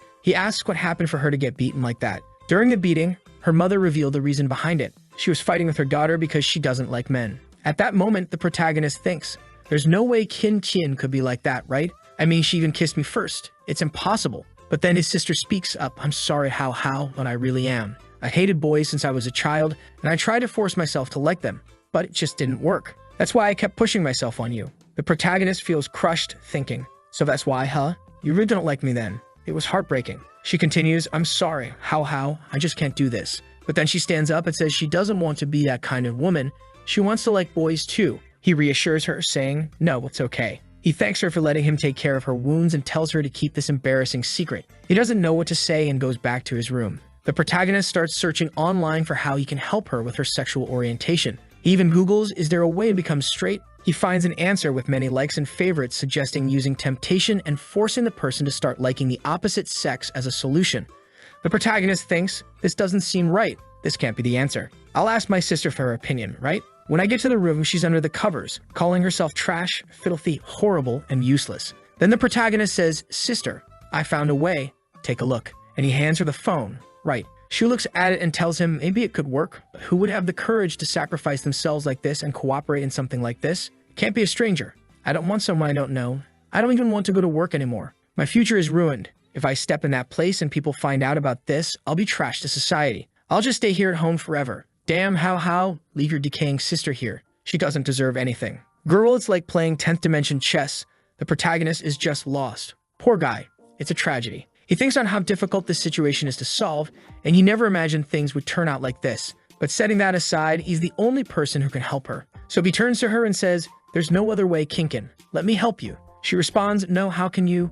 You're already too mature. This kind of sacrifice isn't worth it for you. Then he moves closer, puts his arm around her and says, let's take it step by step. Besides, we've already kissed and cuddled all night. Sister, do you feel anything? She replies, no, man, she's playing hardball here, isn't she? He moves closer and she says, no, nothing. Do you not feel anything when I do this? Nothing. It's useless. I don't feel anything for a handsome guy like you. And the protagonist thinks, still no answer. It seems Sister Kinkin is in a worse situation than I thought. But she's over there, practically dying, thinking she never imagined the plan would work so well and now the temptation is killing her. He then says he'll go to his room to get ready and tells her to come over in a bit because he needs to find a cure for this. No, it's going to be too hard for you, she says. The night arrives and the protagonist is thinking about trying on some sexy dresses, gloves, and lace lingerie. I hope it's not for him. Wait, is for him? Oh, I'm in a false alarm. He said he's not going to wear those things. Phew, that was a close call. He decides not to use anything too extreme, but some shorts should be enough, right? He read somewhere that if he wears black and white gloves, it will surely drive the girls crazy. It's like the equivalent of girls wearing stockings. The protagonist is lying in bed just hoping that all this will really help. The clock ticks, time passes, and the protagonist falls asleep. Then he hears, how, good night, and look at how she comes in. God help us. He immediately thinks, Sister Kinkin, what are you doing here? Our parents are sleeping. He's thinking maybe she's a spy or something as he didn't hear her coming at all. He was fully prepared. He tells her, lie down here first, and let's just cuddle and pretend we're going to sleep as usual. However, in his thoughts, she's already looking beautiful. Even in the moonlight, I can see how wonderful she looks in that outfit, and she's starting to sweat a little. Despite this, she switches to her monk mode, remaining stoic and still. Lying there together, he asks her, tell me, how disgusting do you find this situation? Are you feeling uncomfortable? We can take it slow if you need. She responds, it's just a little uncomfortable. But I like the warmth of this moment. In her mind, she's thinking, oh my God. She's biting her lips and says, I'm still not very used to this, but let's do this. Hold me a little tighter and gradually, I'll get more accustomed. She pulls him closer and adds, if you're not comfortable either, you don't have to force it. He reassures her, no sis, it's all good. Thinking to himself, what am I reading? He says, we have plenty of time so it's okay, while internally noting how strong his sister is even in a situation she doesn't want to be in and she's still considering his feelings. She's so kind. They touch noses and for a moment, it seems like a kiss might happen. But it was just a fleeting thought and she thinks to herself that she didn't expect everything to go so smoothly and for him to be so cooperative. The protagonist is already thinking that the scent is too good and he won't be able to hold out much longer. However, he doesn't want a small mistake to ruin the family. However, out of nowhere, he stops caring about the family and can't hold back any longer. He suggests, hey Kinkin, do you want to touch my arm with this glove? I heard girls like this. She starts to drool a bit, clearly liking it. He quickly says, no, it's fine. If you don't like it, sorry. But she replies, no, it's good. I'll try to get used to these things, while staring intently, thinking this is a once-in-a-lifetime opportunity she can't miss. She begins to touch his arm. She continues to run her hands over his arm, thinking that her entire life is now worth it. My goodness, she's practically melting. Someone get a fan. The protagonist reassures her, saying, you don't need to force yourself, it's okay, thinking that her sweating is due to nervousness. He even feels her fingers trembling, not realizing how deep the issue was. Okay, he says, you've made a great sacrifice, you can relax a bit. She moves to the side, putting a hand on her nose, thankful that she didn't get a nosebleed. She tells the protagonist that she still can't get used to the feeling of a man's hand. It feels weird. The protagonist moves closer behind her while she's trying to calm herself using a meditation technique, attempting to control her heart. He gently touches the back of her neck and asks, you want to try a kiss to see how it feels? Our last one was with a lot of resistance. She's taken aback, a kiss. My goodness, my brother is so wonderful to make a sacrifice like this. He says, I want it too. And you still think I'm such an innocent boy. You're so beautiful. I just want a kiss from you. At this, she feels like she's about to explode. She punches the ceiling, her sanity dropping to zero, and then she grabs him. The protagonist is stunned, thinking, what just happened? She quickly tries to cover up, pretending she didn't enjoy it, and says it was really weird, that she needs to prepare herself mentally for it. The protagonist begins to question if she's okay and wondering if she really didn't like it. The situation seems strange. She then says she'll try to be more proactive and things escalate. She kisses him again, pushing him onto the bed. The protagonist is bewildered, needing to calm himself down. She starts talking about her dream of possibly being with him and says if things continue like this, she'll have to make it a reality. She doesn't even care if her plan gets exposed. In the middle of everything, she accidentally calls him Xiaoyang. The protagonist is shocked, asking, who's Xiaoyang? But before he can finish, she kisses him again, holding his hand and pulling him closer. He's out of breath, wondering what's going on as she becomes more intense than ever. She's practically drooling. Then she responds that despite everything, she still feels a little uncomfortable. It seems like the name she let slip was the name of a girl. The protagonist asks, did you call me a girl? She explains that she used a girl's name to disguise the situation and not feel worse. The protagonist asks if this Xiaoyang is the girl his sister likes the most, and she confirms, saying yes. The protagonist thinks that if she called out that name, her situation must be really critical, even in a moment like this. She says she needs to go to bed because she has to study and wake up early. The protagonist, now very suspicious, asks, are you really? She replies, a sister would never lie to you. If I lie to you, I'll be your slave. Wow, what a promise. The protagonist thinks, slave, like as she starts singing a little song to help him sleep. The next day, Shezel's staring at him, thinking, sorry, how, I didn't want to lie to you like this, but I don't want you to hate me either. Given your past and traumas, this is the only way I can achieve the result I want. In the future, I promise to be more careful and make up for all the harm I'm doing now. So please forgive your little sister. The protagonist wakes up, thinking that the previous night was too exciting. He's at the pool, it's Friday, the day of the swimming class we talked about, and everyone is staring at him. The girls are practically barking. Long appears behind him and says, I want to go home, I'm too shy, this outfit shows too much. The protagonist, surprised, says, it's the same outfit as always, it doesn't show anything. He tells Long to stop being silly and be a real man, the worst advice ever,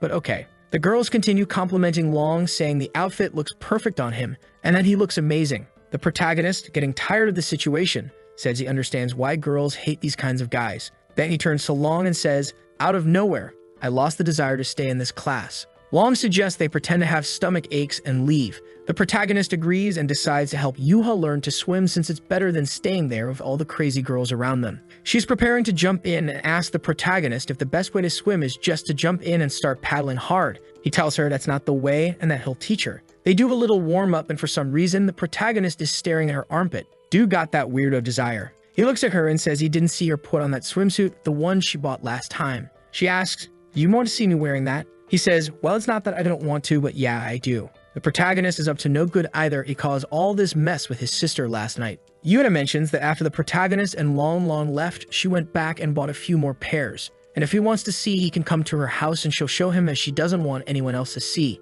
The protagonist says that since he promised to teach her to swim, he will have to go to her house to teach her. He can't break his promises, but for now, he'll just teach her at school. He tells her to take a deep breath, prepare herself, and then he pushes her into the pool. As expected, she starts to drown again. The scene cuts to her, traumatized from almost drowning. The protagonist tells her to be careful, that she needs to breathe deeply and gradually. However, when he touches her, he notices that she's shaking, completely desperate and scared, and she says she wants to give him a hug because she's in shock. The protagonist, feeling sorry for her, says it's not a good idea since it's class time and everyone's watching, so it's not the best moment to be hugging. She then shares a childhood trauma, explaining that once she ran off without her parents noticing, and when they found her, she was almost dead, having nearly drowned. Moved by sympathy, the protagonist offers to give her a hug. She immediately jumps at the opportunity, clinging to him tightly, while everyone around them comments on the situation. The protagonist tells the teacher that Yuha is having cramps and that he'll take her away to help her. Later, when they're alone, he asks if she's feeling better. She says that she hates the pool and thinks she'll never get used to it. She apologizes, expressing that despite the protagonist's attempts to help, she just can't manage. Jang Ha feels a bit awkward but reassures her, saying there's no need to apologize and that she'll get the hang of it with practice. To compensate, he offers her a massage. Here we go again with the massages. He starts with her calf and then moves to her shoulders, giving her a firm but soothing massage. She immediately comments on how comfortable and calming his hands are, but she hints that she wants more, asking him to go for other places. When he asks where, she points to her upper body. Realizing the implication, Jang Hao tells her to stop joking around, insisting that he's a serious masseur and won't engage in anything improper. However, she kicks his hand away angrily, saying she wanted a serious massage, not a joke. He firmly tells her to stop talking like that, especially in public, and to give him her leg again so he can continue the massage. She questions why she can't talk about these things, and he explains that such talk is perverse and is something only couples should do, and it should be kept private. No one in the class should know about it. Do you want to be known as a pervert? She looks desolate and confused, then starts crying. Completely distraught, she says she doesn't care and wants to be known as a pervert. The protagonist is shocked, thinking, "Where's my innocent Yue? What's happening?" He tells her, "You're only saying this because you don't understand how dangerous perverts are. You don't want to be an abominable person, do you?" She replies that she doesn't care since he gave her that massage and she no longer wants to learn how to swim. The protagonist makes a deal. If she learns to swim, he'll do anything she asks within reason. She agrees eagerly, clearly ready for something more. Back in the office of our dear Wei, we haven't seen her for a while. It seems she couldn't finish her work because she was busy looking at photos of the protagonist. She thinks to herself how exhausted she is and how she can't focus because of that damn goblin. She glances at her phone thinking, why don't I just take one more look? She sees a picture she took in the helicopter and blushes. The scene shifts to someone pressing the elevator button and a man appears, asking if she's the general manager. Wei makes a face as if she's ready to scold her mother. Her mother says, "Do you think I'm the kind of mom who hits on her daughter's boyfriend? For heaven's sake, I'm just curious. With so many handsome men chasing after you, why did she choose this Zhang Hao specifically?" Wei responds that there's nothing special and that she wants to get back to work. Her mother leaves, telling her not to sleep at her desk. As her mother leaves, she thinks this is a real problem. It seems my daughter is in love, and that's a weakness that can exist. The scene shifts again, showing the protagonist observing Weinen's secretary, who had been expelled. He thinks, wait, isn't that the secretary who got kicked out? Let me go have a chat with her. He walks over, introduces himself, and asks if she has some free time. She's caught off guard, not expecting this. He gets straight to the point, mentioning that he noticed in their last argument that it seemed like they were both subordinates of Min Weira's grandmother. So what's the deal? The secretary interprets this as him showing interest in Wei. He quickly clarifies that she's just a stalker and he has no interest in her. He just wants to know why she's so fixated on him. Didn't she hate men? The secretary explains that it's not that she hates men, but she despises weakness. And since our protagonist is a total Sigma Chad, she couldn't resist. It seems she developed this hatred because of her father. He always obeyed her mother, did everything she said, while the mother would go out drinking and seeing other men. In the end, he caught a disease and died alone in the hospital, and the mother didn't even visit him. He died as a lonely, forever alone guy. That's why she despises weakness and clingy men. The protagonist thinks that maybe the best way to make Wei hate him is by pretending to be weak. Could that be the plan? The secretary suggests that he should join her, because Wei would never treat him badly. Even after everyone left the army, she hired everyone who had been at the base with them and gave them much higher salaries. So it's guaranteed that if he joins her, his life will only get better. The protagonist says it's not possible because she wants to dominate too much, and he's the kind of person who doesn't like that. If they were together, one of them would always be mad. At that moment, someone appears and says, young man, I finally found you." The secretary is shocked and the protagonist is confused. It seems she's already closed the cafe and only the security guard is left, having sent everyone away. She's staring at the protagonist, saying, "You look good, but how long have you two been dating?" The protagonist tries to explain, saying she's overreacting and they're not even dating. She retorts, "Not dating? For heaven's sake, is it possible that my daughter still hasn't managed to win you over? This is a disgrace for the family." The protagonist asks why she's looking for him. She says it's inconvenient to talk here, suggesting they go inside. She's taking the protagonist to a private room. The secretary senses something bad might happen. She tries to rescue the protagonist, saying that we just call it Zhang Hao, and she's just there to fetch him, so let's leave. But the woman beckons her closer with a finger, and when she hesitates, she gets a sharp elbow to the chin. The protagonist is utterly confused by the turn of events. The woman apologizes, saying it's been a while since she had to land a blow like that, so maybe it came out too strong. The protagonist stands there, stunned, wondering what's going on. Am I caught up in some mess again? The woman remarks, "Oh, young man, you're quite calm. Any average student would be intimidated by now." The protagonist says that ever since he got involved with Wei, these situations have become common, so he's somewhat used to them. Now that he knows she's the mother, he's thinking, she's the gang leader, so I better not mess up. The mother then comments, "It's obvious my daughter doesn't like delicate men. What I don't understand is why it seems like you don't like her. Don't you want to be my son-in-law? Don't you want to join the Wei family? The protagonist tries to deflect, saying he's just an ordinary citizen and doesn't deserve her daughter, claiming there's nothing special about him. He also says he needs to leave because his family is probably looking for him. She says, since you're in a hurry, I want to make a deal with you. The protagonist is surprised, asking, a deal with me?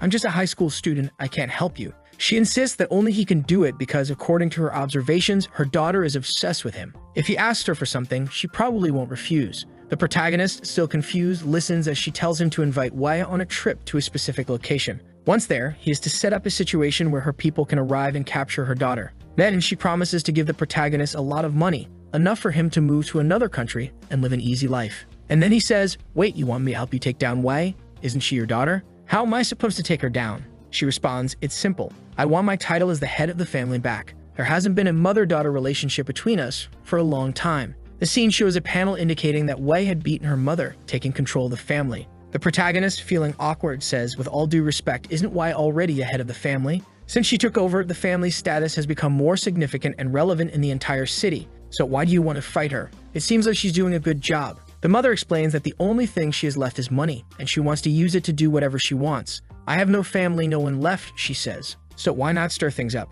She asks, what do you think? You don't even like her, do you? Let's take advantage of this situation. The protagonist is shocked, unsure of what to do. The scene shifts to the secretary, who is semi-conscious, looking around and thinking about how her training helped her withstand the blow. Otherwise, she might have been done for. She realizes she needs to alert Wei as soon as possible. She subtly taps her wristband, sending a silent signal. The scene cuts to Wei's phone, where she receives a message indicating that Madam had contacted Zhang Hao in a private room. Wei is startled and orders the car to be prepared immediately. The scene shifts back to the protagonist and the mother. The protagonist says that even if she manages to defeat Wei, managing the family won't be easy, as many people support her. He suggests that despite the issues between them, they should try to talk things out. The mother dismisses this, saying, Wei is a cold-hearted person. It's better to have a dog than her. She's been against me ever since her father died. There's no way to talk to her. If I had known what kind of woman she would become, I wouldn't have given birth to her. The protagonist, knowing the truth about the father's death, thinks the mother is lying because he knows the father died because she neglected him and he was left alone in the hospital. Trying to deflect, he says, that's a lot to deal with. I understand why Wei resents you because of her father, but all you need to do is show a little more care for the family, and everything will get back on track. The mother retorts, oh, are you trying to convince me to give up on this? I came here because I sensed you didn't like her, but it seems like you're trying to protect her. She points out that the punch she gave to the secretary was a declaration of war. She insists, all you have to do is take Wei to the location I specify and I'll give you the money. You won't have to worry about anything else. The protagonist asks, and if I don't agree to help you? The mother rises, you don't want to help me or take the money? Fine, then your family and you will become my hostages. Simple as that. The protagonist, with a serious expression, responds, it's one thing to threaten me, but to bring my family into this, I can't let that happen. I'm sorry. You made a mistake by not bringing any bodyguards with you. She looks at him intrigued and says, do you think you can defeat me physically? He challenges her, come and see. As the scene shifts, a car pulls up and Wei orders the driver to move aside. The secretary spots Wei and tells her, finally, you're here. Zhang Hao was taken by your mother a while ago. I'm afraid something might have happened. Wei asks which room they're in and sends her guards to untie the secretary, intending to confront them. As she approaches, she hears the conversation. The mother is saying, it's common for everyone who gets close to my daughter to have some kind of agenda, but it seems she likes you, and I wanted to know what you're like. The protagonist asks, is that why you went to so much trouble? Does Wei know you came to see me? The mother replies, I don't know, she might be furious if she finds out. That child has always insisted that I stay out of her relationships, but this is the first time I've seen her like someone, so I was curious about you. She continues, now that I've seen you, I understand why she isn't wrong. Besides wanting to see you, there's something else I want to ask of you. The protagonist asks what it is, and she explains that Wei's birthday is coming up and she wants to give her a present. However, she knows Wei won't accept it if she gives it directly, so she wants the protagonist to deliver it. Meanwhile, Wei is listening to everything, feeling perplexed. The protagonist and the mother continue, with the mother explaining that the Wei family is large and prosperous, requiring multiple heirs. The problem arose when her father couldn't have children, leading the mother to push many men toward her, hoping to produce an heir. The mother didn't want to, but she had to. Over time, she distanced herself too much from Wei, and by the time she noticed, Wei was already grown. Now she hopes the protagonist can help her resolve this mess. The protagonist responds that he can't help with that. If she wants Wei's forgiveness and understanding, she needs to earn it herself. Moreover, she needs to understand that no matter what she does, she can't make up for lost time. The scene changes to the protagonist leaving the room, where he sees Wei Man. He asks, what are you doing here? She switches topics, asking, did you hear everything we talked about? Wei apologizes, saying she told her mother not to do this, but she came on her own. The protagonist asks if she plans to reconnect with her mother. Wei replies that she'll keep things as they are and nothing will change. She then asks the protagonist what he would do if his mother, who had abandoned him for years, suddenly reappeared wanting to talk. The protagonist reflects on his family with his sister and parents and says he'd prefer if his mother didn't return because his family's fine as it is. Wei asks, "So you're good with your family? How's your relationship with your half-sister?" He responds, "It's fine, really good." "Why are you asking?" She reveals she's considering moving his family so she can protect them more easily. The protagonist refuses, asking why she keeps insisting on this. "Since when am I your man?" he asks. She confidently states, "Sooner or later." The protagonist insists it's not going to happen. Suddenly, she stops the car and he asks what she's planning. She explains that her father gave up and surrendered, just like her mother did, pressured by her grandmother. But she won't give up on him and won't let him be with anyone else. She'll keep pursuing him until he accepts her completely. The protagonist warns that this is too extreme, but the scene ends with a close-up of her lips, and he can't help but be charmed. Covering her mouth, he was being all cute. But our boy gave her a little tap on the hand and said, "Stop pushing things, girl. We're on the road here." She looked at him and said, "Wanna go to my place? Let's go." He told her to just take him home. But just then, his sister called. He picked up and she immediately scolded him. "It's super late. Where are you? Why aren't you home yet?" Our boy tried to cover it up, saying he was at Long Long's place and lost track of time. But Wei was watching him lie the whole time. He turned to Wei and said, "You've heard that? I gotta go home now." She called him Fox Boy again and asked, "So you know how to lie, huh?" He responded, "I'm only lying because of you." She then asked, "Does your sister care about you that much?" He confirmed, "Yes, because we're family." She just said family, but Wei was already thinking it might not be that simple. When he got home, his sister greeted him and he started apologizing, saying Long Long had held him up or something. But she stopped him and said, "Why are you lying to me?" Yikes. He was caught off guard trying to play dumb. "Sis, what are you talking about? I'm not lying. I'd never lie to you." But then she revealed, "I called Long Long. He said you left his place a long time ago." Busted dude. He didn't expect her to have Long Long's number. She continued, "I've always been alone, just like you, with single mom working all day. I only learned what family warmth was with you. I consider you my favorite brother. But it seems I was too sentimental.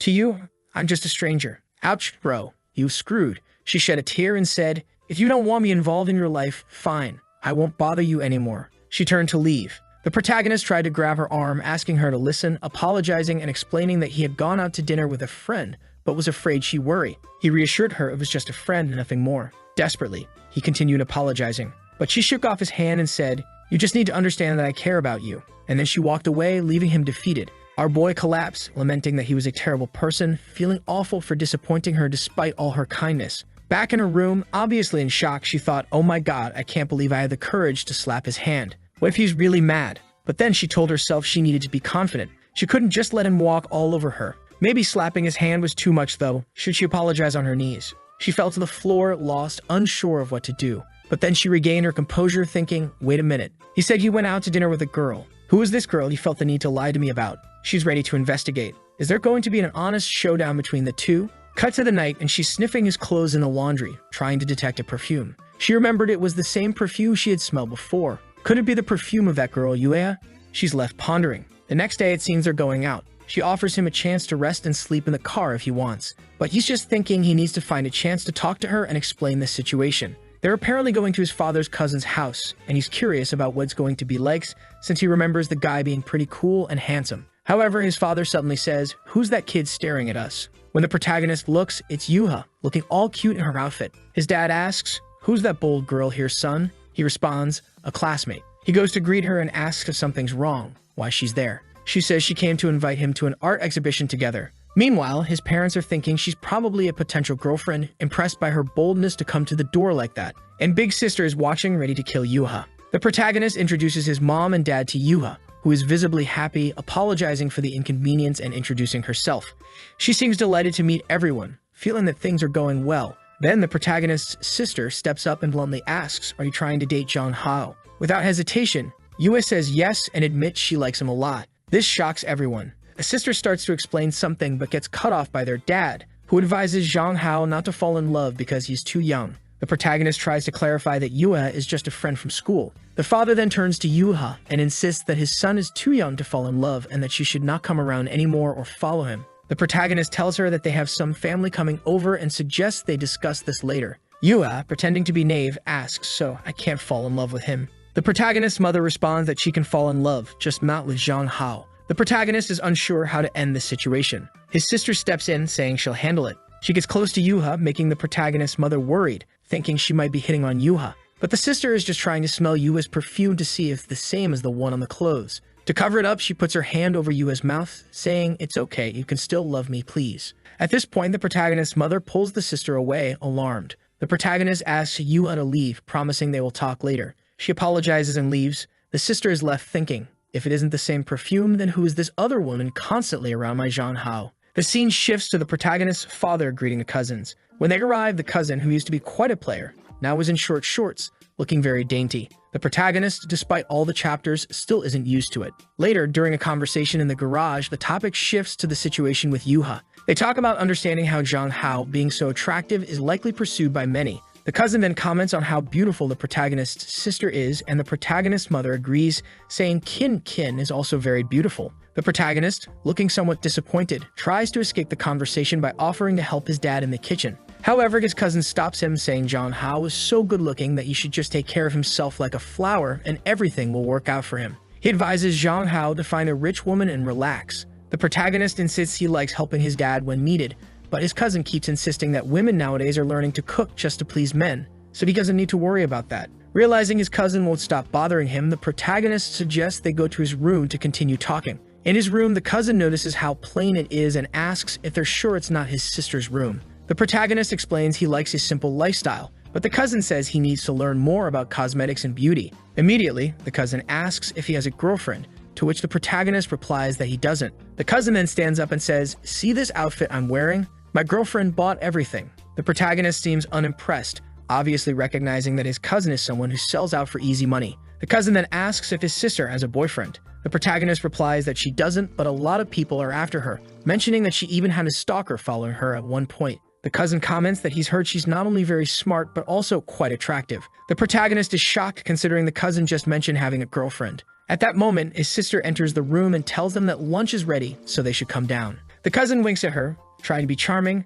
and says they'll be right there. As they leave the room, the sister apologizes for her earlier behavior and expresses a desire to talk privately with the protagonist later to apologize properly. The protagonist, sensing something is up, agrees, saying he also wants to talk. They agree to chat after lunch. She urges them to eat quickly, showing her eagerness. The scene shifts to them finishing their meal, with the protagonist declaring he's done eating, and she responds similarly. However, just then the protagonist's phone rings and he answers. It's the woman from the antique store, informing him that the plate he had requested to be repaired is ready. He asks about the condition and the cost, and she informs him that his girlfriend already paid for it. Confused, he wonders who could have done this and quickly excuses himself, saying he has urgent business to attend to. His sister doesn't seem too pleased, though she tries to hide her frustration, reminding herself to keep calm and not push him away. She tells the protagonist not to be late or they'll worry about him. He assures her he'll be back soon and leaves, relieved that she doesn't seem too upset. After he leaves, the cousin makes a comment about how attractive the protagonist is and suggests he might be going on a date.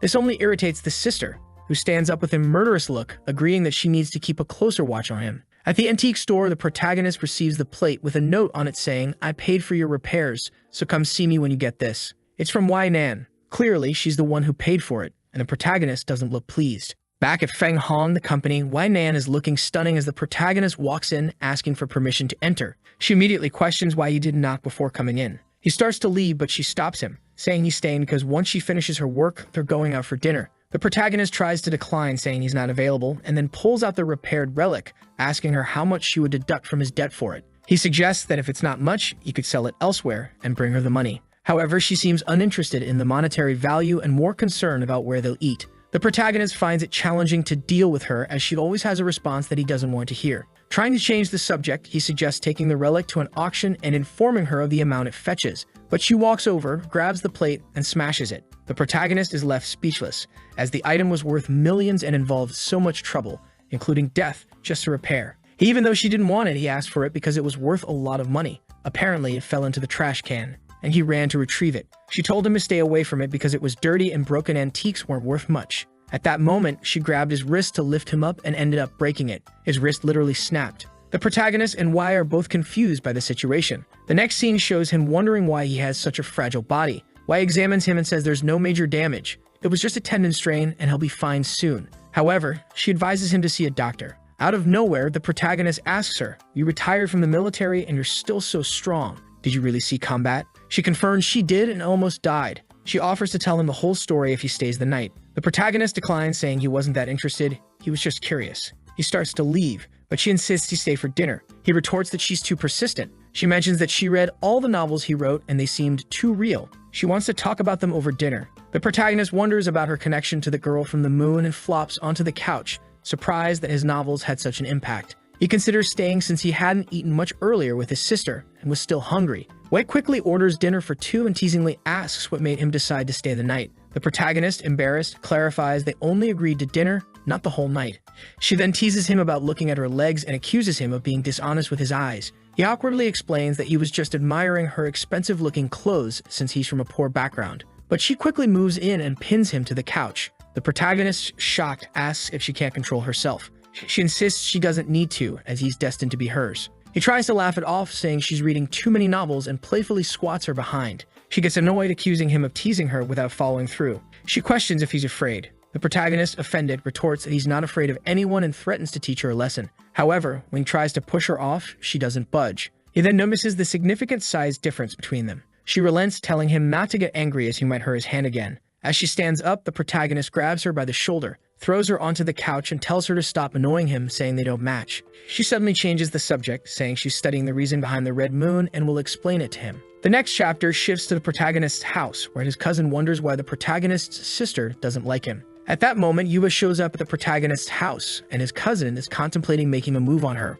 She greets him, but he steps aside, giving her space to pass. The protagonist's parents appear and see her, expressing surprise. However, she immediately hands them apology gifts, saying the first is for Zhang Hao, the second for the father, the third for the mother, and the fourth for the sister. The father continues, insisting that she should stop hanging around Zhang Hao as he won't fall in love anytime soon. The mother chimes in, telling her to leave. Meanwhile, the cousin is shocked to find out that she might be a suitor for Zhang Hao. Yuva clarifies that she doesn't want to fall in love with Zhang Hao. She just wants to spend the rest of her life with him as great friends. The parents look at her skeptically, clearly thinking she's not being truthful. Yuna pleads, asking them to let her be friends with Zhang Hao and hands over a briefcase. The mother, feeling the need to set boundaries, decides to play the role of the strict parent and tells Yuha that she doesn't want to see her around Zhang Hao anymore and that she should stay away from him. The cousin, overhearing this, thinks he'll have a chance to comfort her after she leaves, but Yuna firmly states that Zhang Hao is special to her and she'll remain friends with him regardless of what they think. Meanwhile,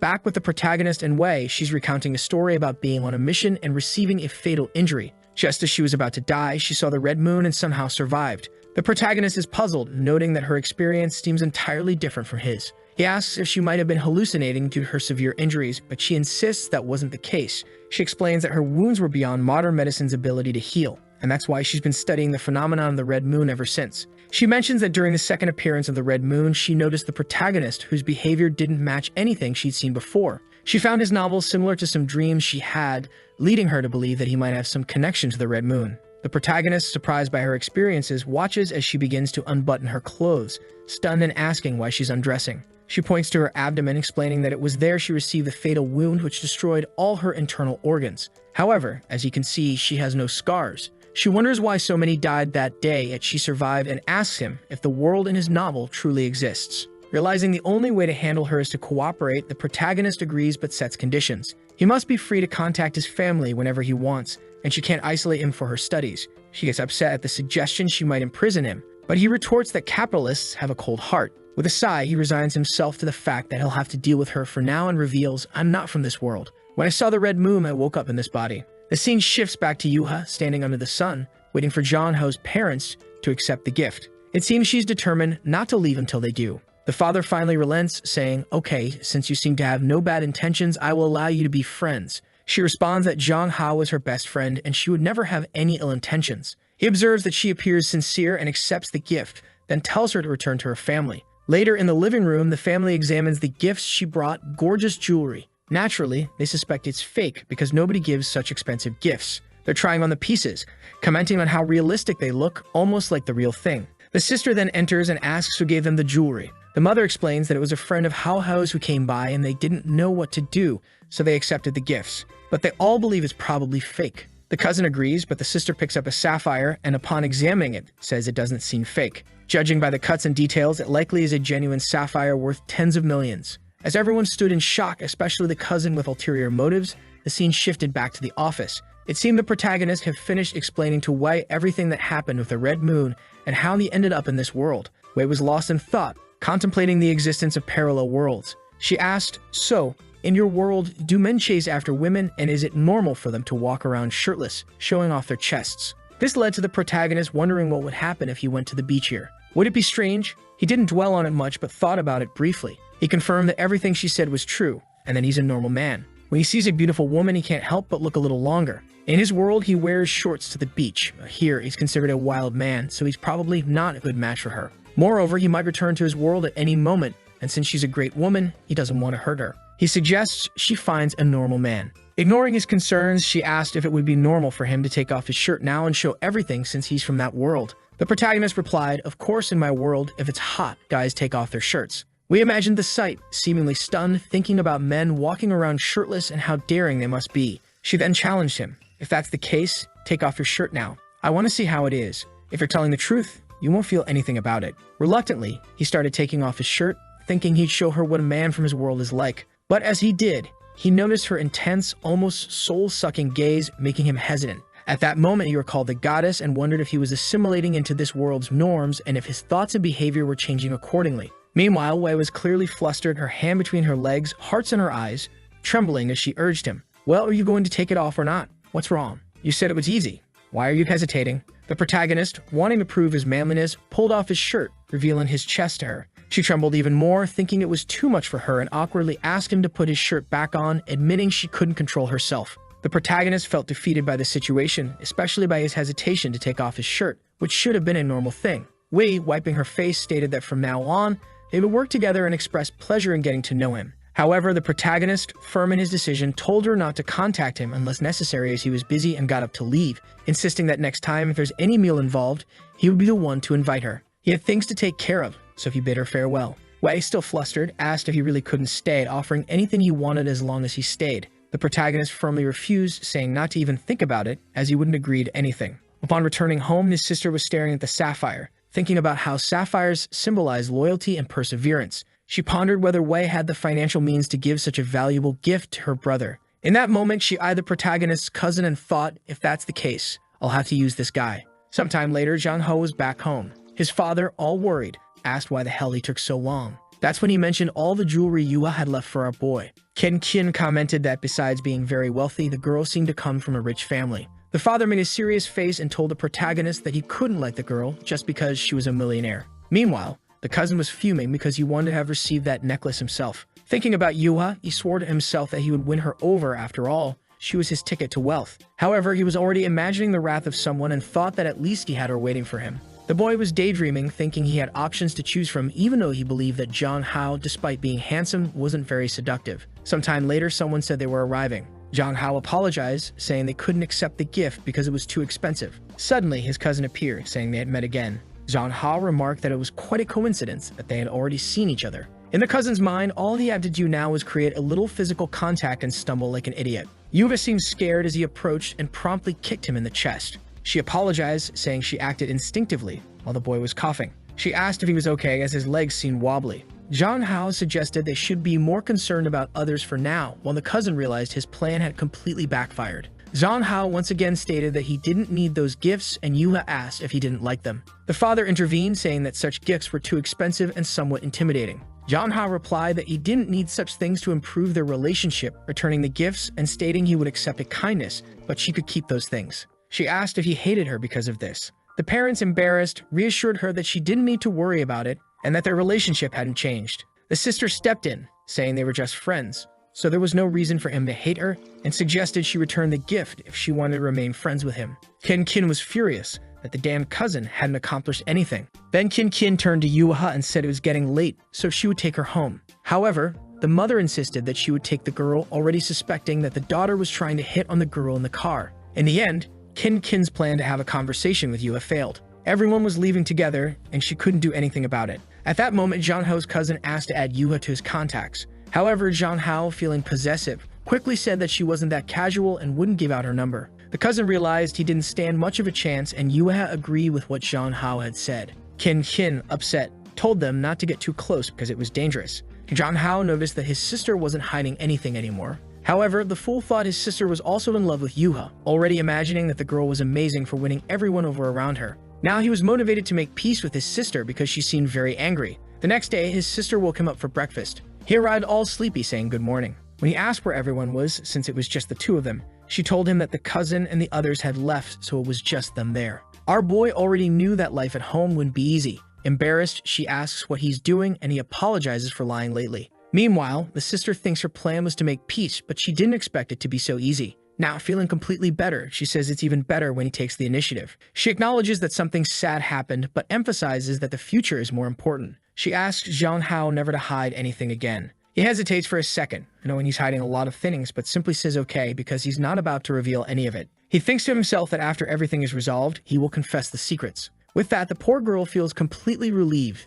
thinking he's so kind. At this moment, Zhang Hao says she no longer needs to hide that she's in love with Yuha. The poor sister is utterly confused. She starts laughing, thinking he's acting this way because he's jealous. She takes advantage of his foolishness to ask him not to bring Yuha around anymore. Otherwise, she won't be able to control herself at home. Strangely, he says it's been a while since they did a special training and asks for help. Kin, who has a problem with her sweat glands, agrees to help him. So she puts lipstick on her boy. And with that, she says that these events make all the sadness irrelevant. The scene shifts to Wei's secretary in front of her nursery. She thinks this must be the right place.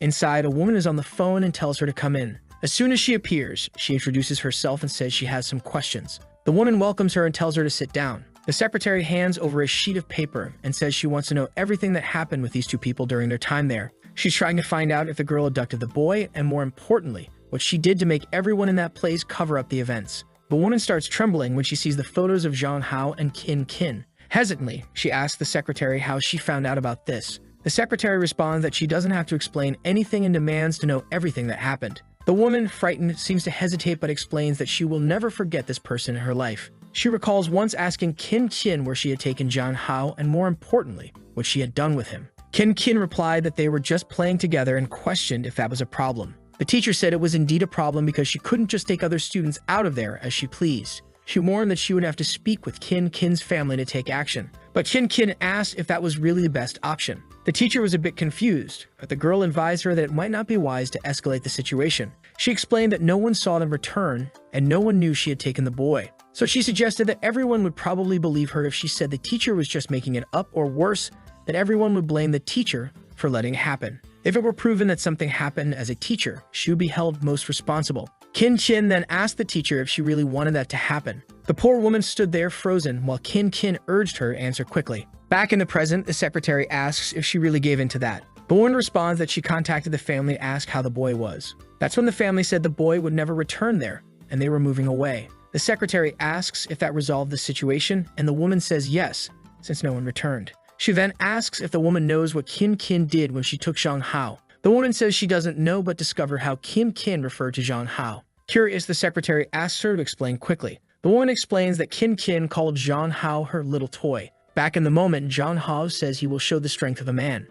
She is there, very sad and clearly not saying much. She then says she wants to tell him something and grabs his face. She tells him he is amazing, thanks him, and says she is ready. He asks if she really wants to continue with the strength training. Suddenly, she is caught off guard and confused. He says that if they keep practicing, she'll soon like men again, while the boy, like a bull, declares that now that he's here, he'll go forward. She's a bit scared, not expecting him to be so forward, especially since he has such an innocent appearance. Our boy starts sweating cold, realizing things are getting serious. He gave her a simple foot massage. Time passed, and the boy had put in a lot of effort. He then asked her to check if his heart was racing. That's when she thought that the training they did when they were younger hadn't been in vain. Now she knows she just needs to complete the next step to fully win over Zhang Hao. Our boy says they will continue. She sees that he's standing there preparing for something and asks if he's talking about this. He tells her not to be nervous and to relax. But now she's the one who's scared because there's unlikely to be anyone else intervening. She's panicking, not knowing how to react, while Zhang Hao thinks she's cute when she acts like this. He then smiles, saying that he's finally going to do it, but obviously, he feels something strange. His stomach starts hurting and he doesn't know what's happening. She asks what's wrong, and he says he's feeling some strange discomfort. As he suffers, wondering why it hurts so much, she tells him to wait there while she gets some hot water. Going to the kitchen, she thinks it's a shame she almost won the game, but she's excited because this confirms the boy's intentions. She decides that when the time is right, she will confess to him. While later, she brought some milk and a few eggs for him to eat. She asked our boy, who was lying down, if he's okay. He says it didn't help much and asks if she knows any medicine since she's a doctor. She says that medicines have side effects, so it's better for him to rest for now. Then she says she has an amazing idea. Suddenly, she climbs over him, lies next to him, and says she's going to give him a belly massage to help him relax a bit. She also puts on some relaxing music, and the notes fill the room. While our boy thought she was amazing, he began to think that maybe staying in this world forever wouldn't be so bad, as having someone take care of him like this every day wouldn't be bad at all. The scene shifts to someone banging on Kin's paper. It's the president pounding the table, saying she knew something was wrong. The secretary asks what they're going to do, but then she remembers that John Hao had set a rule that she couldn't contact his family. She hesitates for a second, unsure of the best option, and says she'll have to make a call first. A while later, John Hao was sleeping and Kin said he was very cute like that. Suddenly, he received an unknown call. She immediately hung up, relieved that he didn't wake up. She picked up the phone thinking she had to be careful because it could disrupt things. But then she got scared. The message included records from when she was younger. She immediately realized someone was investigating. Grabbing John Hao's head, she gave him a kiss on the cheek, saying she wouldn't let anyone take him away. The scene changes to a restaurant. Someone calls out to Wei, asking why she's investigating. It's obviously the big sister. Wei tells her to sit down because she ordered her favorite flavor. Shin quickly asks who she is. Wei immediately says that she likes John Hao and that it's best for the sister to stay away. Kin says she didn't expect it to be John Hao's stalker and warns that, unfortunately for Wei, John Hao prefers her. But Wei pulls out the photos and warns that the boy would be very sad if he saw all that, indicating she has proof that she's been stalking him since he was younger. However, the psychopathic Kin just asks if she really thinks that's an effective threat. She explains that she's simply been taking care of him since he was younger and declares that, in the end, he'll be hers. Wei laughs in her face and warns that John Hao will find out that she made her mother marry his father just so she could become his sister. She threatens, saying that John Hao is a different person and not her toy. Now Kin fell silent and sighed, saying that if she discovered all this, she must be rich and powerful. However, she says she understands that Wei probably tried to win over John Hao with money, but it didn't work. She adds that it's a shame, but John Hao will never truly like her. The two stand in silence, staring at each other. Wei claps her hands, saying it's expected from the girl who threatened teachers when she was 7 years old. She then decides to introduce herself, saying her name is Wei Man from the Feng Hong Company. Shin immediately recognizes the name of the company. Wei informs her that she called her there because she had promised John Hao that she wouldn't hurt his family. But if she crossed the line again, the family matter would be set aside. Kin realized she had just received a death threat. As Wei walks past her, she asks if she really knows the Zhang Hao she likes, leaving the girl in silence. Kin punches the table in a fit of rage. The scene shifts back home. Zhang Hao is slowly opening his eyes. He gets up and sees his sister beside him working on the computer. He asks what's going on, and she just wants to know if he's still feeling uncomfortable, mentioning that she brought a hot water bottle for him. She then says that while he was sleeping, she read the entire novel he wrote. She found the world he described to be quite interesting and realistic. Embarrassed, he says he only wrote those things to stand out among others and make more money. His sister remarks that it felt too real, and that the protagonist really seemed like a real girl. She warns him not to confuse fiction with reality because real life is different, handing him the hot water bottle and saying it will make him feel better. She then hugs him, telling him that if he has any problems, he can always tell her because she's worried about him. The scene changes to the next day at school. Standing next to Yuha, he's thinking about how strange his sister was the day before. During the day, she seemed normal, but when she came back at night, something had changed. Yuha hands him something and he thanks her, saying he'll keep it instead of the jewelry. She immediately says she has another gift and offers him some lunch. Embarrassed, he tells her she doesn't need to be so considerate. However, she says she just wants to be nicer to him. He tells her it's okay as long as she doesn't keep giving him expensive jewelry. She then asks if his family hates her now because of it. He reassures her that's not the case and she doesn't need to worry. But she expresses that she often feels like she makes people's lives worse when she interacts with them. She questions whether she's just a friend who brings problems, but he tells her not to worry because he values their friendship. She then says that even if his family doesn't like her, it won't affect their friendship. Zhang Hao explains that his family likes her, they just don't want them getting romantically involved. Yubat explains that she feels like his sister, on the other hand, doesn't like her at all and seems to want to keep them apart. Zhang Hao has no idea what happened, so he just thinks she's being insecure. He stands up, telling her she doesn't need to change or try to please anyone. She will still be his friend, and she doesn't need to rush to prove anything. This cheers her up a bit, and she explains that recently she at least learned to swim. He says if that's the case, they can have fun over the weekend. The scene changes to a sunny day. Our boy was walking around the city when someone called out to him. It was Yuva, all dressed up. Our boy felt better, wondering why she had dressed up so much. He tells her they can start their outing. With that, she pulls out a giant notebook full of things she wants to do with him. Our boy wonders why she seems so prepared, and she starts listing a bunch of things they need to do today, mentioning she even bought tickets for a movie called Season of Love. He says he's confused because he expected her to want to watch a war drama. However, she says no, she chose this because she's sure it's his favorite.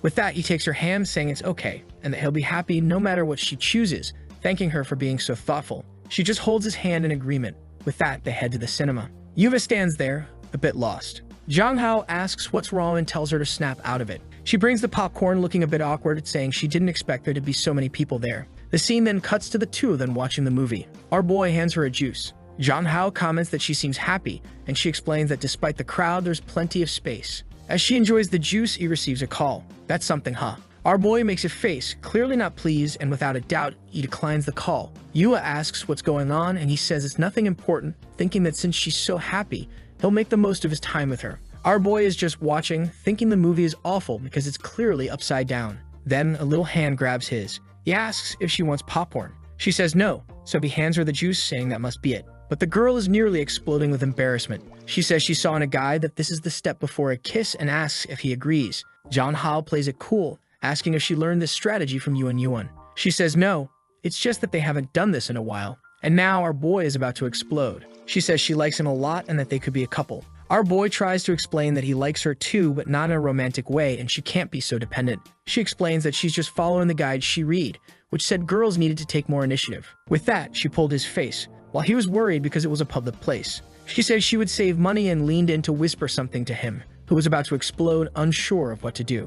Then he held her hand and suggested they focus on watching the movie. Time passed, and I'm not sure what happened, but she looked exhausted, talking about the guide. He said he had to see this guide and her strategies, then grabbed her hand to read it. She was a bit confused. He glanced at her plans, then lightly hit her head, asking why she didn't just ask instead of acting like this. Embarrassed, she said she just wanted to be there with him, and he could do whatever he wanted. Jang Hao thought she was always extremely careful, but then confiscated her little book, saying it was time for some real fun. The scene changes to a sports internet cafe. The poor girl stood in front of the computer, unsure of what to do. He asked if she'd never been to an internet cafe before, and she said her family doesn't allow it. He then asked her not to tell anyone or he'd get in trouble. With that, the boy started playing, already scoring a pentakill. She said she was trying to understand, but it was too difficult. He explained that he just wanted her to have fun, saying that since she already had good grades and a good family, the only thing he could do was help her be happy. He then opened another game, apparently a shooting game, and explained the controls for moving the character and aiming for a headshot. He congratulated her, thinking her family must be very good for someone who just started playing. He also thought that given her interest in weapons, this type of game was obviously a good fit for her. After a while, he said their time was up. She asked why he didn't put more money in so she could play more, but the boy warned her not to get addicted or she'd spend her whole life on it. As they walked down the street, they were chatting until he mentioned that her phone was ringing. She answered and seemed to agree with something. It seemed like she was talking about leaving, but in reality, she wanted to keep playing with our boy. He thought to himself that he would help her have even more fun today. With that, they played the drum game, the dance game, and the shooting game. Later, as they were heading back, she said it was one of the happiest days she ever had. Jang Hao told her not to take it too seriously because it's something they could do anytime, and she was all smiles, saying she understood. As they were walking, a car suddenly passed in front of them. As soon as the door opened, he knew trouble was coming. He thought it might be Anao, but it was actually Yuya's butler, who turned to our boy and said her parents wanted to meet him. Her mother, it seems, was looking into information about Jang Hao, smiling, though it wasn't clear if it was out of joy or anger, knowing that her daughter had been ignoring messages while having fun. Meanwhile, Jang Hao had no idea they had planned a party for her at the mansion, but she preferred to stay with him. At the door, the butler told him not to worry, as the master was not someone who regretted visits. As soon as Jang Hao entered, he saw the mother standing there, or perhaps the father, as it wasn't clear who was who, and was asked to sit down. Our boy thanked them and realized it was the father, as he thought the man looked very young. At the table, the father asked if Yua had fun, and she said yes. He then told her to go take a bath because her clothes were dirty, and he turned to Jang Hao, saying they could have lunch together. He mentioned he'd heard that our boy had been making her very happy and wanted to thank Jang Hao as her father. Our protagonist, very polite, said it was just a matter of friendship, but he noticed the thank you seemed somewhat insincere. It seems Jang Hao wasn't very well liked there. The father then asked how much money he wanted to stay away from Yuha. The boy wondered why the plot always seemed to take this turn. He told Jang Hao that she had missed a family gathering because of him, and our boy was confused by the sudden change in attitude. He apologized, saying he had no idea she had a family event that day. The father said he was misunderstanding, and in fact he wanted to thank him for that. He offered a card, but Zhang Hao refused, saying he didn't want money in exchange for friendship. The father asked if things weren't obvious enough, saying it would be rude to spell it out further.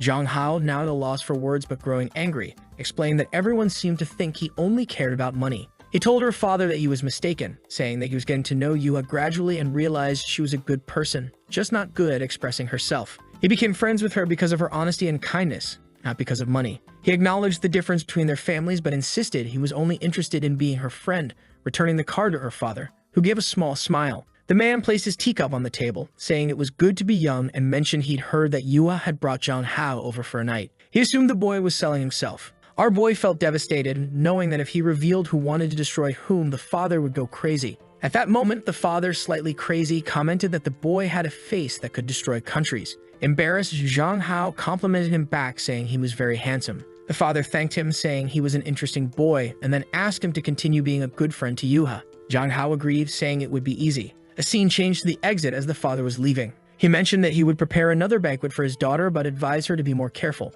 Yuha said she understood, but noted she was out with Zhang Hao, who was her friend. The father smiled and said that if that was the case, she should value friendships. In front of Yuha, he asked Zhang Hao if they were really just going to remain friends and never be a couple. Poor Zhang Hao fell silent, unsure of how to respond. He turned to the father and said he understood perfectly and would avoid any contact. The butler then appeared and told Zhang Hao that it was time to go. The father told Zhang Hao that it seemed there was nothing to worry about, but before leaving, he instructed the butler to keep an eye on the two. Our boy was exhausted, and Yuha asked if her father had caused any trouble. He says everything's fine and that it must just be fatherly love. And he checks his phone and is startled. He has a series of missed messages. The scene changes to his home. It's nighttime as he's returning. Kin, who is soon going to have liver problems, is, as usual, a bit drunk. Embarrassed, Zhang Hao approaches and asks why she's drinking alone. She simply asks why he hasn't been answering his phone. At that moment, he knows he's in trouble for ignoring those calls. He starts making excuses, saying he had it on silent. But she ignores that and just asks if he had fun with his classmate.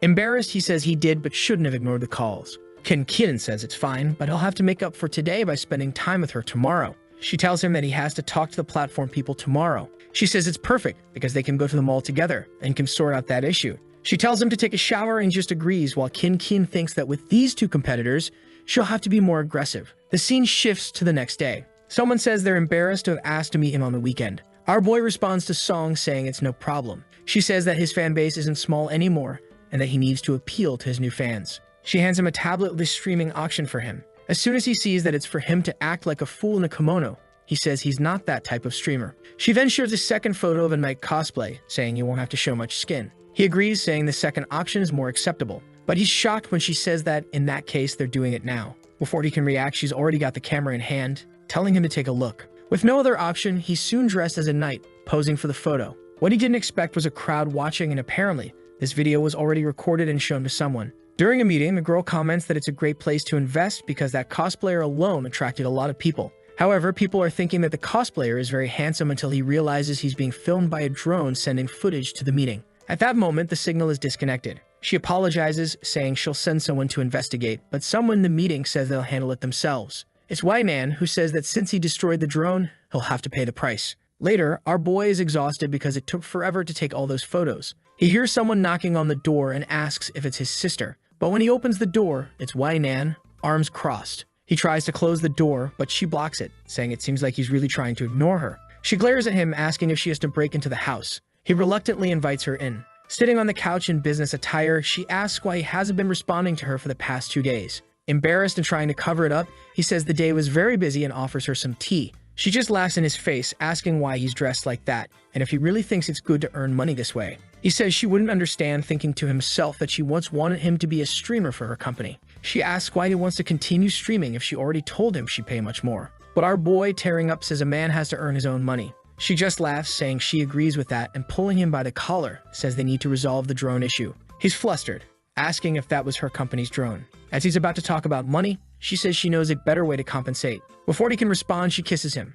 She helps him catch his breath and tells him that the outfit suits him well. Our otaku boy jokes that she would look good with cat ears. She asks if he wants to see her wearing them and warns that he'd have to kill her first. Out of nowhere, the boy becomes energetic and gives a playful drum tap. She looks confused, and with 50 kilograms of muscle, he lifts Wei. She comments on his courage to lift her in such an embarrassing way. He admits he has courage but can't hold her up for long because he's already trembling. He asks her to get down and she says he might collapse to the ground. She then remarks it's a shame he failed the counterattack. Our boy is disheartened, realizing his body is indeed very weak. Wei tells him that in terms of strength, he stands no chance. She helps him catch his breath once more. Half an hour later, our boy is exhausted and worn out, while Wei Man, still radiant, talks about the red moon that only appears after a solar eclipse. Zhang Hao is curious, knowing this phenomenon occurs only once every 14 months. She explains that there's another type of lunar eclipse influencing the red moon, and that her investigations suggest this new eclipse is related to the red moon. Zhang Hao becomes intrigued, thinking this might relate to how his body ended up in this world. As his sister arrives back home, the two of them look back and Zhang Hao is startled. Kin's groceries fall to the floor and she, surprised, asks Zhang Hao what he's doing. She thinks to herself that she must be going crazy to see him like this. She questions why he's dressed that way, and he explains it's for a stream he's doing. She understands it's work while thinking he looks amazing. He says he's going to take a shower because he's tired. She offers to give him a massage later. He suddenly stops and calls her, saying it'll be difficult to remove all the tied-up clothes and that he needs help. Of course, Kin doesn't refuse such an offer. He's suffering, dying of heat, asking her to take it off quickly, while he thinks to himself it's good that Wei didn't try to escape. As she helps him undress, he remarks he felt like a canned tuna. She notices his sweaty back and feels a bit uncomfortable. He says he smells bad, but she says it's a pleasant smell, hugging him and saying he looks handsome in that cosplay. She teases that if he did more cosplay, she might stop liking women. She's excited when he mentions he'll have to do make cosplays for live streams. With that, he goes to take a shower, thinking it would be good to make her like men. But then someone coughs in the bathroom. When he looks back, Wei is not standing there staring. Poor guy. As he's about to say something, his sister asks what the problem is. He quickly tells Wei not to stay silent and turns to his sister, saying he stubbed his toe, but is okay. She asks if he needs help, and he insists he's fine and she doesn't need to come in. He asks Wei why she didn't use the chance to escape. The warrior isn't paying much attention and just asks how he can be shirtless without any change in expression. He calls her weird for acting like a pervert hiding in someone else's bathroom. As he leaves, Wei remarks that it's interesting he has a sister who wants to try various cosplays and reminds him that his sister isn't so simple. Zhang Hao tells her not to worry. On the other side, Kin calls him to come quickly to drink some milk and get a massage. Wei stands up angrily, saying he indeed has a very caring sister, now certain this woman has some evil plan. She storms out, saying it would be good for him to visit her tomorrow afternoon, otherwise she'll have to come back to deal with things. The scene shifts to the Wei family villa. The usually stern boss is cooking this time. Our boy is already there, complimenting her, saying she's impressive. He approaches, offering to help her cook, saying she doesn't need to do it alone. She tells him not to worry because it's normal to cook for the boy one likes. He blushes and tells her to stop with the subtle hints. She gets closer and says it's rare to see a cute boy like him who knows how to cook. He replies that unfortunately he had to live alone for many years, so he learned. Just then, his pan starts burning. She pulls his face towards her, telling him to be careful. Embarrassed, he apologizes, saying it's been a long time since he cooked. He steps back, thinking he never imagined she had this side. A while later, the banquet was ready. She says she wanted to see his reaction when he tried it. Our boy was hesitant, unsure of what to expect. He tried the food and said it was very good. The competitor then asked if it was better than Kin's cooking. He said there was no comparison because Kin was family. Wei Nan questioned if he really thought they were family. Zhang Hao affirmed that he did and was very happy to be her brother. However, Wei Nan remarked that if Kin were so good, she wouldn't pretend to like women just to get close to him. Zhang Hao argued that it didn't make sense for her to pretend that, given how much she cared about what others thought of her, and that he genuinely liked Kin. Wei then questioned if he liked her, to which Zhang Hao firmly responded that he did. We started getting angry, calling Kin a formidable competitor. She leaned back and told him to go ahead and eat. He asked her to stop getting involved with his family if they were to continue their cooperation. Wei was convinced that while he considered Kin family, she saw him as a toy and the place he called home was nothing but a lie. We then see some things the secretary discovered. It appears that Zhang Hao's father's marriage to Kin's mother was orchestrated by Kin herself. In other words, it was all a tactic to get close to Zhang Hao. Upon hearing this, Wei Nan was certain she couldn't let someone like that stay by his side. A while later, she watched him leave through the window and grabbed her phone with a wicked plan. She made a comment about Kin in the conversation, saying things would change when Zhang Hao learned she wasn't really his sister. The scene shifts to Kin at home looking up at the sky. She says the time is coming. A while later, Zhang Hao arrives and asks why she left work early. She says their parents aren't home, so she wanted to arrive first. However, she feels disheartened when she sees that Yuha is also there. Yuha greets her, and Zhang Hao says she doesn't need to be so formal. Kin wants to know why he brought someone home without informing her. He apologizes, explaining that he's doing this because of Yuha's social difficulties. Excited, Yuha says she even changed her shoes. Zhang Hao invites Yuha to go upstairs, and Kin says she'll bring some food, though she's fuming inside, thinking that this girl is ruining her plans. In the room, Yua compliments the smell, which confuses John Hao. John Hao offers to give her whatever she wants. At this moment, Yuna starts rummaging through a drawer, pulls out a pair of smoking Pikachu underwear, and says she'll take that. Just then, Kin enters the room with some juice. She sees the underwear and looks disheartened. Poor John Hao tries to explain, saying she shouldn't misunderstand. Seated with both of them, Kin says she understood perfectly what was happening. John Hao tries to explain that Yuha is just socially awkward and not a pervert. Kin decides the best plan from now on is to reduce the amount of time the two spend alone together. She invites Yuha to her room, saying she wants to show her something cool.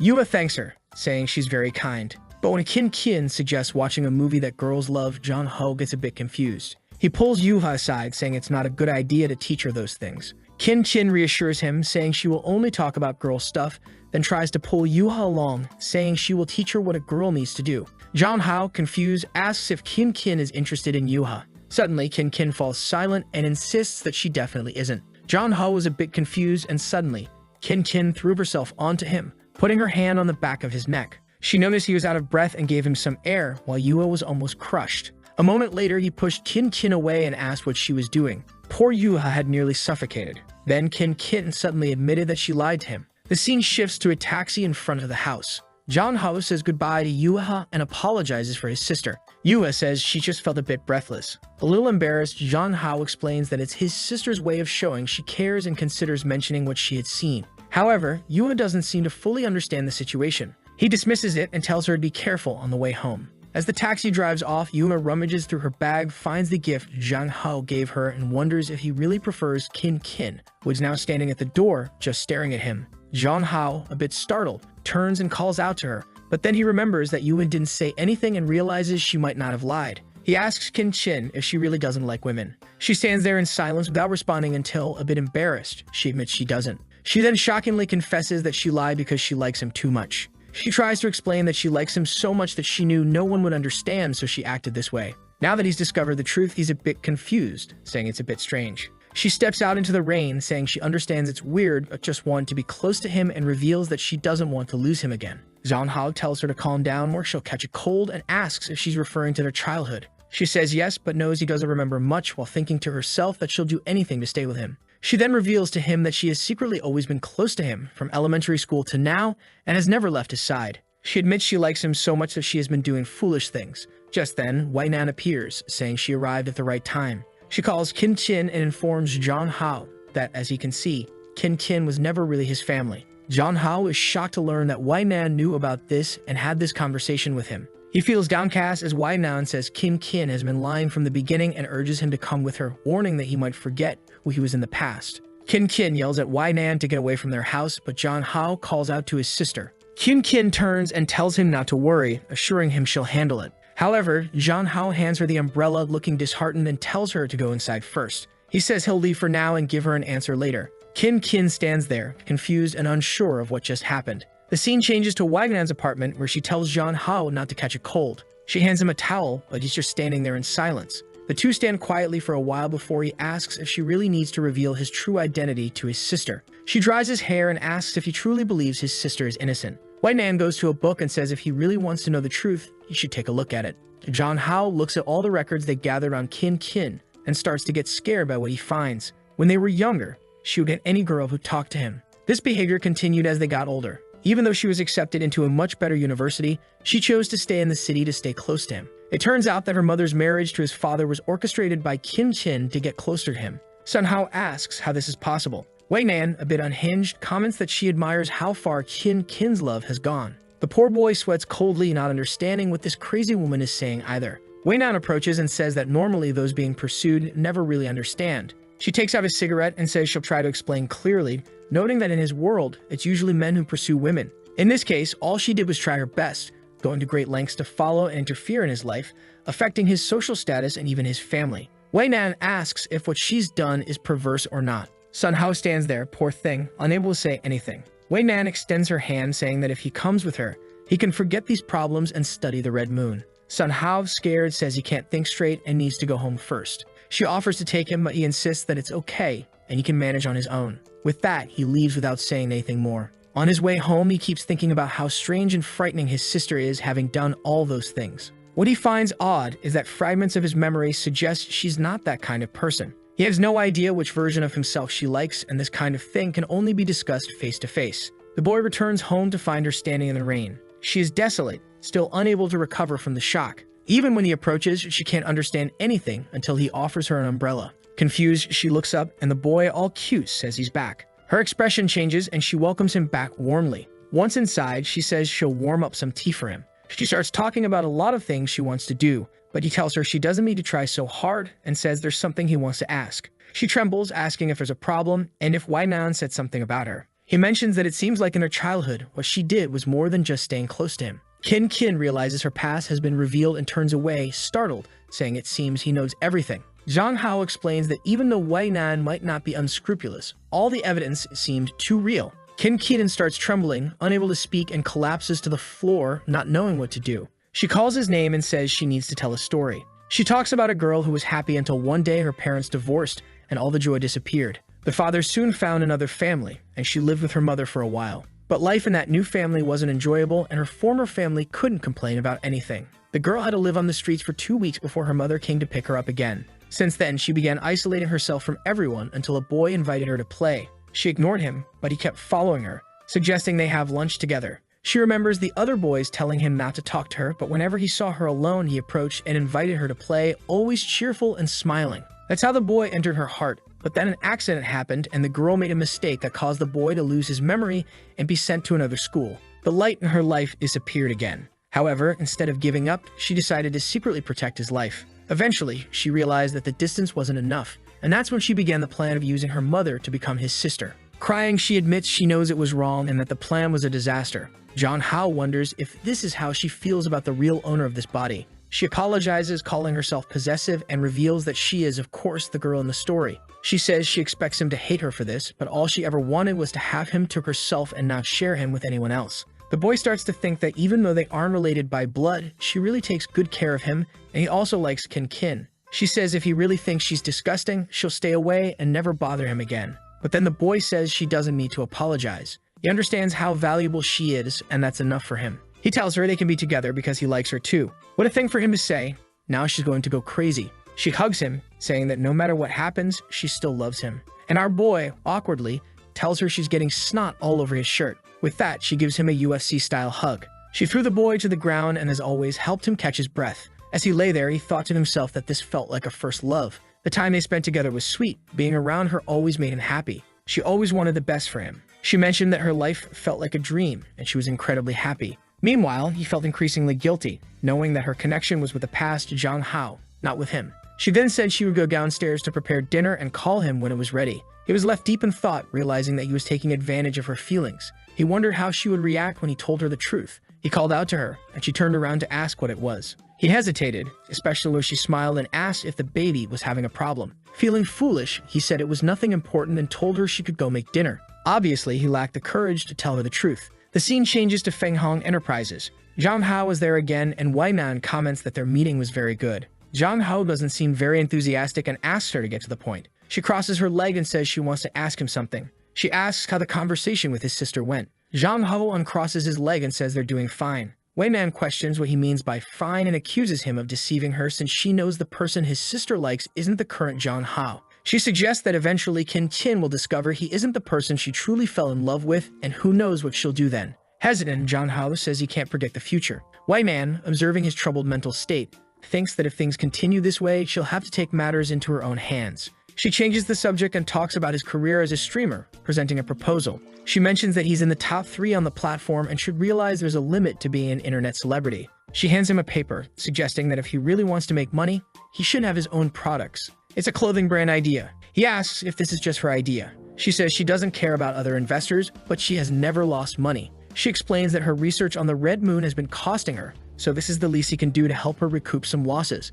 Zhang Hao agrees not to pay with flesh and blood, but if it's a matter of time, he can help a bit and promises to repay her for all the help she's given him. He then asks what style of clothing she has in mind, and she tells him to be independent and create his own style. Later, as he leaves, she thinks to herself that with her strategies, it will be easy to manipulate him. Her plan for now is to keep him busy with his career, as he's the type of man who enjoys making money. This way, he'll be more independent from Miss Kin, and she can use her influence to pull him away from his sister. Later, Jong Hao returns home. Kiki asks if he's busy and tells him not to spend too much time on that clothing company. Jong Hao reassures her not to worry because they're helping him a lot. However, she knows very well that this clothing company is undoubtedly connected to Wai Nan. She calls him over and says that now that they're together, he doesn't need to work so hard because she will support him. Just then, their mother appears and says it's time to let her brother sleep, starting to notice that something is strange. Jong Hao thinks that lately she's been taking good care of him. Even though they've been spending less time together, she always cheers him up. If he wanted, this life he's living could last forever. The scene changes to the next day.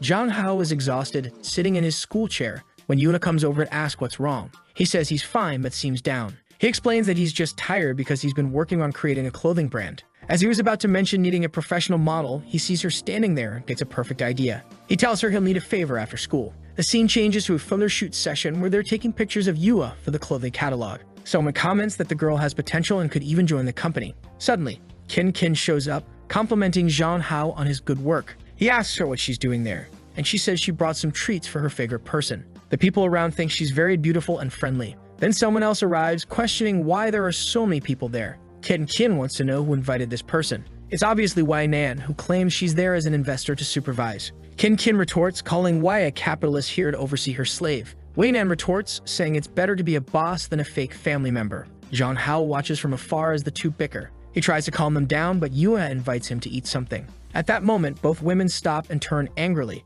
asking why Yua is the model for his products. Embarrassed, he tries to explain that it seemed like the best idea. Suddenly, the women start competing, with Wai Nan putting on lipstick and Kin donning another outfit. Clearly, both wanted to compete for the role of his model. Confused, Jong Hao, with the camera in hand, asks why he has to do this. Wai Nan insists that only he has the honor of photographing her. Once again, the two start arguing while Jong Hao doesn't know what to do. He asks them to stop so they can finish early, and now even Yuho wants a pose for the photos. Kin sits and tells Yuha to put her hand in her hair, excited at how photogenic she is. He tells Wai Nan to sit in the chair and smile, feeling excited. Seeing why, he decides it's best not to give her any instructions, fearing backlash. However, seeing that she's not posing properly, he tells her to stretch her leg, feeling thrilled to be ordering a CEO around like this. Time passed as he took the photos, while Yuha watched the competition between the girls. At the end, he thanked everyone and offered to treat them to dinner later. Once again, they were competing for his attention, leaving him unsure how to handle it. He decided to let them figure it out and not get involved anymore. Later, back at home, the product link and the page were working well. He felt a bit insecure since it was his first business venture, but with everything set up, he had no choice. He started the live stream and there were 17,000 viewers. He mentioned the shopping cart in the right corner and invited those interested to check out his products. What he didn't know was that most of the women watching weren't pleased with this. Even his biggest fans started saying that the image of the perfect idol was breaking. Some commenters mentioned that this move was a misstep. While some in the chat supported him, the majority criticized him. A few people recognized Wai Nan, and even at Kin's workplace, she was also recognized. The boy's popularity was growing, reaching 125,000 viewers. People were looking at the designs, noting they were unique and asking if he had created them. Of course, he had borrowed all the ideas from the world he came from, which is why he decided to launch fashionable women's clothing. As viewers saw the prices, public opinion started to shift positively. Wai Nan was excited, noting that it seemed like it would be a success. Wei, eager to help, planned to buy a ton of products to boost sales. In no time, sales went from 1 to 123,000 in total. Jong Hao was confused by what was happening. He knew there was a chance for things to go well, but this was over the top. Later, he was online and noticed many posts about him. People were even sharing the clothes he wore, claiming it was the new fashion trend. He just wanted to watch some videos to relax, but all he saw were ads for his own products. He couldn't believe that in less than a day, everything had sold out. He concluded that the girls had probably done something. The atmosphere wasn't great when the three were together. Someone approached and asked what he was complaining about. Jong Hao, embarrassed, wondered when she had arrived. She gave him a hug and guessed he was confused because his company had done well and he wasn't sure what the next step should be. He turned and said he wasn't prepared. She reassured him that he didn't need to work so hard and that she would support whatever decision he made. Embarrassed, our boy thanked her and mentioned he was planning a celebration party and invited her.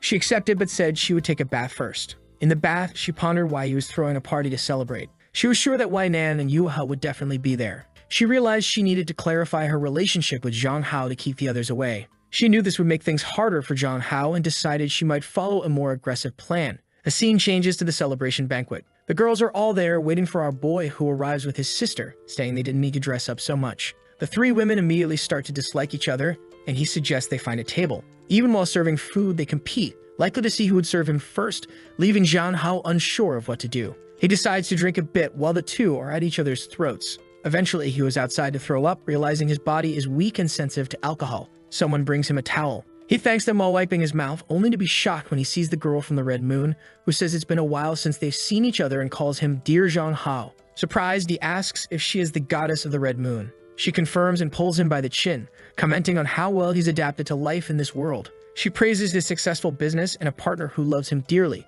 However, she asks if he hasn't noticed that he's becoming more like a native of this world. She warns him that he will assimilate at this rate and reveals a secret. Human souls can merge. Confused, he asks what she means by merging souls and insists that he won't assimilate. She says the choice is his and that they'll meet again when all this is over. As he yells for her to wait, she disappears in front of him. Now he's confused about this merging of souls and assimilation. Yue appears and asks if he's okay. He says he is, and she informs him that the two women are fighting inside. He suggests they go back inside before the two kill each other, but he doesn't mention the Red Moon or another world. A while later, Zhang Hao's life had returned to normal. He didn't have as much time to spend with Qin, but their relationship was more stable. 2 months later, autumn arrived. Yu and Yuwon complained that it was too cold like winter. Zhang Hao was nearby, just looking at his phone, when she approached and asked which girl he was talking to. He told her to respect his privacy and long said that as a celebrity, he wouldn't talk to just any girl. Yue then arrived and greeted Zhang Hao. Later, back in class, the teacher announced the school's 50th anniversary was coming up. She said there would be a dance involving a boy and a girl, and everyone would have to participate. After the pairs were formed, they had to practice for 2 weeks. The teacher informed Zhang Hao that he would be the leader since he had experience dealing with the public. Immediately, all the girls in the class wanted to be invited to dance with him. Within a second, a discussion broke out and he was surrounded. Frustrated, he shouted for everyone to step back. He went to the bathroom, thinking how exhausting it was to live like this. He thought about who to ask and soon decided on Yuha. However, she turned him down. He was taken aback as it was the first time this month he'd been rejected. Feeling down, he sat in a corner. Yuha tried to explain, saying she didn't want to draw attention and feared being too uncoordinated, causing him embarrassment. Suddenly, he called her name and told her she couldn't live like that. He said that people who give up without even trying will never succeed. He admitted he didn't know how to dance either, but was willing to learn and asked her to trust him one more time. The scene changes to their first practice. Someone, likely the teacher, told them to relax. The teacher, sweating, instructed Yue to put her hand on Zhang Hao's waist and stop being so shy. He reassured her, saying there was no need to be so nervous. She apologized for not being very good, but he told her it was fine as long as she kept practicing. The tired teacher said that was enough for today and that they would continue the training tomorrow. Zhang Hao observed her, exhausted, thinking it was funny how flexible she was in fighting, but he felt like someone was always watching them. Yue then called him, saying her locker seemed stuck because it wouldn't open. They found that something had been put in the lock to prevent it from turning. Later, they called a school employee, but Zhang Hao realized that someone had targeted Yuha. The next day after physical education class, Long praised Zhang Hao and asked how the dances were going. Then he noticed something in Yuha's shoe. He pulled her aside and a bunch of tacks fell out. Seeing this, he knew she would have hurt her foot. He shouted, asking who had the nerve to do such a thing. His two friends were furious, calling it ridiculous, while everyone around remained silent. Zhang Hao wondered if this was related to the dance. He knew someone's intention was to make Yuha quit, and he was determined to find out who it was. The following morning, he approached Yuha and asked if she had offended anyone recently. He advised her to be careful. Suddenly, he saw a bucket heading towards her head. In a heroic act, he put his head in the way, taking the hit himself. A drop of blood fell on Yuha's face, but Zhang Hao, seemingly unfazed, asked if she was okay. He turned to shout at whoever was above them, but Yuha warned him to be careful. Ignoring her, he ran upstairs, determined to find the culprit. He opened the door to the upper floor and found a girl crying, saying she didn't want to hurt him, she just didn't like Yuha monopolizing him. Zhang Hao said nothing as she continued shouting that Yuha didn't deserve to have him all to herself. The girl seemed to go mad, lamenting that she shouldn't have hurt him. Immediately, Zhang Hao ran to her, grabbed her arm, and pinned her to the ground, telling her to stop this nonsense. He sternly told her to stop getting involved, saying it was up to him to decide who deserved to be with him. The girl stayed silent, just listening. Then Yuha appeared, crying and running towards him. However, Zhang Hao's vision began to blur. He couldn't understand what was happening or why he couldn't see clearly. At that moment, he seemed to recall various situations. It wasn't clear if these were alternate timelines or perhaps memories of the body's previous owner. A while later, he slowly opens his eyes in the hospital, wondering if the scenes he just experienced were hallucinations. Yua calls out to him, saying that he finally woke up and apologizes for causing him to get hurt. However, she assures him not to worry because she will take revenge for him. She even says that the other girl will pay dearly. At that moment, Zhang Hao sits up, insisting that he's in good health and that they should get back to practice. He advises her not to seek revenge as it would only cause more trouble, reminding her that she promised to impress everyone. For the next 2 weeks, they continued practicing. Zhang Hao even hired a professional dance instructor. Yuha gradually became more confident. However, during one of the training sessions, she received a call from her mother. Zhang Hao pondered over it since he had only met her father so far. During the call, her mother revealed that she had already spoken to the teacher to prevent Yua from participating, urging her to quit to avoid embarrassing the Min family in front of important people. Yua tried to explain that people depended on her and that she had been practicing for a long time. Her mother insisted it would be better not to disgrace the family. The poor girl was at a loss for words until Zhang Hao took the phone from her hand. He first apologized for his behavior and then pleaded for her to let Yua participate, explaining that she had been working hard and would not embarrass anyone. Suddenly, Yua grabbed the phone and shouted that she would not give up, saying goodbye to her mother and ending the call. She turned to Zhang Hao and apologized, insisting that he had to participate. He thought to himself that she was impressive when she was serious. The scene shifts to the day of the performance. The announcer declares it the school's 20th anniversary. Yua's mother is present, as is Wei Nan, attending as a renowned entrepreneur from the city.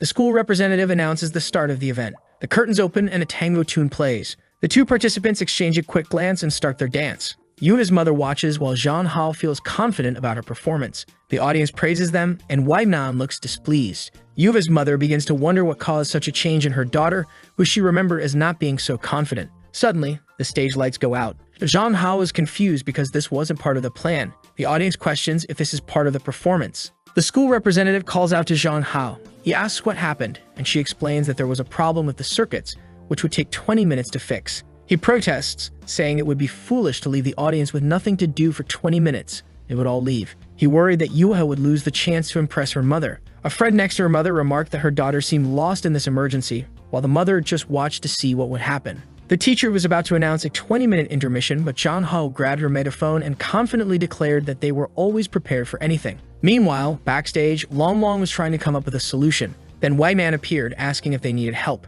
At that moment, Wan called for Zhang Hao, who saw that Wei Nan had found a light for them. Though it wasn't perfect, it was the best auction at the time. Without power, the instruments weren't working, so they had to perform without them. The situation suddenly turned into a slice-of-life scene. As Yuva danced, the audience was impressed. Meanwhile, Zhang Hao seemed to be singing, with Wei Nan watching him closely. A while later, the performance ended. Yuva's mother approached, asking if he was the one who had taken her daughter's phone. Awkwardly, he confirmed and apologized. Yuva turned to her mother, thanking her for coming, and her mother silently observed. She reached into her pocket for something but paused, then called for Yuha. After a while, Yua's mother said she did well not to embarrass the family and that next time she could bring Zhang Hao to their home. The two stood there, not quite sure how to respond. Yua simply thanked her and ran to hug her mother. Zhang Hao thought that all the effort over the past weeks was worth it for this moment. He felt that although the performance wasn't perfect, it was enough. He was feeling proud when someone pulled him by the shirt. It was Yuva, asking if he had time now. They went to the physical education room. He asked why she brought him there, considering they usually practice there. She said she wanted to bring him to that place because she wanted him to listen. She said she had been very happy since she met him. Every day during recess, she wanted to talk to him more, and every weekend, she wanted to go out with him. She even said she learned a lot from him. But because of his appearance, she felt she was losing control. She said that when she saw other girls talking to him, her heart ached and she had nightmares. She began to approach him, saying she thought it was some kind of illness, but then she took his hand and said she was certain about her feelings. She asked if they could be together. Now he was in trouble because everything she said was extremely serious. He considered her a good option because of her personality, but there was someone else on his mind and he couldn't deny his feelings. He thought to himself that this wasn't a very manly way to be decisive and he couldn't act like this. So he called out to Yuva, apologized, and said he couldn't accept her love. She was devastated for a second. He started to say that he already had someone else when she interrupted and hugged him. Confused, he asked what was going on. She said that even if he didn't like her, she would continue to like him, regardless of what he did. This didn't seem very healthy, but she said she would wait for him, and holding his face said she had been waiting, so nothing would change. With that, she helped him catch his breath, apparently for a long time. Near the window, Wei was there, noticing the situation and thinking instead of feeling jealous, wondering what was happening. Later, Zhang Hao told himself that he needed to be more honest with his sister, Kin. He threw his clothes on the floor, complaining that no one was making things easier for him. Suddenly, Wei opened the door forcefully, greeting him. Startled, he asked how she could invade someone's privacy like that. She approached him, asking if Yua had confessed. He replied that she probably heard everything. The president said she was satisfied with his response. Zhang Hao asked what she meant by satisfied. The president explained that she had to take things out of her car to help him with that dance, so now he had to repay her. He told her to ask instead of doing these things and promised to help somehow. She said that in this world, good husbands always help their wives dress. Seeing what she was doing, he asked what kind of craziness this was. She informed him that he would have to help her put on her stockings again. He tried to pretend he didn't like it, but he was clearly flustered. He began to help, thinking it was an easy way not to betray his sister's trust and still calm this crazy woman. but the angel on his shoulder said it was clearly a betrayal. The devil, on the other hand, said it was his duty to help people. They started arguing, calling each other names. John Hao thought it wasn't very manly to owe people favors. He began helping and asked why we liked wearing those stockings so much. She said her social status required her to always look presentable and asked if he liked it. He continued helping, saying that even in his world, this would be considered a bit wrong. Suddenly, he stubbed his toe and she trembled a bit. This girl clearly wasn't right in the head either. She apologized while thinking about why she was acting this way. John Hao, on the other hand, noticed that she seemed different. She blushed, unsure of what to say. Then she asked about the incident at the hospital. He explained the situation with the bucket, saying it was accidental. However, Wai Man was already eager to punish the person responsible, and he told her to forget about it. He said she could finish dressing herself since he wasn't very confident with that part, but she seemed to notice something. She adjusted the rest and thanked him for his hard work. Outside, while waiting for Wei to finish dressing, she asked why he was still shy since she had already seen everything. Suddenly, her phone rang. It was a call from her secretary. When she answered, the person apologized but said it was urgent. The secretary informed her that they had found what they were looking for. Wai Man was startled, asking if it was true. She said she was going immediately. She waved goodbye to John Hao, saying she would treat him to a meal later. However, he noticed that something had happened because she changed suddenly. A while later, John Hao was back in bed, exhausted. But there was no peace in that house as Qin Qin came to check on him. She asked what was wrong, mentioning that he seemed very talented in dancing, referencing the performances with Wai Nan that were recorded. She acknowledged it was a school event but admitted she felt uncomfortable. She hugged him, saying she didn't like how popular he was becoming. She asked if she wasn't enough for him, wondering if he needed other things. John Hao thought to himself that making the woman he liked cry wasn't something a real man should do. However, the more she depended on him, the guiltier he felt. She kissed him intensely, while he thought that, in the end, he needed to tell her everything.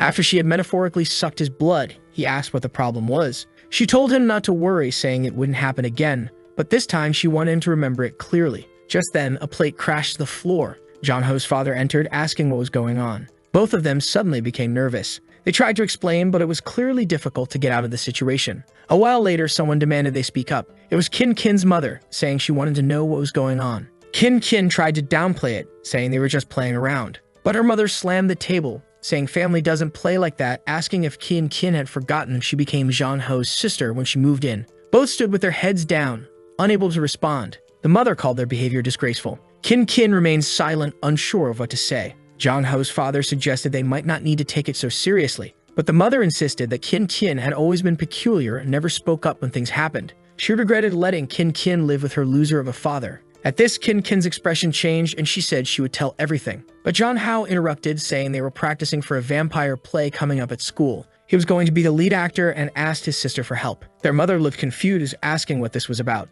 Qin Qin just watched quietly. Their mother, believing John Hao to be an honest person, thought he probably wasn't lying and told them to be more careful in the future. John Hao knew that if he hadn't stopped Qin Qin, she might have started a war at home. The problem wouldn't go away until he resolved everything. In the following days, John Hao focused on his live streams and work. Using the memories of his past life, he excelled in school. With all the support he received from Wai Nan, he became a top streamer. Everything was going well except for one thing. He began to remember the past when Qin Qin was pulling his arm. He recalled her promising him the stars and the sky, asking if he liked her too. And the current Qin Qin being startled, asking if he wasn't the real John Hao. With that, he woke up. It was obviously a nightmare. He started to realize that the memories of the previous owner were becoming clearer. All of this started happening after he last saw the goddess of the Red Moon. He even went to a psychologist who ran some tests because he might have had a problem after that accident. However, his mind was found to be perfectly fine. In the middle of it all, he receives a video call from a red-haired girl who says it's something urgent. She is the operator of the platform where he streams and tells him they have a problem due to short videos. Because of this, they are launching an offline campaign and need someone who can attract a lot of fans. She explains that he is the only male god who could turn the situation around. Our guy already knows they're asking him to do something he doesn't want to do again. However, she assures him that he doesn't need to worry because it will be easy, and it's an offer he can't refuse. If he accepts, he would earn an 8-figure salary per year at these events. He gets excited and asks what activities will be involved in this event. The scene shifts to a beach. His friend informs him that it will be a reality show, similar to a Mr. Beast survive on a deserted island for 7 days video. And of course, Qin Qin is there as his assistant, so he won't be alone. Seeing this, our guy says the island doesn't seem so bad. Then someone calls him, it's Yuha, who found out about the event and obviously came to see him. But where there are two, there are three. Naturally, Wai Nan is also there, asking why everyone is watching the show she set up. As they start arguing again, John Hao stands there, unsure of what to do. The organizer calls everyone to a meeting to explain the rules. The group gathers around a table, and a blonde guy announces that he will be the host of the show. He explains that Miss Y Nan will be a special guest. He goes on to say that participants will pair up and compete to see who is the strongest. The first round will have 2 events, volleyball and capture the flag. In the second round, everyone will be taken to survive for 5 days on a deserted island. Those with the best rankings in the first round will be able to select the best survival items. Some papers with the rules are handed out, but Y Nan tears them in half, saying there's no need to worry about that since it will be easy. The blonde guy tries to explain that it would be better if she read them, but she just asks if he's really going against her word. Not wanting to offend her, he quickly says no. Of course, several streamers from the platform want to pair up with Miss Y. Zhang Hao thinks it's obvious since she's probably one of the organizers. Then someone calls out to him. It's 3 other girls from the platform who say they would make a great pair with him. He feels a bit awkward, unsure of how to respond. Meanwhile, a blue-haired guy comments that Zhang Hao has nothing but a pretty face. He approaches Zhang Hao, saying he looks like a beauty from 1,000 years ago, and points out that as a gamer, he earns much less than Zhang Hao, who sells his face and body every day. Our guy decides to ignore him, simply saying that the blue-haired guy has a lot of fans too. But the guy continues, saying he heard Zhang Hao ruin the career of one of his friends. Zhang Hao wonders if this is another idiot seeking revenge. The guy then proposes a bet to Zhang Hao, stating that the loser has to stop streaming for a month and put loser and subordinate of the other as the title of their live stream. The guy was confident, thinking for sure that Y Nan would partner with him. At that moment, Y Nan approached and called for her teammate. The fool, blushing, thought she meant him. However, Y Nan grabbed Zhang Hao, saying she would partner with him. Zhang Hao asked why she got involved in the competition, to which she replied that she was there to help him. However, he said that he was a man who didn't need anyone's help to win. But she just called his name and mentioned that call she had received earlier. She said they found another person who, like him, came from another world. Zhang Hao was shocked because he had no idea about this. Y Nan explained that this person knows Yuha from another world and seems to have something special. But first, they would verify the authenticity of everything this person said. Zhang Hao wondered what would happen if there really was another person like him. Then she caressed the boy, telling him not to worry since she was taking care of him. Suddenly, someone cleared their throat nearby. It was, of course, Kin saying that the sun was very hot and he needed sunscreen. So he left with his sister, telling Y Nan to prepare for the competition. Y Nan watched as Kin once again led him away. A while later, the blonde announced the start of the competition. The first event was volleyball, and naturally, Zhang Hao's team would compete. Both teams were on the field, and he told them to get ready. Our guy was up against the blonde and the baldy. Y Nan tossed the ball up and served with such power that the ball twisted. The poor guys on the other side didn't stand a chance. A few plays later, they were on the ground admitting defeat.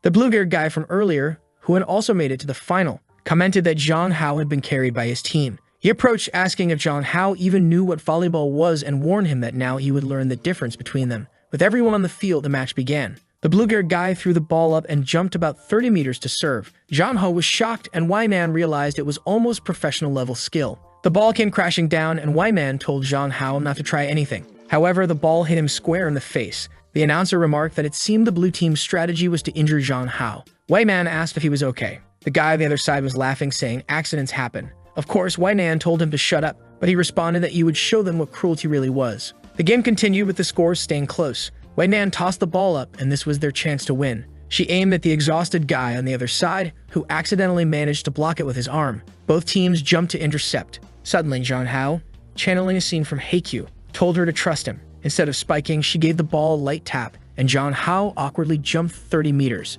Though clumsy, he managed to hit the ball with his face, at least landing it on the ground, thus winning the round. A while later, everyone was attending to the worn-out Zhang Hao. As usual, they were competing for his attention while he was unsure what to do. While they fussed over him, the blue-haired guy recorded the scene, stating he would embarrass Zhang Hao. Later, while Zhang Hao was walking around, everyone seemed to be talking about him. He sensed something was off and wondered what was going on. A girl beside him suggested he check the search results. The top result mentioned Anchor and Zhang Hao winning 1-3. He wondered how this had happened and saw a photo from the previous day, realizing that someone from that place was sabotaging him. This would obviously damage his online image. The blue-haired guy approached, saying it looked like a paparazzi had caught him and that people like that should be jailed. Then Y Man bumped into him. She got a list of everyone who had arrived on the island and warned that whoever it was, she would make them disappear once she found out. The blue-haired guy trembled. Zhang Hao thanked her, but said it was trivial and reminded her that it was a public place, so she couldn't threaten people like that. She blushed, saying he was being too presumptuous. Meanwhile, the others wondered why Y Nan was acting that way. Then Kin and Y entered the room. Zhang Hao turned to ask what they wanted. Kin ran to him, asking if he was okay and saying she would handle it. She said she already had a good idea of who it was and would investigate it by tonight. The guy seemed scared, wondering why his sister was there. Then Wei Hao mentioned calling her grandmother to bring in some people from the military. Zhang Hao, alarmed, said it was an exaggeration and unnecessary. He thanked them for the support but thought he couldn't rely on them like this. He already knew who the troublemaker was and just wanted to let him dig his own grave a bit more. And so the second day of the event arrived. Reporters were all eager to interview Zhang Hao, obviously wanting his opinion on the leaked photos. He decided to explain and said it wasn't as complicated as everyone thought. He clarified that two of the people in the photos were Yuha and his sister, who were there as his assistant and camera woman respectively. The other person in the photo was Wei Nan, who was also participating. He explained that they were discussing the day's game and showed his phone, explaining that their faces were hidden because the intent behind the photos was clear. However, he had no hesitation in clarifying the situation and said he believed the only way to combat these rumors was by being honest. Beside him, Wei Nan remarked that he was really boosting the show's popularity. Qin Qin appeared, saying that Wei Nan should pay more attention to the situations she put him in. However, Wei Nan simply said that lately he could lie without even blushing and asked Qin Qin if she didn't think he had changed a lot recently. In the bathroom, the guy who took the photos knew he was in trouble. His plan was to deny everything and hope they couldn't pin it on him. Just then, Qin Qin appeared and said she knew it was him. He turned startled and asked what she was talking about. She told him to confess, saying she had proof. He claimed ignorance, but she informed him that she had hacked his phone, restored the backup of the photos he took, and found other things from his past. He panicked and asked what he needed to do to keep her from leaking it all. She simply approached and told him to disappear. Grabbing him by the collar, she said he was lucky she wanted to grow old by Zhang Hao's side. Then she threw him to the ground, leaving him crying like an idiot. She turned with a smile and told him to take care of his own life, leaving him there snotty and abandoned. Outside, she met Yuha and told her everything inside had been resolved. She said that if Yuha had any questions, she could ask her. Later, during the capture the flag competition, a guy ran out as soon as it started.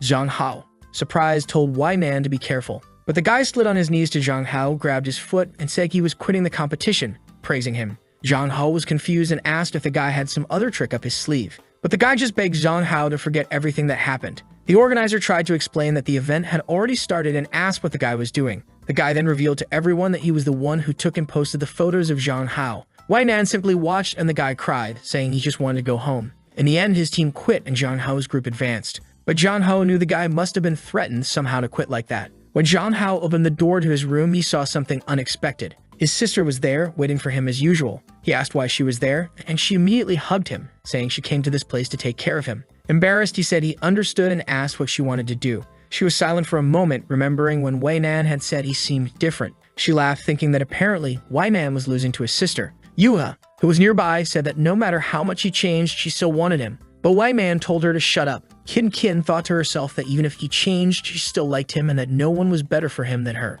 She then said she wanted to confess their relationship to their relatives. Zhang Hao hesitated, wondering why she was bringing this up now. He approached and hugged her, saying it was a promise then. It was the last day of the competition, where they had to carry supplies across the island. In that place, finding food, water, and shelter would be the biggest challenge. In the jungle were Zhang Hao and Wei Nan, who seemed ready to take on a wild adventure. Zhang Hao couldn't stop thinking about how strong she was. She looked back and asked if he was scared or what was going on. He said it was nothing, and they could start right away. With that, she entered the forest, telling him to stay close. She grabbed some mint leaves and said they would be essential for surviving mosquitoes. Zhang Hao was impressed, remarking that she really was a soldier before. She handed him some and told him not to worry, as with her around, this challenge would be easy. All they needed to do was reach a nearby lake. When they arrived, she said she would try to catch a fish and told him to gather some berries. However, she reminded him to use the walkie-talkie or signaler if he encountered danger. Zhang Hao assured her that there was no need to worry, and everything was fine. She told him to hurry and come back to eat the fish. As Zhang Hao wandered, he thought that after this event they needed to distance themselves. A while later, he returned and called for her. He explained that he didn't know which berries were edible, so he brought them all. She praised him and said she had also found something useful. But then her expression changed and she told him not to move. He was confused, unaware that there was a snake near his hand. Unfortunately, he ended up touching it. The snake turned towards him, ready to strike. Wei Nan immediately jumped in to protect him. Taking the bite herself, she quickly pulled the snake off and threw it away. Zhang Hao asked if she was okay. Her knee was bleeding and she had been bitten on the arm. Zhang Hao thought she was in serious danger and knew she needed treatment. He pushed her down and told her not to move. A production crew member informed the organizer that it was a non-venomous snake, so there was no serious concern. The organizer suggested sending support but not to arrive too quickly, as the bite was on her shoulder. Zhang Hao saw no issue with helping to remove the venom. However, Wei Nan was confused by his actions. It was too late though, because the boy was a professional lifeguard. She wanted to tell him that wasn't the proper treatment for a snake bite, and the event crew even had to cut the live stream temporarily. Nearby, Kin was observing everything, clearly not happy. John Hao spat out the blood he had sucked, determined to find some bandages. However, Wai Man, out of breath, told him to wait and asked where he had heard that this was the way to treat a snake bite. She explained that if it had been truly venomous, he shouldn't have tried to suck it out as he could get infected. She clarified that the snake wasn't venomous, so all they needed was some clean water. A doctor was being sent over, and the organizer reminded her not to interfere with the game. Then someone called out saying they would come too. It was of course Kin. Being well known in the medical field, people recognized her. She announced that as Zhang Ho's sister and a doctor, she wanted to check on him. The other doctor said it would be an honor to have such an incredible doctor as her. As night fell, the two were in a cave. Zhang Hao mentioned that he was starting to feel awkward with how much she was staring at him. The camera was on the ground and he asked if it was okay, as they were supposed to be filmed. She simply said that she was the boss, so it wasn't a problem, and explained that what was about to happen couldn't be broadcast on TV. She began to approach Zhang Hao, who asked why she was acting like this all of a sudden. Seeing her expression, he joked that it seemed the snake had some other kind of venom. However, she was 10 times stronger than him and threw him to the ground. Unfortunately, there was nothing he could do. She was too strong for him. She then commented that her clothes were a mess because of the wound, but mentioned it might be very convenient. Outside, someone said they should be close. It was a group of doctors, one of whom commented that they had lost the walkie-talkie signal. Kin started to get worried. Then she heard some noises beside her. When she looked, she asked who it was. It was, of course, Yuha. This guy couldn't go a second without having all three around him. When the doctors looked back, Kin had disappeared. Kin then asked Yuha how she was in the jungle. Yuha said she had been following them. Kin told Yuha that even though she liked Zhang Hao, it was impossible for them to be together. Yuha simply said she knew that. However, all she wanted was to stay by Zhang Hao's side and make him happy. And of course, if she found anyone who made him unhappy, she'd explode that person's head. Kin just observed quietly. Meanwhile, somewhere else, someone was telling a certain person to stop. Our boy had been immobilized, and the president warned him that this time he couldn't escape. He said he didn't want anything, but she replied that his body was more honest. Just then, they heard someone shouting his name. He immediately recognized the voices of his sister and Yueha and told Yuan to get everything in order. The president was furious, once again annoyed that the others had ruined her fun. A little later, the two of them entered the cave. Zhang Hao immediately asked his sister why she had followed them. He was making excuses when she noticed some marks on his neck. Furious, she immediately called out Yuan, who told them they shouldn't be there since it was a competition area. However, Kin lunged to punch Yuan, who easily defended herself and asked if she really wanted to go down this path. She then landed a solid punch on Kin's stomach. Zhang Hao was shocked as they started to fight seriously. The president approached and asked Kin who she thought she was to try to teach her a lesson. But then they heard something. Yuan was also coming in to try and punch the president. Yuan easily blocked it, but Yuan didn't stop, saying that anyone who hurt Zhang Hao was her enemy. She managed to land another kick, declaring she would fight anyone who caused him trouble. This time, Yuan was pushed back, and like a joker, she started laughing, her expression soon changing. Kin got up, saying she didn't think the president of the Hongfeng group would be so shameless. Yuba told her to shut up, but Kin retorted that she was just an old woman trying to get with younger people.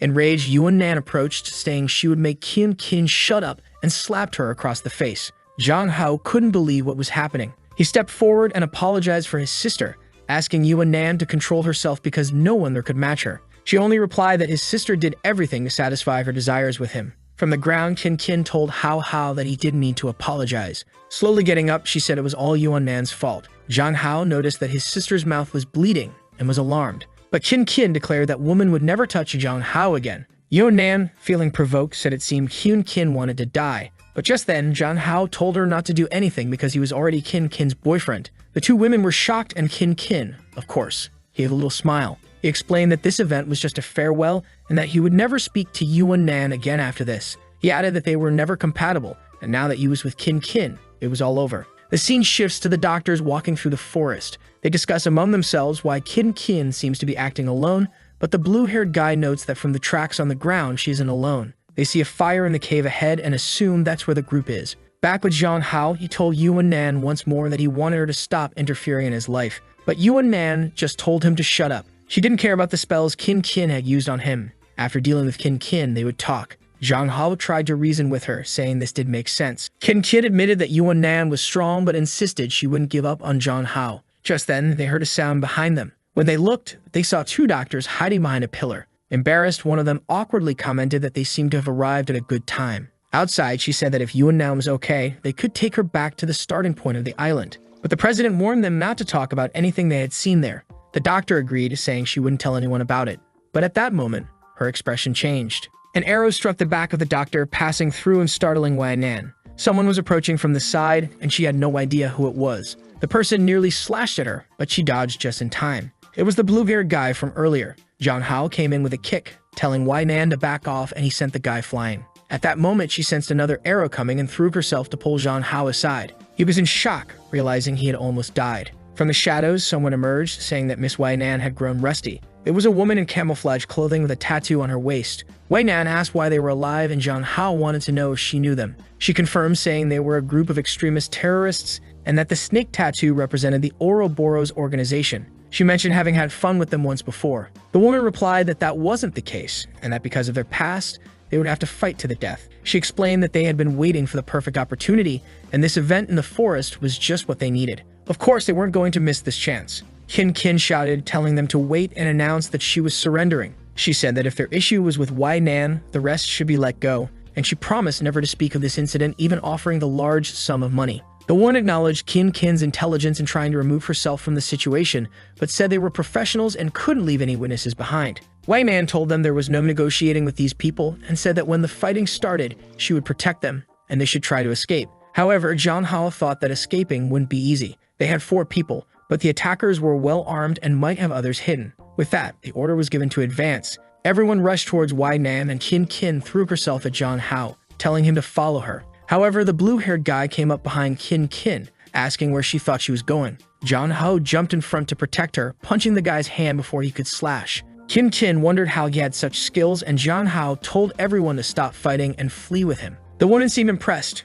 Meanwhile, the organizers were relaxing with drinks, talking about the man getting promoted to director if everything went well. Unfortunately, the group was still surrounded. As they were about to enter the cave, Wei Nan questioned if Zhang Hao thought this was a good plan. He said he wasn't sure, but it was better than guaranteed death outside. The woman told her team to finish them off as they were done for. Wei Nan turned and told them to go in first, warning that it would be dangerous if everyone turned their backs. Zhang Hao hesitated for a moment, but she urged him to stop wasting time and get inside. One of the attackers lunged at her, and Wei Nan went to face them, telling the others to flee. Inside the cave, Zhang Hao found the supplies they had missed earlier. He found the passage that was part of his plan and thought it was a good idea. He turned to the 2 women and told them to go ahead while he went to rescue Wei. His sister insisted it was too dangerous, but he replied that even if Wei was a difficult person, he couldn't abandon her. He started heading toward her, telling his sister to flee. She just watched in silence, feeling a strange emotion she couldn't quite understand. Outside, Wei Nan was taking down the first attacker, warning that anyone who continued would die. The woman realized that none of her plans were working. The entrance to the cave was so narrow that they had to face Wei Nan one at a time. Wei Nan declared that their fight would be endless and stepped in, saying she would bring an end to their organization. The woman had no choice at that moment and shot an arrow without knowing what else to do. They entered the cave, but no one knew what happened. She told the woman beside her to watch the exit while she called for reinforcements. Running through the cave, Zhang Hao just hoped Wei was okay. But when he arrived, he saw something unexpected. Poor Wei had been hit with an arrow in her arm and wasn't doing well at all. He approached, asking what had happened, and she wanted to know why he came back. He simply said there was a passageway and he was going to take her now. However, she told him to flee because they could still be caught. Ignoring her, he picked her up, saying he was getting her out of there. She blushed, questioning why he came back if he wanted to end contact with her. He shouted that was nonsense and told her to forget it, saying he was going to take her alive out of that place. For the first time, Wei Nan felt the sensation of being protected. On the other side of the cave, Qin and Yueha were anxious because they weren't returning. When they finally approached, Qin called out his name. Zhang Hao said he was back, but Wei Nan wasn't in good shape. Yueha looked happy, but Qin seemed somewhat desolate. He turned to Qin, asking her to check Wei's wounds. Hesitant, she diagnosed that it was bleeding a lot but wasn't fatal. Qin tore off a piece of her shirt, and Wei asked why she was saving her like this. Qin replied that Zhang Hao had worked so hard and she didn't want to waste that effort. She said that since they weren't out of danger yet, once she finished the bandages, she would get Zhang Hao out of there. Wei Nan agreed that was the best option since she was the target of those people. She mentioned the Red Moon research and told Zhang Hao to talk to Secretary Jin.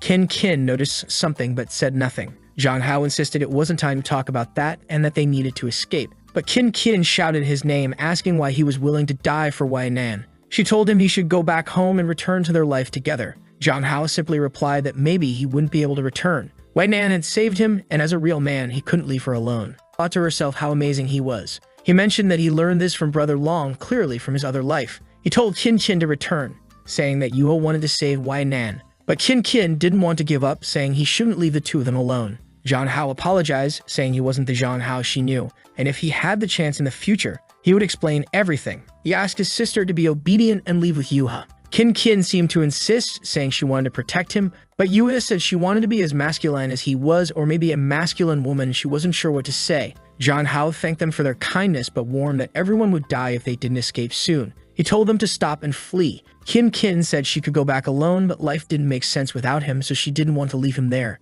She wanted to stay with him. At that moment, someone asked what kind of romantic drama was unfolding. It was the woman from earlier, who asked if they were tired of the cat and mouse game. Zhang Hao realized this time they had brought many more people. The production team was waking up after drinking a lot and began wondering what all the noise outside was about. Looking at the sky, they were shocked to see a lot of helicopters approaching the forest. In the middle of it all, Zhang Hao was lying on the ground, everyone having been immobilized. The moon was red, and the woman questioned why everyone liked that boy. She began to draw her weapon, saying that if they had more time, she would try something else. But just as she was about to end the boy's life, the blade stopped a second before. She turned and commented on how wonderful Wai Nan's expression was at that moment. She said it was ridiculous that such a cautious woman was in this situation because of that boy. Poor Zhang Hao was unconscious on the ground, unable to do anything. Wai Nan began to cry, saying that if the moon hated letting him escape, she would do anything it wanted. The woman laughed, asking if she really would do anything. She mentioned the brother Wai Nan hadn't let leave alive and declared that this time, no one would escape. And then the ketchup was spilled. At that moment, Zhang Hao fell lifeless to the ground. But something appeared in front of him. He saw red hair and asked why she was there. It was the goddess of the red moon just watching him die. She laughed and asked who he was. Suddenly, he woke up in shock. He got up from the bed, wondering if he was dead. But then someone beside him called him husband. The woman asked if he was having nightmares. Sweating, he didn't understand who was being addressed. It was Wai Man wearing an oxygen. The scene shifted to the middle of the city. Zhang Hao had really returned to his own world. It was the place where he used to work, and beside him was Wai Nan, who had always been the CEO of his company. He was sure this was the work of the goddess of the red moon. Wai Nan asked what he was thinking about so much and questioned if he had thought about the proposal of bringing his father to live with them. She mentioned that it would be hard for his father to raise a child alone and that their house was very big, especially since when their child was born, they would need help. He quickly noticed her hand on her belly and felt confused. Apparently, he was going to be a father. She then pulled him by the tie and reminded him that when they were alone, he should call her wife. He hesitated, and she asked why he was acting so strangely. Zhang Hao thought to himself that she was still identical to the Wai Nan from the other world. So he called her wife, and she thanked him. They arrived, and she said she was going to work, but told him to send a message. Zhang Hao didn't expect to return to his world in this way. If he ended up there because he died, what happened to Qin Qin and Wai Yuan? He wondered if, in the end, he hadn't been able to save anyone.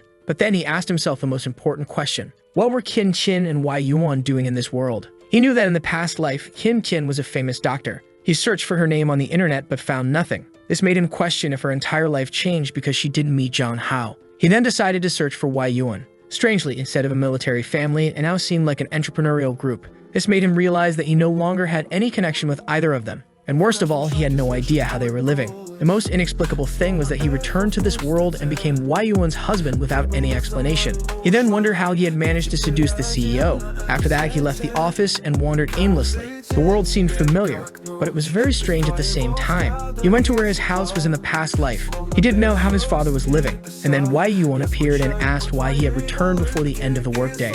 She approached, saying she was planning a surprise, but he had already arrived. She asked if he remembered that today was his birthday, and that she had planned a party with his father. Zhang Hao seemed confused and asked if it was really his birthday. Wai Yuan just stared at him and asked if he was having some problem. He just said he wasn't used to her being so kind. Zhang Hao found it strange that he had no relationship with her and now had to live as if they were husband and wife. So he asked how a woman as ambitious as her ended up with a common guy like him. She said he was acting very strangely and didn't seem like the guy she knew. She put her arm around his shoulder and said that if he was anxious about the marriage, she would take care of him. She gave him a kiss and told him not to worry. Then she said they would discuss this more later and asked if they could go to the party. Obviously, Zhang Hao was just observing everything. His father was there normally in front of him. He asked his father if Wai Nan was really going to spend the day with him at the house. His father said yes, and Zhang Hao said he only had 2 beds, so he would have to sleep with his father. But his father just told him to learn to resolve couple issues together with her, saying that he should always speak the truth to his wife. Zhang Hao tried to protest, saying that his father didn't understand anything. However, his father just got up and said he was going to rest. He closed the bedroom door and wished him a happy birthday. There was silence, except for Wai Nan in the kitchen. With nothing else to do, he approached her, saying he would help. She then mentioned that last Meg had been great, so why didn't he want to continue today? Embarrassed, he realized she had overheard the conversation with his father. She asked if she was pushing him so hard that his body couldn't keep up. At that moment, he felt dejected, not realizing things had gotten to that level. He just observed her, wondering if he had really experienced all this before. The problem was that he had no memory of these events. Ignoring all that, he decided to ask her a question. He wanted to know how their first date went. She explained that it was during a company event when a guy tried to put drugs in her drink. Being an important person involved with the company, she was hesitant to refuse and potentially ruin business relations. Then Zhang Hao stepped in, grabbed the guy's arm, and pretended to be her husband, saying he would drink it instead. She never imagined he would be brave enough to pretend to be her husband and drink it. A second later, he fell to the ground like an idiot, foaming at the mouth, and told her that it was very dangerous. She turned to confront the guy who accidentally admitted it was just supposed to be an aphrodisiac. With that, everyone at the company found out about the guy's plans. He was taken away by the police, and the two of them stayed behind. She asked if Zhang Hao was okay, and he explained that he had lost all his strength and collapsed. She then asked how he knew something was wrong with the drink. He said he had been watching the guy and saw him put something strange in the glass. Knowing the guy's reputation, he was afraid he might do something to her. She then asked why he went to such extremes for her. Was he in love with her? Zhang Hao replied that he wasn't. He just found it amazing that a woman like her had reached such an important position. Since his desk was near hers, he often saw how hard she worked. He was afraid that if this incident happened, people would think she got her position because of her looks. She said he seemed very concerned about her. Embarrassed, he said he just wanted to do the right thing. She said it seemed he was her hero of justice. He felt shy and asked why she was using those expressions. She laughed and asked if there was someone he liked. After that day, they started talking and gradually got closer. Suddenly, Zhang Hao hugged her. As he leaned in, she asked what was wrong. He thought to himself that he could tell all this was true and felt good about it. He realized that having Y Man in this world was amazing. However, he then called her name and asked if she believed in parallel worlds. She was taken aback for a moment and asked why he was talking about that. He explained that she might not believe it, but he had a dream so long it felt like he was in another world. In that place, she also existed, but their relationship was more like friends. What connected them was his biggest secret, but there were also two other people who were important to him. Because of him, these people went through various dangers and might have even lost their lives. He failed to help them and couldn't tell the truth, leaving him confused. She suddenly turned, grabbed his face, and said it was okay for him to tell her because she was the person he should trust. But she didn't worry about other worlds because she wanted to live the rest of her life with him in this one. However, she said she didn't want him to live with regrets because that would make him happy. If he needed time to resolve those issues, she wouldn't mind. At that moment, he noticed a red light around her, but she leaned in and said this was the first time he had shown interest in others. Then, she attacked him before he could respond. At that moment, he seems to remember something. She tells him that he must understand that no matter what world he's in, she will always find him. He starts to question what is happening and why he feels the presence of the red moon. Suddenly, he feels something strange and disappears in front of Wei Nan. She comments on how quickly it happened, but now it's her turn. A voice asks if this is her choice. Approaching Wei Nan, it remarks that it believes she was the most possessive of them all. It touches her shoulder and says she should have chosen to stay there with him forever, but now she'll have to compete again. Wei Nan replies that if he returns, she believes he will make the same choice as she did. Furthermore, even if she has to compete, she will give her best. The goddess says she likes this attitude. She warns that it's a rare trip to come to this world, but they will never see each other again. With that, she disappears. Wei Nan thinks to herself that it might have been nice to stay there, and then she too begins to vanish. I don't know what's going on, but everyone is disappearing and reappearing. Once again, our protagonist wakes up in another place. He asks his wife why they can't leave. That's when someone covers his mouth. This time it's Yuva, who says the pervert is dead. He's confused, wanting to know where Wei has gone. However, Yuva just tells him not to move and to be honest. He asks why his classmate is on top of him. A while later, observing Yuha on her phone, he realizes it's another trick of the blood moon. This timeline is many years after the previous one. He knows everything is extremely chaotic, but he must stay calm. Clearly, he is being teleported between lives he could lead only to be sent back to despair. At this moment, Yuha extends her hand, apologizes, and says she accidentally restrained him. He says it's fine, noticing that now she's a police officer. However, it seems that in this world, she doesn't know him. She tells him to hop on the bike because they're going to the station. Our protagonist thinks she looks older and cooler. At the police station, she apologizes to the captain, saying she caused problems for their department. He scolds her, reminding her that their job is to serve the public. However, she's always anxious and disrupting operations, so she needs to learn to stay calm. She continues apologizing, promising it won't happen again. In the office, everyone comments that it seems she only got that position through connections. Zhang Hao thinks that, just like in her previous life, she's living in an isolated environment. He turns to the guard and says he never felt threatened. In fact, it was good to know she was trying to protect him. He feels much safer knowing she's an officer who doesn't let criminals escape. He then asks her if she agrees. Before she can respond, he raises her arm and declares the case resolved. She doesn't quite understand what he's doing. The scene shifts to another location. They're sitting in a building, analyzing some newspapers. It seems he's helping her find a criminal who takes photos of women. She says this person must be around 25 years old and stays near the district where he was passing through. When she saw him freeze when she called out, she suspected it might be him and apologizes for throwing him to the ground. He says he's already told her he doesn't mind at all. When he pats her on the head, she asks what he's doing. He changes the subject, saying her methods for fighting crime are really clever. However, he starts giving some tips, suggesting she should disguise herself before watching that area. He also suggests they should use some method to lure the person instead of just waiting for someone to pass by. Another thing they could do is visit websites where this person might be sharing these photos. He quickly covers her eyes, saying that's something a child shouldn't see. They soon find a person who assures them that all the photos are taken without anyone knowing. Jong Hao then turns to Yuha and says it's time for the final step. They just needed a trap. The next afternoon at the train station, Jong Hao expressed his discomfort with using someone else's bait. That's why he donned a woman's cosplay, feeling embarrassed about walking around like that. But he told himself that being a real man, this was just a piece of fabric to help a friend. Then Yua came over, grabbing him and telling her friend to come along. Jong Hao wondered why it felt like she was testing him and missed the old, calm, and obedient Yuha. The problem was that everyone on the train was staring in shock. Yua was glaring at everyone around, and Jong Hao knew this wouldn't work if she wasn't discreet. They'd been on the train for a while, and it was strange that no one had tried anything. He saw a school kid talking about playing a game and figured it wasn't them, a guy complaining about the stock market, clearly preoccupied with other matters, and a calm old man who didn't seem suspicious. Frustrated, Jong Hao wondered why no one had taken the bait. Yua tried to reassure him, saying they could try again if needed. Suddenly, the entire train car jolted. Yua stumbled and fell into Jong Hao's arms, wrapping herself in a pile of fabric. He told her to stay still and be careful, but the men nearby, seeing the situation, were instantly smitten. Yua, still acting odd, commented that he was impressive even as a woman, leaving Jong Hao confused.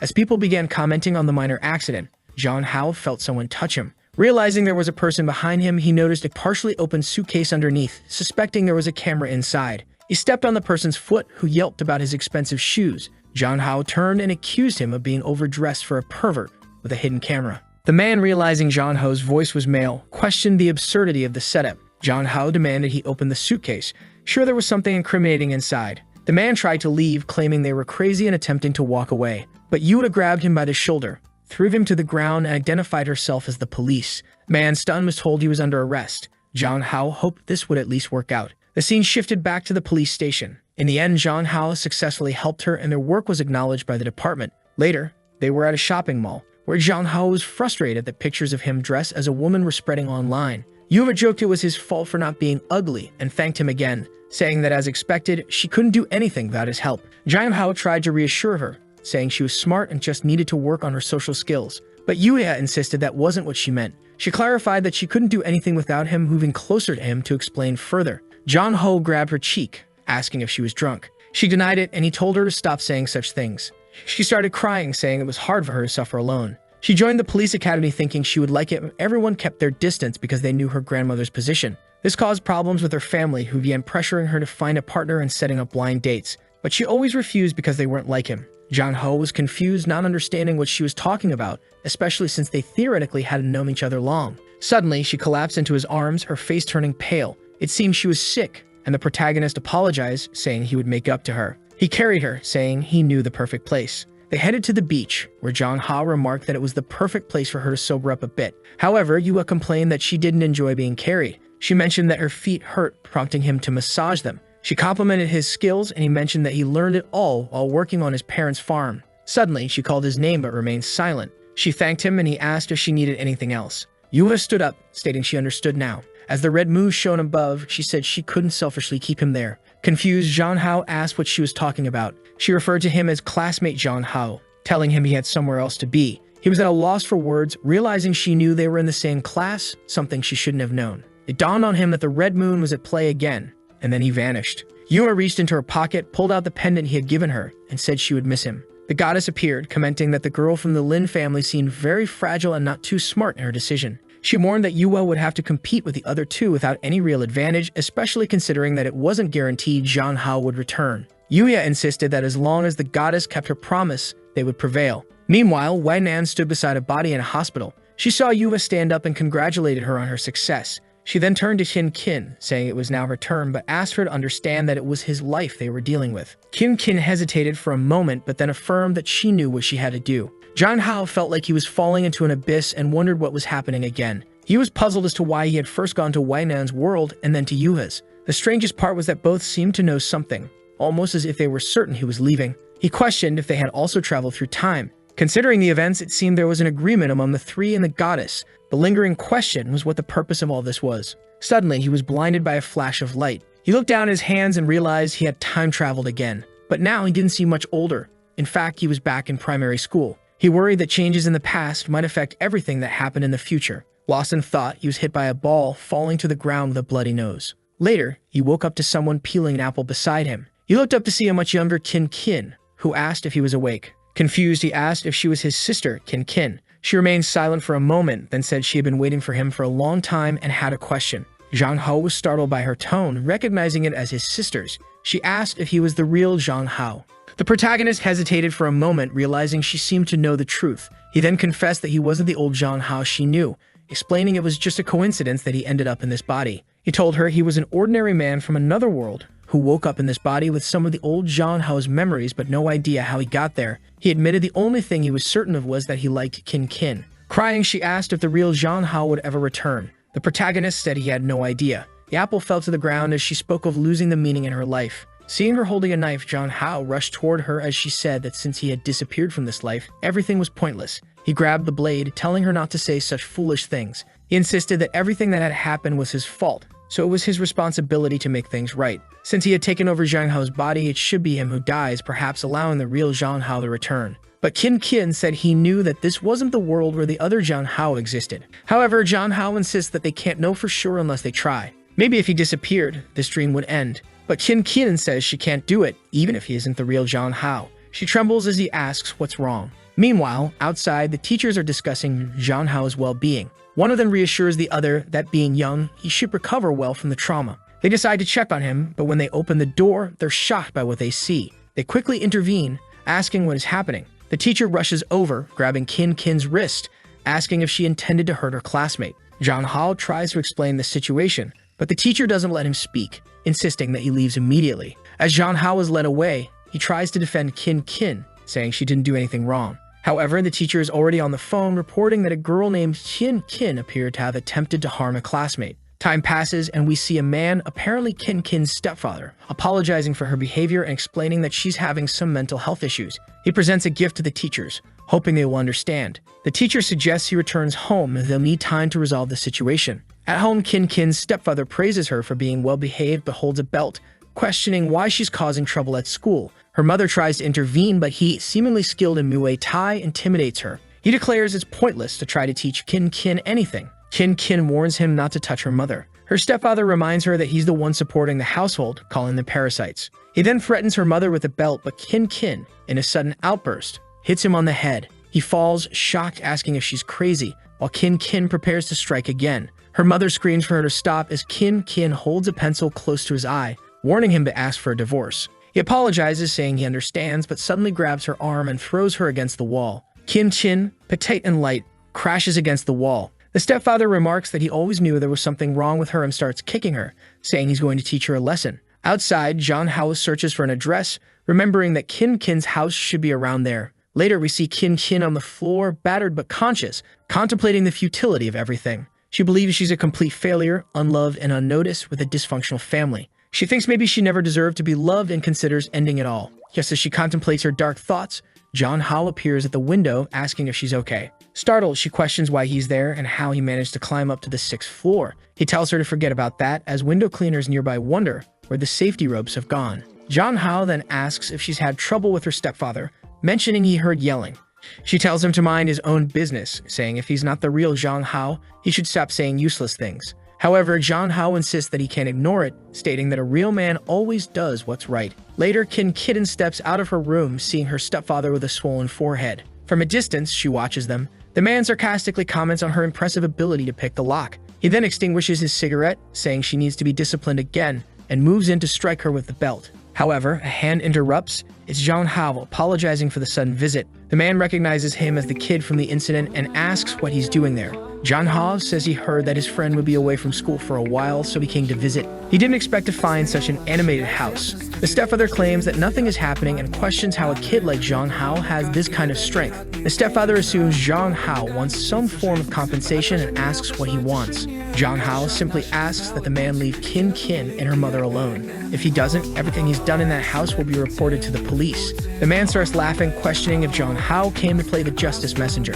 He doubts anyone would believe the words of a child who hasn't seen anything and argues that those with economic status control everything, so there's nothing Zhang Hao can do. Despite Qin Qin's dissatisfaction, her mother enjoys a more comfortable life now.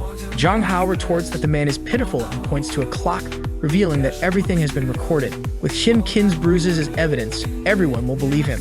He then punches the man, incapacitating him. They quickly escape outside. Qin Qin, confused, asks Zhang Hao why he's doing all this for her in this alternate world. He replies that even if the world is false, the suffering is real. Just as she didn't need a reason to be good to the real Zhang Hao, he doesn't need a reason either. She thanks him but says that betraying Zhang Hao would be like betraying herself for over 10 years, apologizing that her life no longer has meaning. Zhang Hao grabs her arm, insisting that she live for herself and that she isn't a burden or responsible for everything. She reflects on all her memories with the real Zhang Hao and wonders if choosing to forget him would mean abandoning him in another world. Zhang Hao tells her not to forget the past as it's part of who she is, and even if she can't choose anyone, she still needs to move forward. He encourages Qin Qin to start anew. She blushes and is taken aback. A hand appears, affirming everything Zhang Hao said is true. She hears a familiar voice and turns to see the real Zhang Hao, confused, looking at his own hand. Qin Qin asks if it's really him. He confirms it, explaining that he's always been present, observing everything, even though he couldn't do anything. Seeing her so sad gave him the strength to speak up. He urges her to start living for herself as she has done so much for him, and apologizes for not understanding her actions in the past. He recalls the time when she scared everyone by hitting them, and she held him, reminding him of their promise to always be together. He remembers feeling scared and telling her he hated her and didn't want to stay with her, preferring to go back home. He yelled that he never wanted to see her again. Now the real Zhang Hao apologizes, admitting he was too immature to understand everything. He acknowledges that in the end, it was his actions that hurt her. Qin Qin cries, calling out his name, while the current Zhang Hao watches silently. He remembers the moment she collapsed and said she would leave. He found her disgusting, but he had told her not to worry. Now he finds himself face to face with the real Zhang Hao. He pleaded, asking not to reject Qin Qin, warning that this would be their last conversation and that if he turned her down, she would probably end up alone. He emphasized that he was the only one who could save her now. At that moment, the goddess of the Red Moon remarked how boring the situation was, saying no one was interested in watching this family drama. Everyone was startled and Zhang Hao asked what she was doing there. He wanted to know the purpose of all these games and why she was putting in so much effort. Suddenly, she floated in the air, blew in his face, and asked if he was angry. She said she had no obligation to explain but would make an exception for him. She recalled that during the event on the island, he had come very close to dying. However, he was her favorite toy, so she didn't want him to die so easily. She tried to wake him up, but unfortunately, he fell into a deep coma. That's when she discovered a very rare phenomenon. Two souls in the same body, harmonious yet contradictory. Finding this very interesting, she decided to play a fun game. She allowed the three women who loved him to invade his dreams and try to win his heart without him realizing it to see if he would choose to stay in that world or return to reality. This could have led to their identities being revealed and conflicts arising, or they could have been envious and tried to force him to stay in that world. She thought it was very interesting because she expected everyone would want to monopolize him. What she didn't expect was that the three women would come to an agreement to bring him back. She then started pulling his cheeks, asking if he had some kind of magic. One of the Zhang Haos interrupted, saying it was enough and asked if she could take him back. She agreed but warned that his time was running out.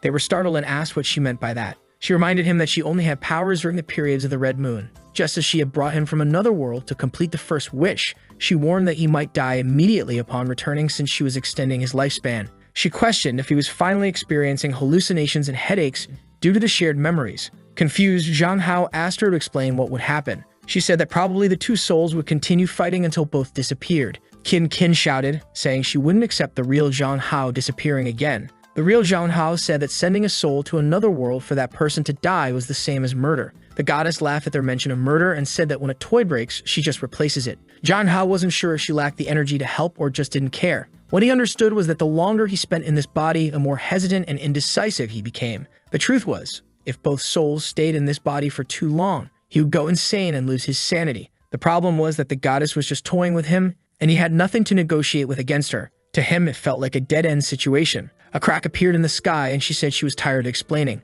She was going to send them both to enjoy their last moments. The protagonist told Zhang Hao to stop crying and just listen to what he was about to say. He told him to reverse everything he did.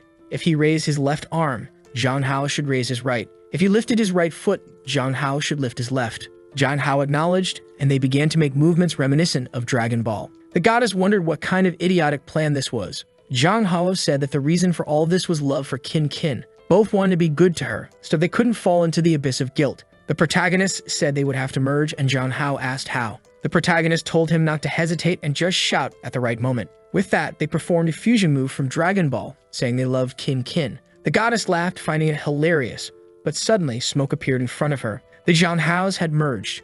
She wondered how that was possible. The unified Zhang Hao wonders if it was a success. Qin Qin, struggling to comprehend what's happening, feels overwhelmed. However, Zhang Hao hugs her and asks if she's okay. He quickly explains that he is not just one Zhang Hao, but both, with the memories and experiences of both lives. No matter what happens, he will always be there for her. The goddess of the Red Moon, intrigued, remarks that this plan is quite interesting, trying to combine two different people into a better one. She mentions that she has brought many people into this world, but all men eventually lose their minds. Is the only one who has achieved a perfect union without succumbing to desire. Zhang Hao then speculates if she has been hurt by someone, suggesting she always targets men and ruins their lives because some man broke her heart. She snaps at him to shut up and stop meddling in her life. A red aura surrounds him and Qin Qin, and Zhang Hao tells the goddess that she will find a good person. She threatens to come after him again and restart the cycle. Zhang Hao thanks her and says he'll be waiting. They can play together next time. The goddess is left puzzled by this bold boy's offer. Sometime later, Zhang Hao wakes up in a hospital.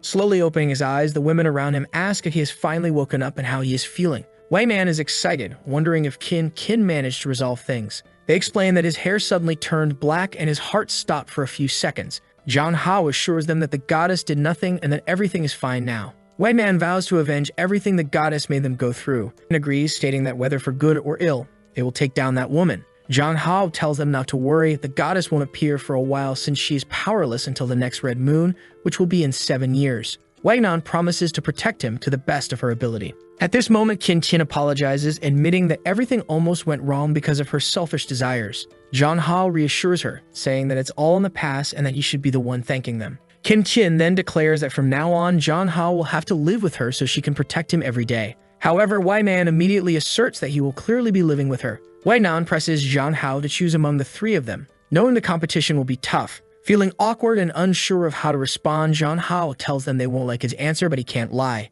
He asks if it's possible for the four of them to live together. The three women fall silent, shocked by his suggestion, and then berate him, asking what nonsense he's talking about. Qin Qin grabs him, worried that he might be confused due to the accident, and points out that the public opinion would be scandalized by such an arrangement. Wei Nan firmly states that she would never share him, especially not with someone as treacherous as Qin Qin. Tensions rise, with Qin Qin seething with anger, declaring she will deal with Wei Nan. However, Wei suggests that Qin Qin could stay close as a servant or a good friend. Once again, they start arguing, and Zhang Hao wonders how they ended up back in the same situation. Says she doesn't care as long as Zhang Hao wants it too. She's willing to stay close to him and give him her love no matter where they are. She then announces that she's going to make a final move, leaving him confused. Opening a book, she starts a marriage vow, promising to stay with him in sickness and in health. The two doctors are taken aback by her determination. Concludes by saying that she has chosen the person she wants to spend the rest of her life with. Zhang Hao stands there speechless. He reflects on how much he has changed from the person he was in the other world.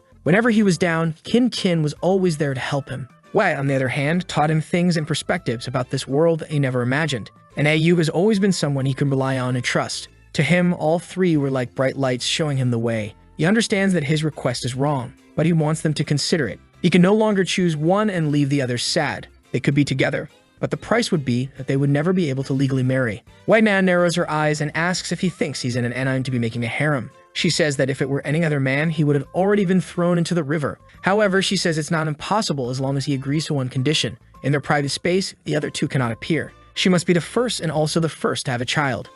Qin Qin pushes her away, reminding her that the boy is still in school and assures Zhang Hao that no matter what happens, she will protect him from everything. However, it's clear that this is part of her plan to gradually monopolize him for herself. Meanwhile, Wei Man argues that there must be a hierarchy in a household, and as the most successful, she should be the head. Qin Qin refuses, stating that she has lived with Zhang Hao the longest. While they argue, Ayu innocently mentions that they are the only ones the same age. With a sigh, Zhang Hao coughs, and they ask if he is okay. He says he feels awful and would only feel better if they stopped fighting. They all jump onto the bed with him. and he thanks everyone. The scene jumps to 2 years later on a certain island. Someone looks at a paper and tells them they're being watched. It's Zhang Hao, and someone brings him something to eat. Of course, it's Qin, reminding him to replenish his fluids. From a distance, Y-Man calls out to him, saying it's time to start their daily exercises. Zhang Hao asks Qin if she wants to join the exercises. Yu then suggests that after the exercises, they could practice some one-on-one fighting. Zhang Hao reflects on his quest to understand the meaning of being a true man. He thinks it involves knowing what you want in life, pursuing it, and always taking responsibility for your choices. Looking around at the scenery, he says everything seems great and advises us, the viewers, to start being the protagonists of our own lives. The story then fast-forwards a few years. Zhang Hao's parents are puzzled by a letter in their hands. There's a mixed-eyed child standing before them. In the letter, Zhang Hao apologizes for disappearing for a while but says that they are all doing well. He explains that the child is their grandchild. The butler who brought the child says that Zhang Hao will return in a month to greet everyone. The father comments that their son is quite peculiar, going on a trip and leaving a grandchild behind, while Zhang Hao's mother wonders who the child's mother is. Curious, they ask the butler, who unfortunately has no idea either. Suddenly, Y-Man's mother appears at the house. Everyone asks what she's doing there. She says she's there to see her grandchild, noting how cute the child is and how much he resembles her daughter. She affectionately pats the baby's head, mentioning that the baby will need to inherit the company since her daughter abandoned it. Just then, Nayu's grandmother appears at the door, demanding they let go of her grandchild and threatening to call the police. Y-Man's mother retorts, pointing out the child's resemblance to her daughter, but the grandmother counters, insisting the baby clearly resembles Yu. As they bicker, Zhang Hao's family watches in silence. The baby suddenly starts crying, causing the women to feel embarrassed for arguing over such a matter. Zhang Hao's father reminds everyone that Zhang Hao mentioned he would return in a month. They all agree there's no rush, and they can figure everything out later. For now, the most important thing is to take care of the child. The goddess watched everything, remarking that another person had been born with different abilities. She thought that when the time was right, she would have even more fun with all of this. At the airport, the three women told Zhang Hao that it was a bit irresponsible to leave their child behind like that. However, Zhang Hao reassured them that he trusted his family, so there was nothing to worry about. Though they seemed displeased and wanted to complain, he hugged them all, saying there was nothing to worry about and that it was time for them to enjoy themselves. Their honeymoon together was about to begin. Even though they couldn't have a proper wedding, they should still go through all the rituals. And with that, they were off to leave a like on this video that helps Momoro make more juicy content for his viewers, activate the cheeky little bell, and I'm out.